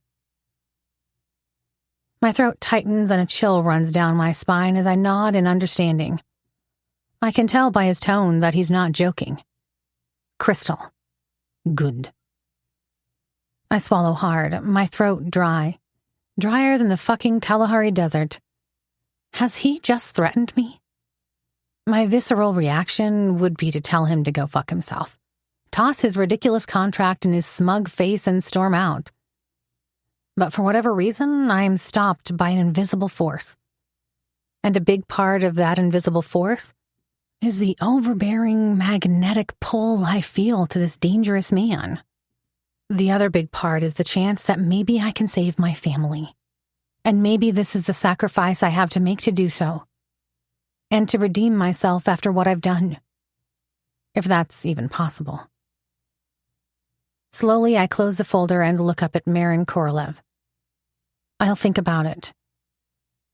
He nods. I expect an answer from you in no more than a week. Chapter 17. Maron. Boss, you're not going to believe this. The latest tramoxine trials are off the charts. Igor, my head chemist, is practically bouncing with excitement at the other end of the telephone line. Igor is probably the most enthusiastic guy I know. He's been in the chemistry game for decades, but he still acts like a kid with his first Matchbox set whenever he sees results from his research. He also seems to have the urge to share them with me immediately, which suits me fine, especially with a project as important as tramoxine. My ears perk up. What are the numbers? We're seeing a whopping 92% success rate in treating PTSD, Igor explains. And that's not all. It's also proving to be a game-changer for depression and anxiety disorders. Отличная работа, Igor. That's very good, I say, allowing myself a small grin. Any side effects? We're still looking into it, but nothing major so far, Igor reassures me. We've been monitoring our first set of patients for months now, and the results seem to last. If our data is correct, we might actually be making permanent changes in brain chemistry. I lean back in my chair, trying to wrap my head around this information. This is great news. Fuck no, it's better than great. What about addiction? I ask Igor. Any risks? Nothing so far, boss. It sounds like he can barely contain his excitement. We're still running studies, but nobody got hooked after the treatment so far. Every one of our subjects quit without showing any withdrawal symptoms. Great fucking job, Igor. Looks like we've hit the jackpot. Looks like it, boss. If we continue to have these results, we're going to revolutionize mental health treatment. And with the market we're targeting... We're looking at billions, I finish for him. Everyone screwed up one way or the other. Well done, Igor. I can almost see his smirk through the phone. Spasiba, Pakan. Keep me posted, I tell him. I want to know everything. Punyal, I will do. As I hang up, I can't help but feel a surge of optimism. With tramoxine showing such promise, maybe this shitstorm I've been weathering is finally about to clear. I get up and pour myself a shot of vodka. It's the least I deserve after a week of hard work and ending on such a high note. As I lift the glass to my mouth, ready to savor the moment, my mind drifts to the guilty indulgence I've developed. Mindy's nudes. I know I should delete them, rid myself of this forbidden temptation, but I can't fucking get myself to do it. They've become an obsession, my escape from the mundane reality of my life. Each night I pull up the images, zooming in on her body. I scrutinize every curve and crevice, imagining the taste of her skin and the feel of her clean-shaven pussy against my lips. And then I give in to the primal urges and jerk off. And fuck me if those aren't the best orgasms of my life. They're more satisfying than ordering an escort girl and fucking her senseless. I'm not even interested in that anymore. But I crave the rush Mindy gives me, and I already can't wait to indulge in tonight's private ritual. Except the day's not over yet. My secretary's voice reminds me of that, crackling through the intercom, interrupting my thoughts. Mr. Korolev, your brother Maurice is here to see you. He says it's urgent. Dad. Maurice again. What the fuck does he want from me after that childish temper tantrum he threw the other day? If he's coming here to act like an idiot again, I'm fucking throwing him out the window. I close my eyes and exhale slowly, feeling my newfound good mood evaporating. I didn't expect to see him again, especially not so soon. And I know well that the only reason he'd show his face here is that he needs something from me. I downed the vodka in one gulp and braced myself for whatever bullshit Maurice is about to drop on my lap. "Send him in," I growl into the intercom, steeling myself for what's sure to be another exasperating encounter with my wayward brother. It takes less than a minute for my brother to waltz in, looking completely fucked up, like he's been run over by a truck. I shoot him a glare from my seat. The stench of booze radiates off him like he's been marinating in it. He hasn't even opened his mouth, yet I'm already feeling impatient. "The fuck you want, Maurice?" I bark, not even trying to hide my frustration. "You look like a steaming pile of shit, as usual." Maurice fidgets like a little bitch, his hand raking through his ratty hair. "I'll get straight to the point, Maron. I need your help." I roll my eyes. "Oh, isn't that a surprise? I thought you came to check in on my well-being." He pleads with me, closing his eyes in desperation. "Maron, please, let's not do this. Not this time." I put on a fake frown. "Do what? And what are you here for this time, Blatok? Need help planting daisies in your garden?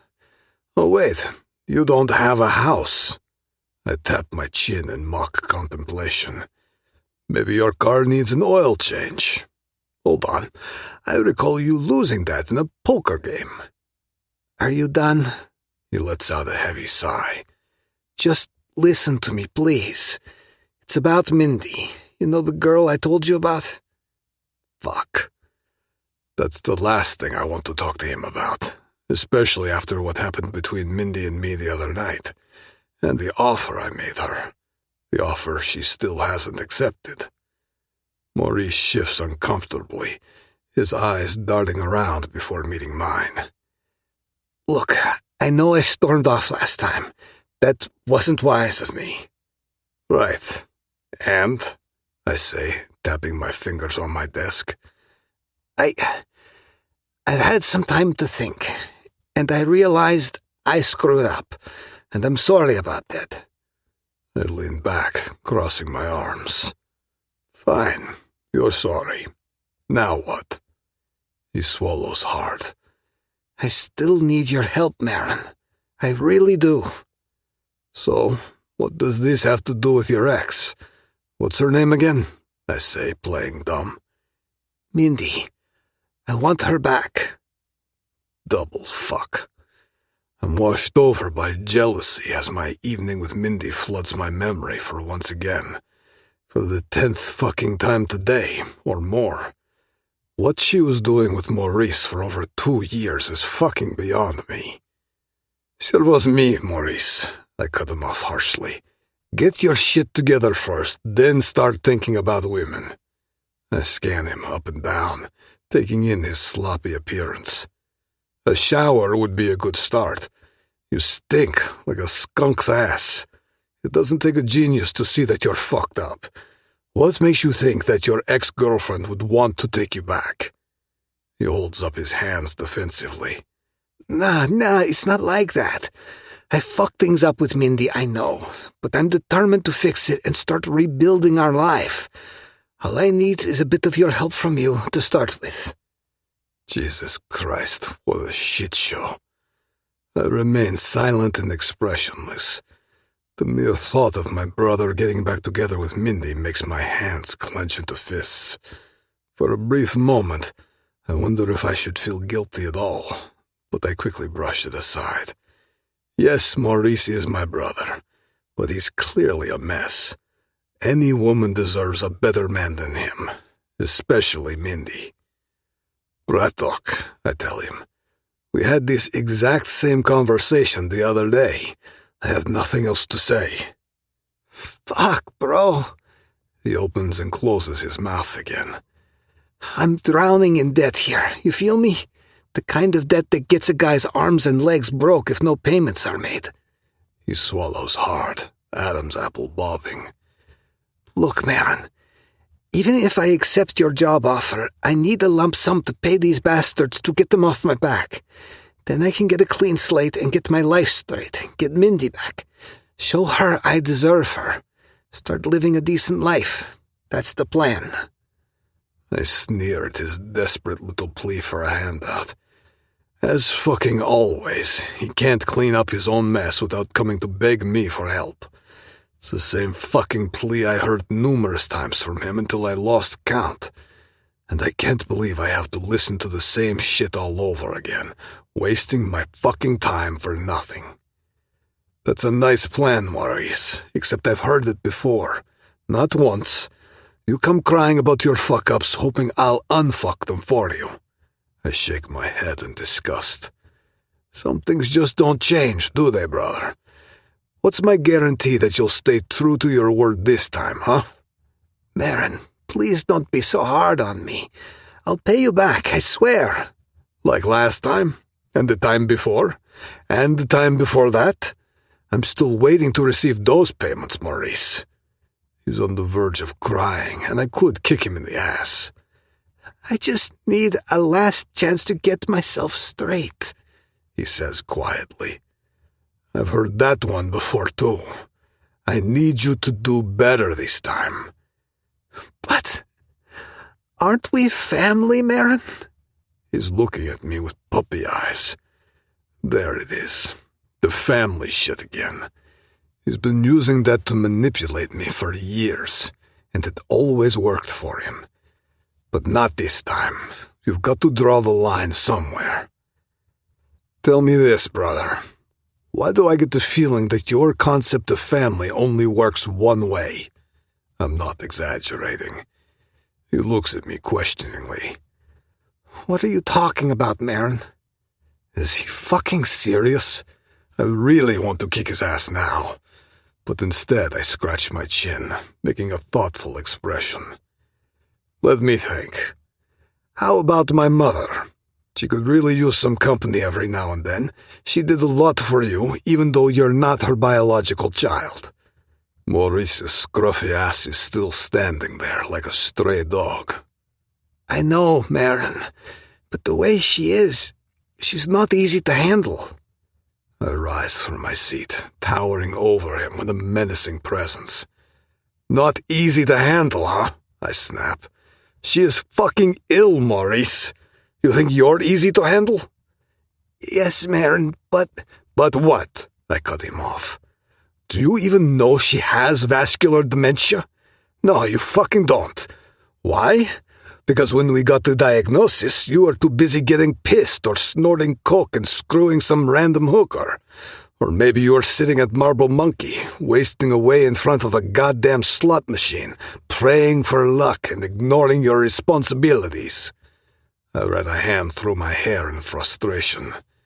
My mother did everything for you when your sorry ass needed it. She loved you like you were her own. And now that she needs help, where the fuck are you?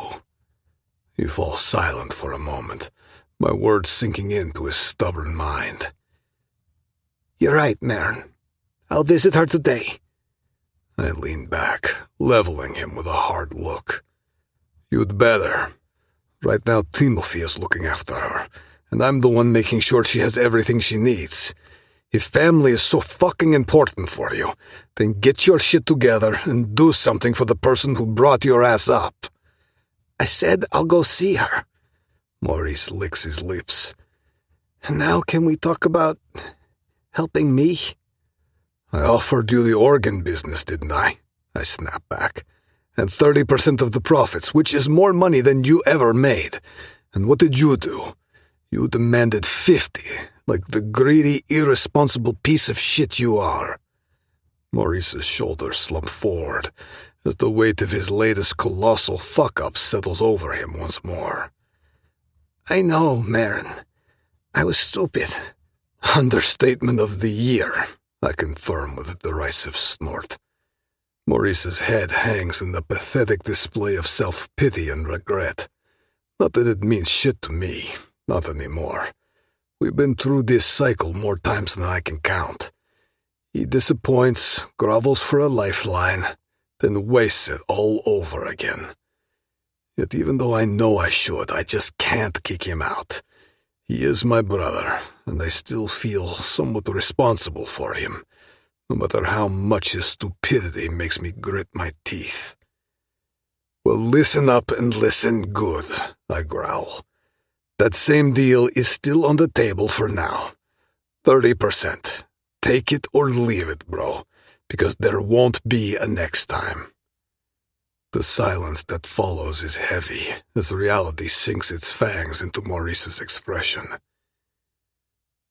I'll take it. Just give me 50%. It takes every ounce of my willpower not to throw the fucking table at him and snap his neck.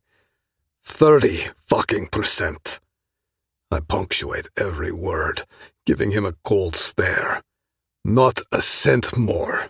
Last chance. I watch as he processes the offer, his ratty brows furrowing, cranking the gears in his pickled brain.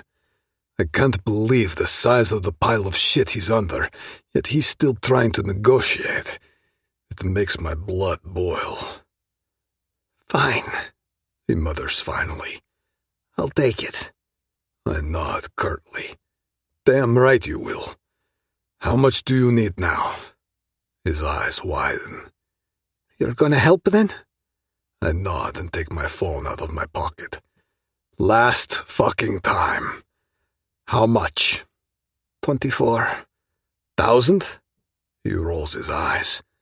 What do you think? I look up from my phone. You don't play small, dear brother. With a few clicks, I transfer him the money, then place the phone back on the table. Looking into my brother's bloodshot eyes, I start talking. I'm only going to say this once, so you better fucking listen. This is no free ride, Bratva. You're on probation for the first 3 months. During that time, you'll get a fixed amount to keep your ass afloat. Perform well, and maybe, just maybe, we can talk about jacking up those numbers a little. Maurice's eyes widen slightly, but I cut off whatever bullshit he's about to spew. And before you start thinking you've hit the jackpot, you are also going to pay off those debts of yours. Every fucking cent. I'm not running a fucking charity here. Everything you owe me is coming off your cut until we're square. Am I making myself clear? He swallows and nods. Yeah. Good. Now here's what's going to happen. You will drag yourself home, pour out whatever booze you've got tucked away, and sleep this shit off. Then tomorrow morning at 9 o'clock sharp, your ass will be planted in my office. And for fuck's sake, put on some decent threads. You look like a hobo that crawled out of the sewer. Got it? He nods, seemingly submitting to my terms. But I'm not done yet. I take a deep breath and level him with my hardest stare.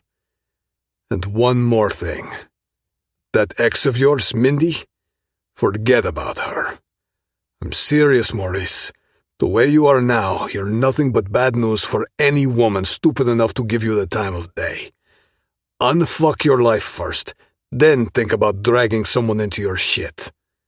He opens his mouth like he wants to argue, but I raise a hand silencing him. I'm not done. This is your shot, bro.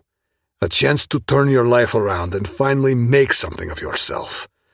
But I'm warning you, you fuck this up and we're done for life. You hear me? I won't be your brother no more. I'll be the guy who runs your worthless ass out of town. We clear? Maurice meets my fierce gaze, something like determination sparking in his bloodshot eyes. Crystal, I won't let you down again, Maron. I swear it this time. I snort derisively. I've heard that song before. I need to see it to believe it. Don't make me regret this. I wave a dismissive hand toward the door. Now get the fuck out of here. He nods solemnly and sees himself out, shutting the heavy door behind him with a thud. I sink back into my chair and rub my temples, allowing my shoulders to relax. Dealing with Maurice's bullshit gives me a migraine every fucking time. But despite it all, he's still my brother. I know I couldn't live with the thought of not giving him a chance, which is the very reason I allow him to crawl back to me over and over again, begging for my help. That thought alone makes me grit my teeth. I can only hope he learns something and finally stops his decade-long streak of royal fuck-ups. The door opens and Pavel marches in. Everything all right, boss? I saw Maurice leaving your office. He can't help but smirk. He seemed a lot more sober than when he walked in. Did he finally come to his senses? We'll see, I reply curtly. Pavel arches an eyebrow, but remains silent, waiting for me to elaborate. He has this dumbass notion that he can somehow slither his way back into his ex-girlfriend's life if he works hard enough at fixing himself up. Pavel frowns. Can I ask why you care about that, boss? Because she is my chief accountant. Pavel stares at me dumbly. Oh, I get it. He scratches his chin. Okay, maybe I don't. Snorting derisively, I knock back a healthy swig of vodka, savoring the slow burn down my throat. Maurice getting Mindy Williams back is about as likely as my father returning from the grave, I continue. But still, I want to be on the safe side. A crease forms between Pavel's brows as he considers my words. I'm listening, boss, he says carefully. What do you want me to do? I pour another drink and offer one to Pavel, a rare occurrence while he's on the job. He accepts, and we both down the vodka. Listen, Pavel, I tell him. This woman is special. Pavel nods, understanding in his eyes. I know he has questions, but he knows when to ask them and when to keep his mouth shut. I want you to keep discreet tabs on Mindy Williams' whereabouts and movements, I tell him after a calculated moment. Pavel gives a measured nod of understanding. Consider it done, boss. I'll have the tech guys install a satellite tracker on her phone. They can do it remotely. She'll never know she's being watched. I allow myself a grin at the thought of owning such an insidious level of access to Mindy's personal life. Spasiba, Pavel, I tell him, feeling some of the previous tension leave me. I knew I could count on you to handle this delicate situation appropriately. As Pavel nods and turns to leave, I lean back in my chair. The image of Mindy still lingers in my mind, invading my every thought. It's clear that she's gotten under my skin, and I don't know how to feel about it. Driven by a sudden idea, I boot up my computer and dive headfirst into an online shopping spree, my mind laser-focused on one thing: spoiling Mindy rotten. Designer dresses? Add to cart. Luxury perfume? Give me 2 bottles of the good stuff. Jimmy Choos? Give me a pair of the most expensive ones. I'm clicking through pages of high-end fashion sites like a man possessed, not even glancing at the totals I'm racking up. But this isn't just me being sugar daddy Santa Claus. Every lavish gift I'm picking out is another strategic move in my master plan, designed to achieve one thing: make Mindy mine forever. Each pretty trinket is a shiny link in the chain I'm going to wrap around her, bit by bit. 5 minutes after finalizing my order, a notification pings. The package is locked and loaded, ready to ship to New York High. I pull my mouth into a grin. Then I fire off a quick text to her. Parcel for you at the reception of New York High. MK. Chapter 18. Mindy. I'm lying on the bed, my head spinning. This morning I sealed my fate. The contract Maron Korolev gave me lies in the glove compartment of my car. Signed. It wasn't an impulsive decision. I had been mulling it over for the last few days and always came to the same conclusion. It's the only way. The only way to save my family, even if it means sacrificing myself and my dignity. So I took a deep breath and put my name on the dotted line. Then I hid the blue folder in my car's glove compartment till I can give it to Maron. I should feel happy, right? Like I just secured my future. But instead, I can't shake off this feeling of unease. Have I just sold my soul to the devil? Is this really my only chance to fix things and escape the guilt I've been carrying for years? And did I just willingly make myself Maron Korolev's sugar baby? I shut my eyes, attempting to slow my breathing. It's pointless. My thoughts continue to spin, leaving me torn between two potential outcomes.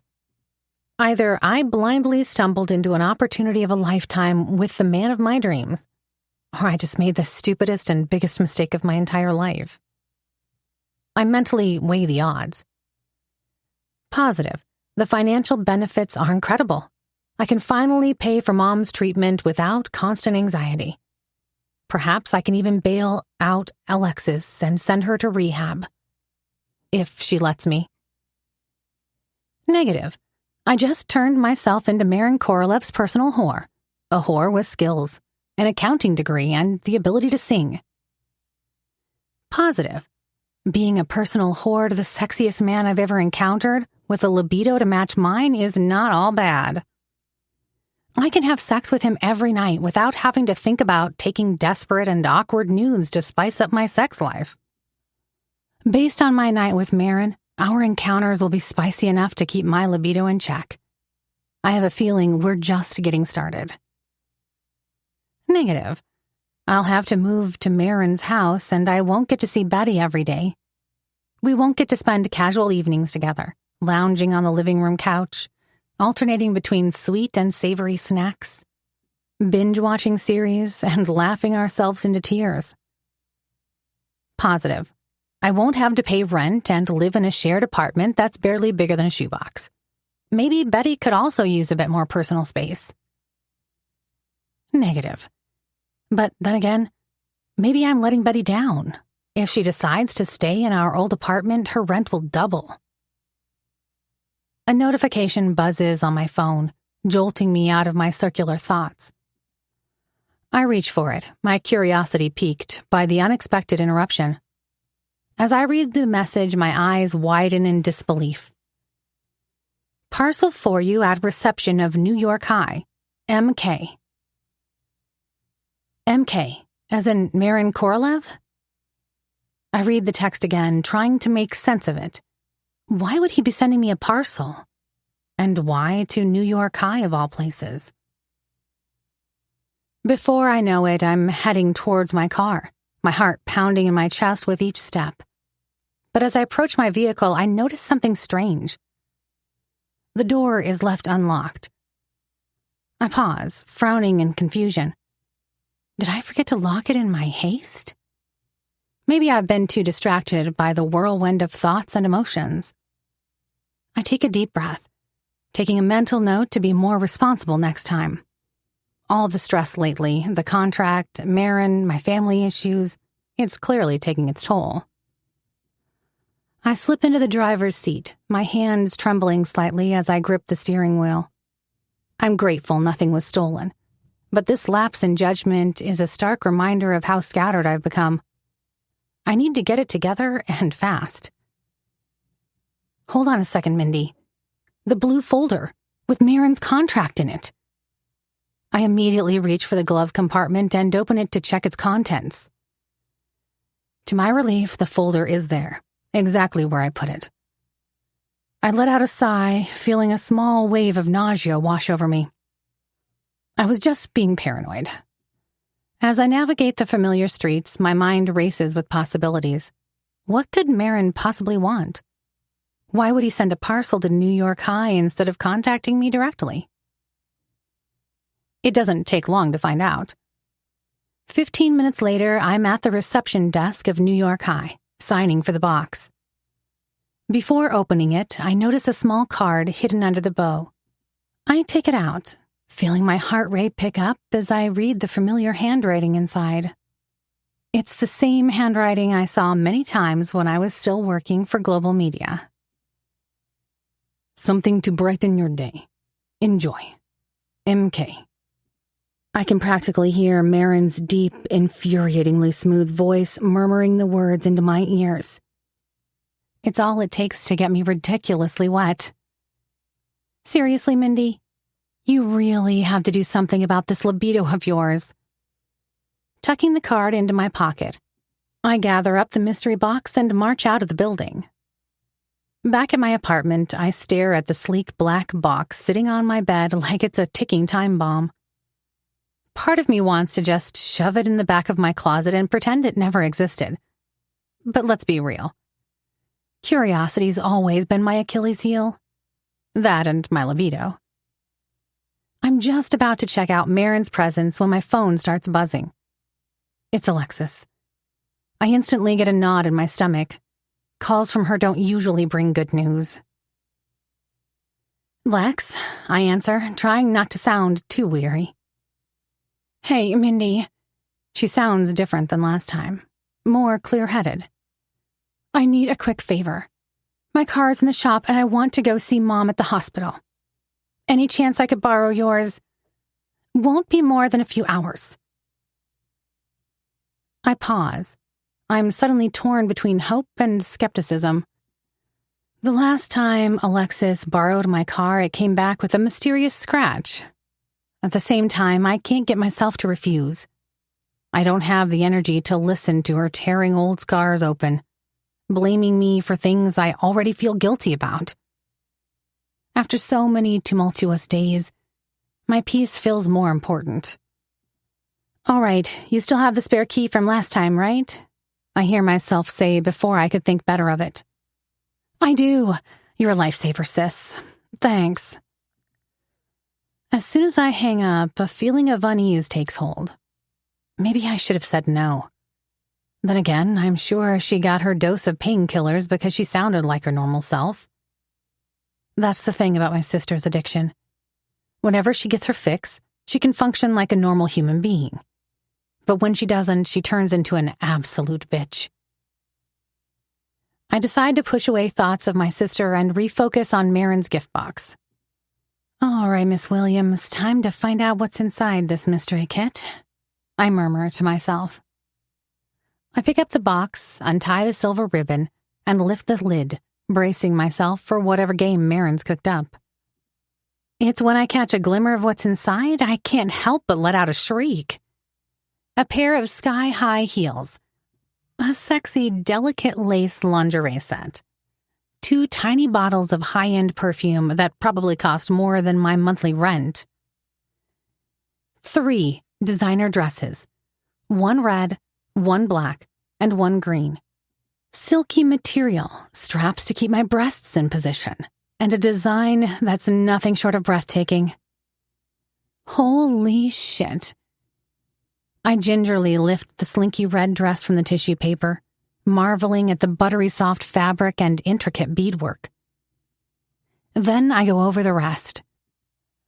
Every single piece, from the curve-hugging cocktail dresses to the shoes, is exactly my size. The colors, the styles, even the brands. It's all uncannily tailored to my personal taste. How? How could Maron possibly know my measurements, my fashion sense, down to the last detail? I remember the way his eyes used to linger on me at the office, like he was mentally cataloging every inch of my body. Holy Gucci, Batman! Betty walks in as I'm sitting on the couch, surrounded by a sea of designer labels and luxury perfumes. She takes one look at the opulent spread and her jaw nearly hits the floor. She makes a beeline for the coffee table. Did you rob a fashion show or something? I can't help but chuckle at her excitement. I stop and hesitate if I should tell her. But when did I ever withhold information from my bestie? The only thing I can't mention to her is the contract, of course. It's from Maron. I tell her before I could think better of it. Betty freezes mid-reach for a glittering bottle of perfume, and her eyes go wide. Maron, like Korolev Maron? CEO of Global Media Maron? Maron who fired you like 5 minutes ago. Thanks for the reminder, Bets. Who needs enemies when I can have friends like you? She stares at me. Let me get this straight. You sent your boss your naked photos by mistake. After enjoying them, he fired you. Then he looted a fashion show and had everything shipped to you in that cardboard box over there. Am I in the ballpark? I nod, pulling my mouth to a grin. That's pretty much the gist of it. Betty lets out a low whistle as she takes in the small fortune's worth of designer goods. Damn, girl, he's got it bad for you. Like Pretty Woman bad. This is venturing into serious sugar daddy territory. I groan, burying my face in my hands. She's not wrong. I must never ever mention the contract to Betty, or anyone. Don't even joke about that, Bets. Can you imagine me as some billionaire's arm candy? I'd probably spill caviar on my shoes and use a Birkin bag for takeaway food.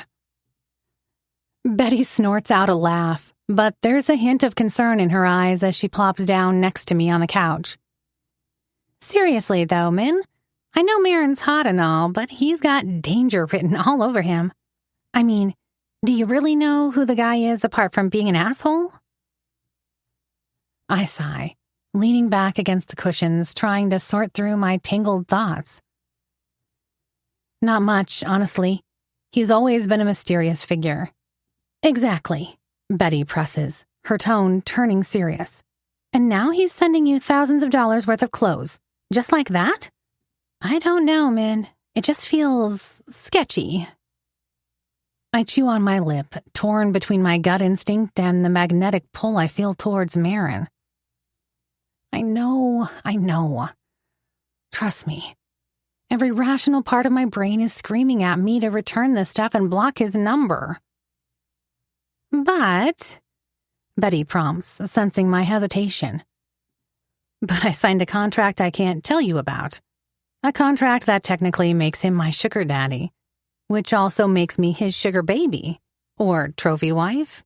Scratch that. Glorified slut. Let's just call it what it is. Cut it out, Mindy. But I guess there's something magnetic about him. I admit. I look at the clothes spread out on the bed. Honestly, Bets, would you send these beauties back? Betty lets out a long, slow breath, shaking her head in amazement. No, I probably wouldn't. But girl, you are playing with fire here. This is the kind of thing that ends with either a ring on your finger or concrete on your feet while you sink to the bottom of the Hudson River.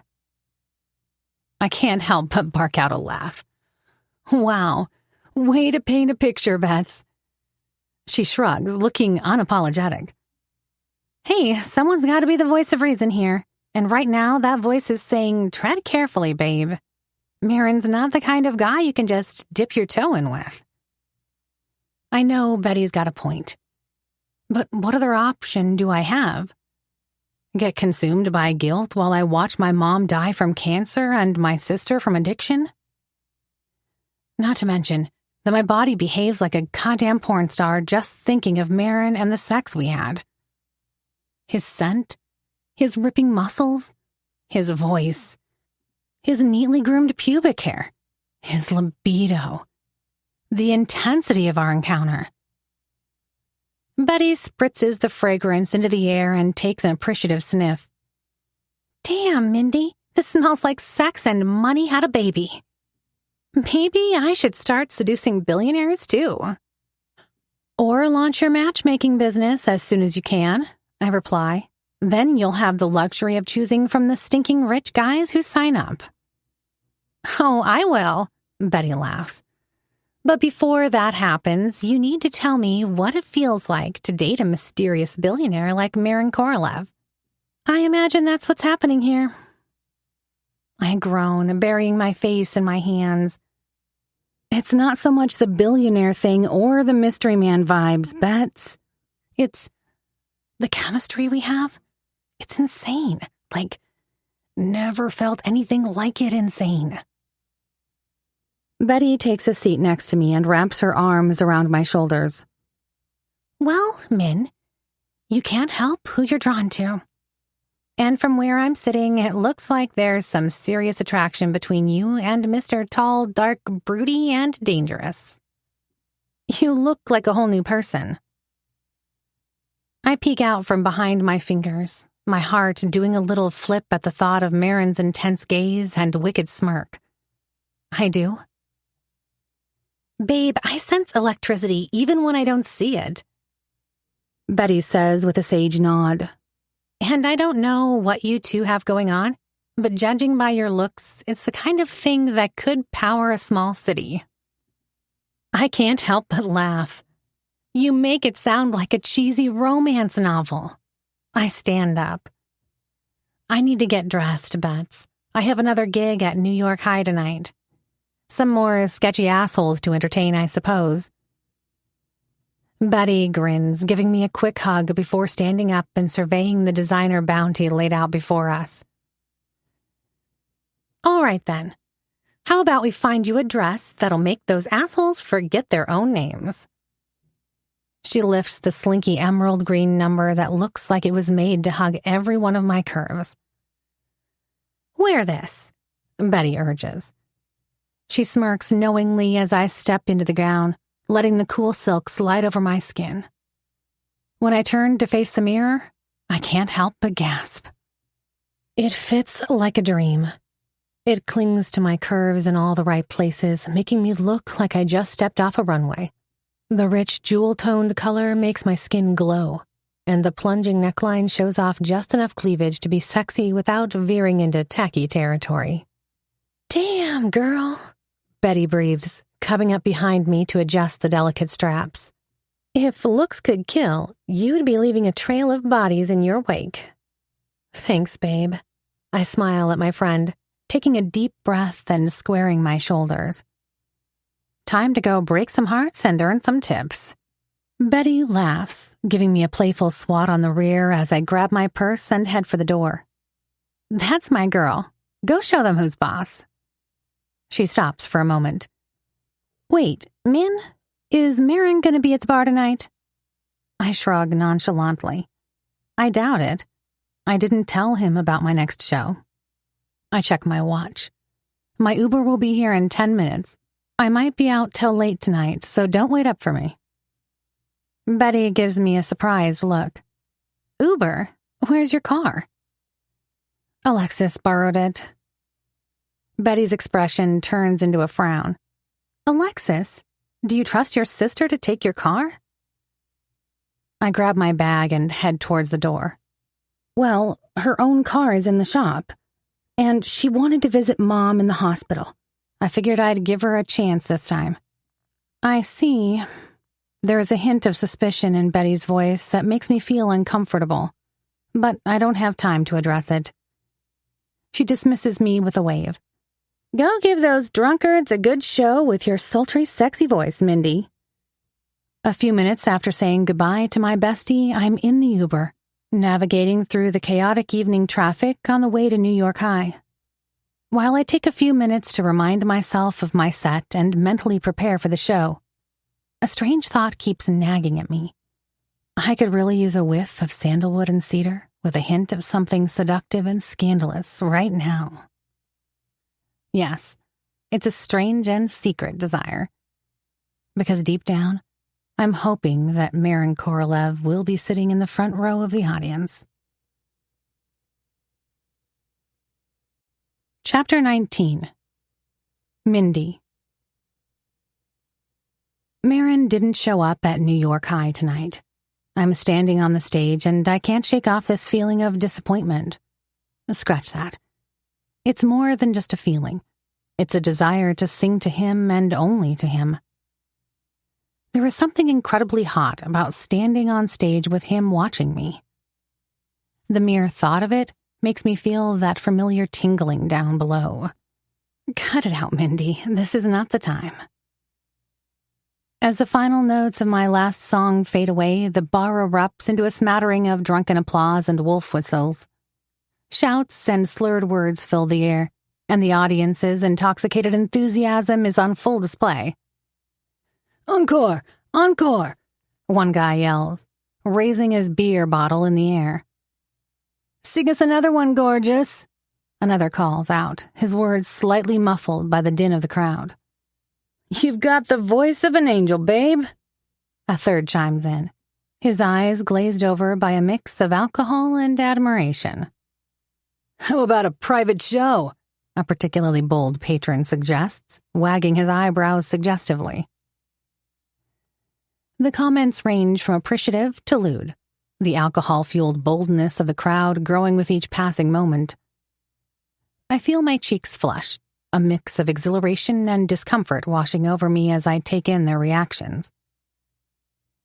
"Take those rags off!"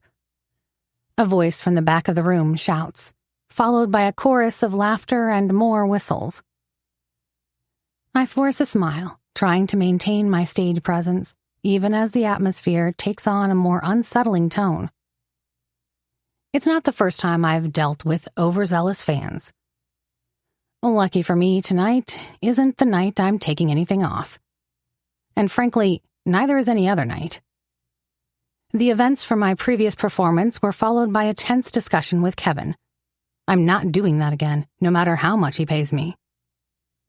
Unless it's a private night exclusively for Maron. Maybe then I'll change my mind. "Thank you, everyone," I say into the microphone, my voice projecting over the noise. "You've been a fantastic audience tonight." I take a quick bow, my heart pounding with the adrenaline of the performance and the growing unease in the pit of my stomach. As I straighten up, my eyes scan the room, taking in the sea of faces. Some smiling, some leering. All of them watching me with an intensity that makes me want to shrink away. In a perfect world, Maron would be here to handle the rowdy crowd. He'd firmly tell them to shut up, and then we'd leave New York High together, heading to his place where I would perform exclusively to him, slowly ridding myself of my clothes. Stop swooning over him, Mindy. This isn't a perfect world. Or maybe it is. Maybe the contract in the glove box of my car has something to say about that. Except I haven't told Maron that I've signed it. Kevin meets me backstage, cash in hand and a grin on his face. "Great set tonight, babe." He leers, his eyes roaming over my curves. "Nice dress. You're really packing 'em in." I smile, take the money from him, and hide it deep into my purse. "Just doing my job, Kev." "Keep it up, girl." He chuckles. "The guests love you more every evening." Thanks, Kevin. I glance at the time. But it's PJ time for this girl. See you next time. I wave goodbye to Kevin and step out onto the street. The cool evening breeze caresses my skin, providing a welcome respite from the stuffy atmosphere of the bar. I pull out my phone, ready to call an Uber, but something makes me hesitate. The weather is lovely tonight, and the thought of being cooped up in a car suddenly feels unappealing. I could really use some fresh air. I check the time again and make a spur-of-the-moment decision to go see my mom. It's only a 30-minute walk to the hospital from here, and this is a wealthy, safe neighborhood. The streets are well lit, and there are plenty of people outside enjoying the pleasant evening. Just a flying visit, a quick goodnight kiss to Mom. The thought I keep pushing aside suddenly hits me. What if I lose my mother? No, I won't. Absolutely not. I will not lose her. That's exactly the reason I chose to perform at the club tonight, so I can make some extra cash to pay for her future treatments. That's exactly why I signed the contract with Maron. Well, maybe for some other reasons too. Either way, Mom will get better. Making up my mind, I slip my phone back into my purse and start walking. I make my way down the sidewalk, the soft click of my heels echoing against the pavement in the night air. The dress Maron gave me sways with each step. I can't help but feel a thrill of excitement, knowing that I'm wearing a piece of him so close to my body. What a ridiculous thought. After trekking for about 15 minutes, an odd feeling creeps in, telling me that I'm not where I should be. I stop and survey my surroundings. Everything seems oddly unfamiliar. Shit. Maybe I took a wrong turn somewhere. I quickly pull up Google Maps on my phone to check the route. Yep, I took a right turn, a street earlier than I should have. It's an easy fix, though. Not too far out of the way. Just as I'm about to slide my phone back into my pocket, a notification pings. It's a text from Betty. "Where are you? I hope you haven't been dragged to bed by one of the guests." I pull my mouth to a smile. My bestie always worries about me, especially since I told her about my struggles. It's such a blessing to have a friend like her in my life. Still smiling, I type out a reply. "Heading to pay Mom a short visit. Will be later than I thought. Go get some sleep, girl. I'll see you in the morning." I slide the phone back to my purse when a sleek black car catches my eye. It glides past me before coming to a stop a short distance ahead. For whatever reason, an inexplicable sense of foreboding washes over me. I try to shake off the feeling, telling myself that I'm being paranoid. It's just a car. Probably waiting to pick up some wealthy business person or socialite from one of the upscale restaurants lining the street. I continue walking, but I still can't seem to shake the silly, niggling sensation. It's like someone is watching me. The hairs on the back of my neck stand on end, and my heart begins to beat a little faster. I subtly glance over my shoulder, but the street behind me is empty, except for a few late-night revelers stumbling out of a nearby bar. Always trust your gut, Mindy, even when you think it makes no sense. My mom used to tell me when I was little. Then she would go on to explain that our mind and gut are connected, that they are in constant communication, and that the gut will always sense things the mind can't. I tighten my grip on my wallet and quicken my pace, the unease in my belly growing with each step. The black car is still there, its darkened windows concealing whoever is inside. A part of me wants to cross the street and put as much distance between me and the vehicle as possible. But another part of me urges me to keep going, to get to the hospital as soon as I can. By the time I draw level with the car, my heart is pounding so loudly I'm sure it's audible over the distant sounds of the city. I hold my breath, waiting for something to happen, for some sign that my fears are justified. But the car remains still, its engine idling softly, giving no indication of any threat. Maybe you're being foolish, Mindy. I continue on my way. Maybe I was wrong to worry. After all, this is a safe neighborhood, and I'm a grown woman who can take care of herself. I bravely go past the car, and my heart skips a beat. The door opens, and a tall man in a black suit with dark glasses steps out. I instinctively pick up the pace. "Miss Williams," he says, his voice deep and commanding. I instantly feel a chill run down my spine. "Please get in the car," he orders, gesturing towards the open car door. Shit. I hesitate, my mind racing with questions. "Excuse me?" I ask, trying to put as much distance between us as possible. Not that it's any use. I'm wearing heels, and he could catch up with me in seconds if he wanted. "Who are you, and how do you know my name?"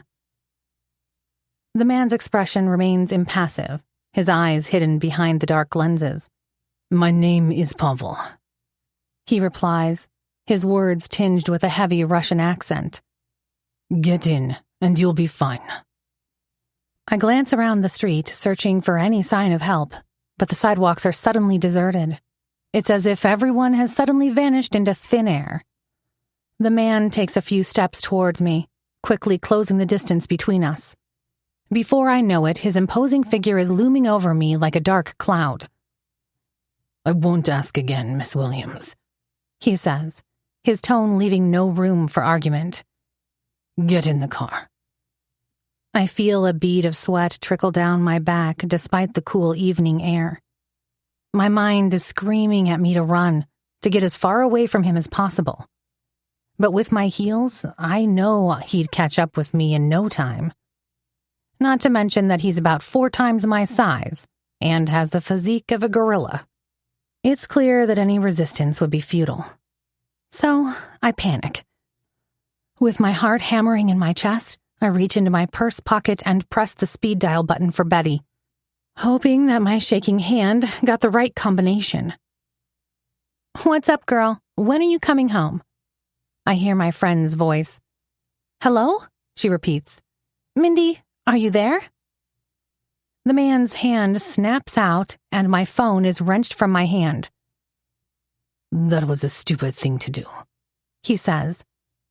I open my mouth to say something, but I'm frozen. Mindy? I hear Betty's voice from afar. Mindy, are you all right? She sounds concerned.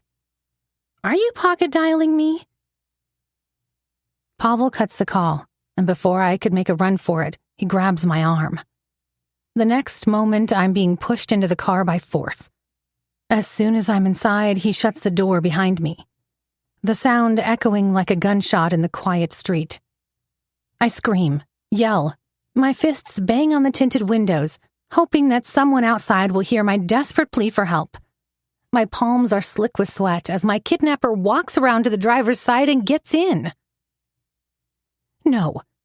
You should have called an Uber, Mindy. My mind races with potential scenarios, each one worse than the last. Is this about Alexis? Maybe her dealer is after her family now. Or maybe one of the guests from NYC High came after me. Am I going to get raped and then killed? Oh my God. I feel panic rising further in my chest. What have I gotten myself into? Who is this man and what does he want with me? The car pulls away from the curb, the engine purring softly as we pick up pace, gliding through the empty streets. What's this about? Where are you taking me? I ask my kidnapper, my voice trembling. He doesn't answer, his eyes fixed on the road ahead. Good evening, Miss Williams. A new voice chimes in. I feel my blood freeze in my veins. It's not the man who took me. This voice is different. It's even deeper, smoother, crisper, and threateningly familiar. I hear a whirring sound as the privacy wall rasps and grinds as it slowly descends, revealing the person sitting behind it. A familiar scent hits my nostrils, sandalwood, cedar, and the essence of primal sin. I turn my head slowly, afraid to look at the figure sitting next to me. The man's eyes meet mine and a jolt of electricity hits me. It courses through me like I just lodged my fingers into a wall socket. Fear and desire collide within me, creating a dizzying cocktail of emotions that leaves me breathless. He looks powerful and dangerously handsome as ever. His dark hair perfectly styled like he just stepped out of an upscale barber shop. His chiseled features are illuminated by the soft glow of the car's interior lights. There's something frightening and intense in his expression that makes my heart race, but it also ignites a fire low in my belly.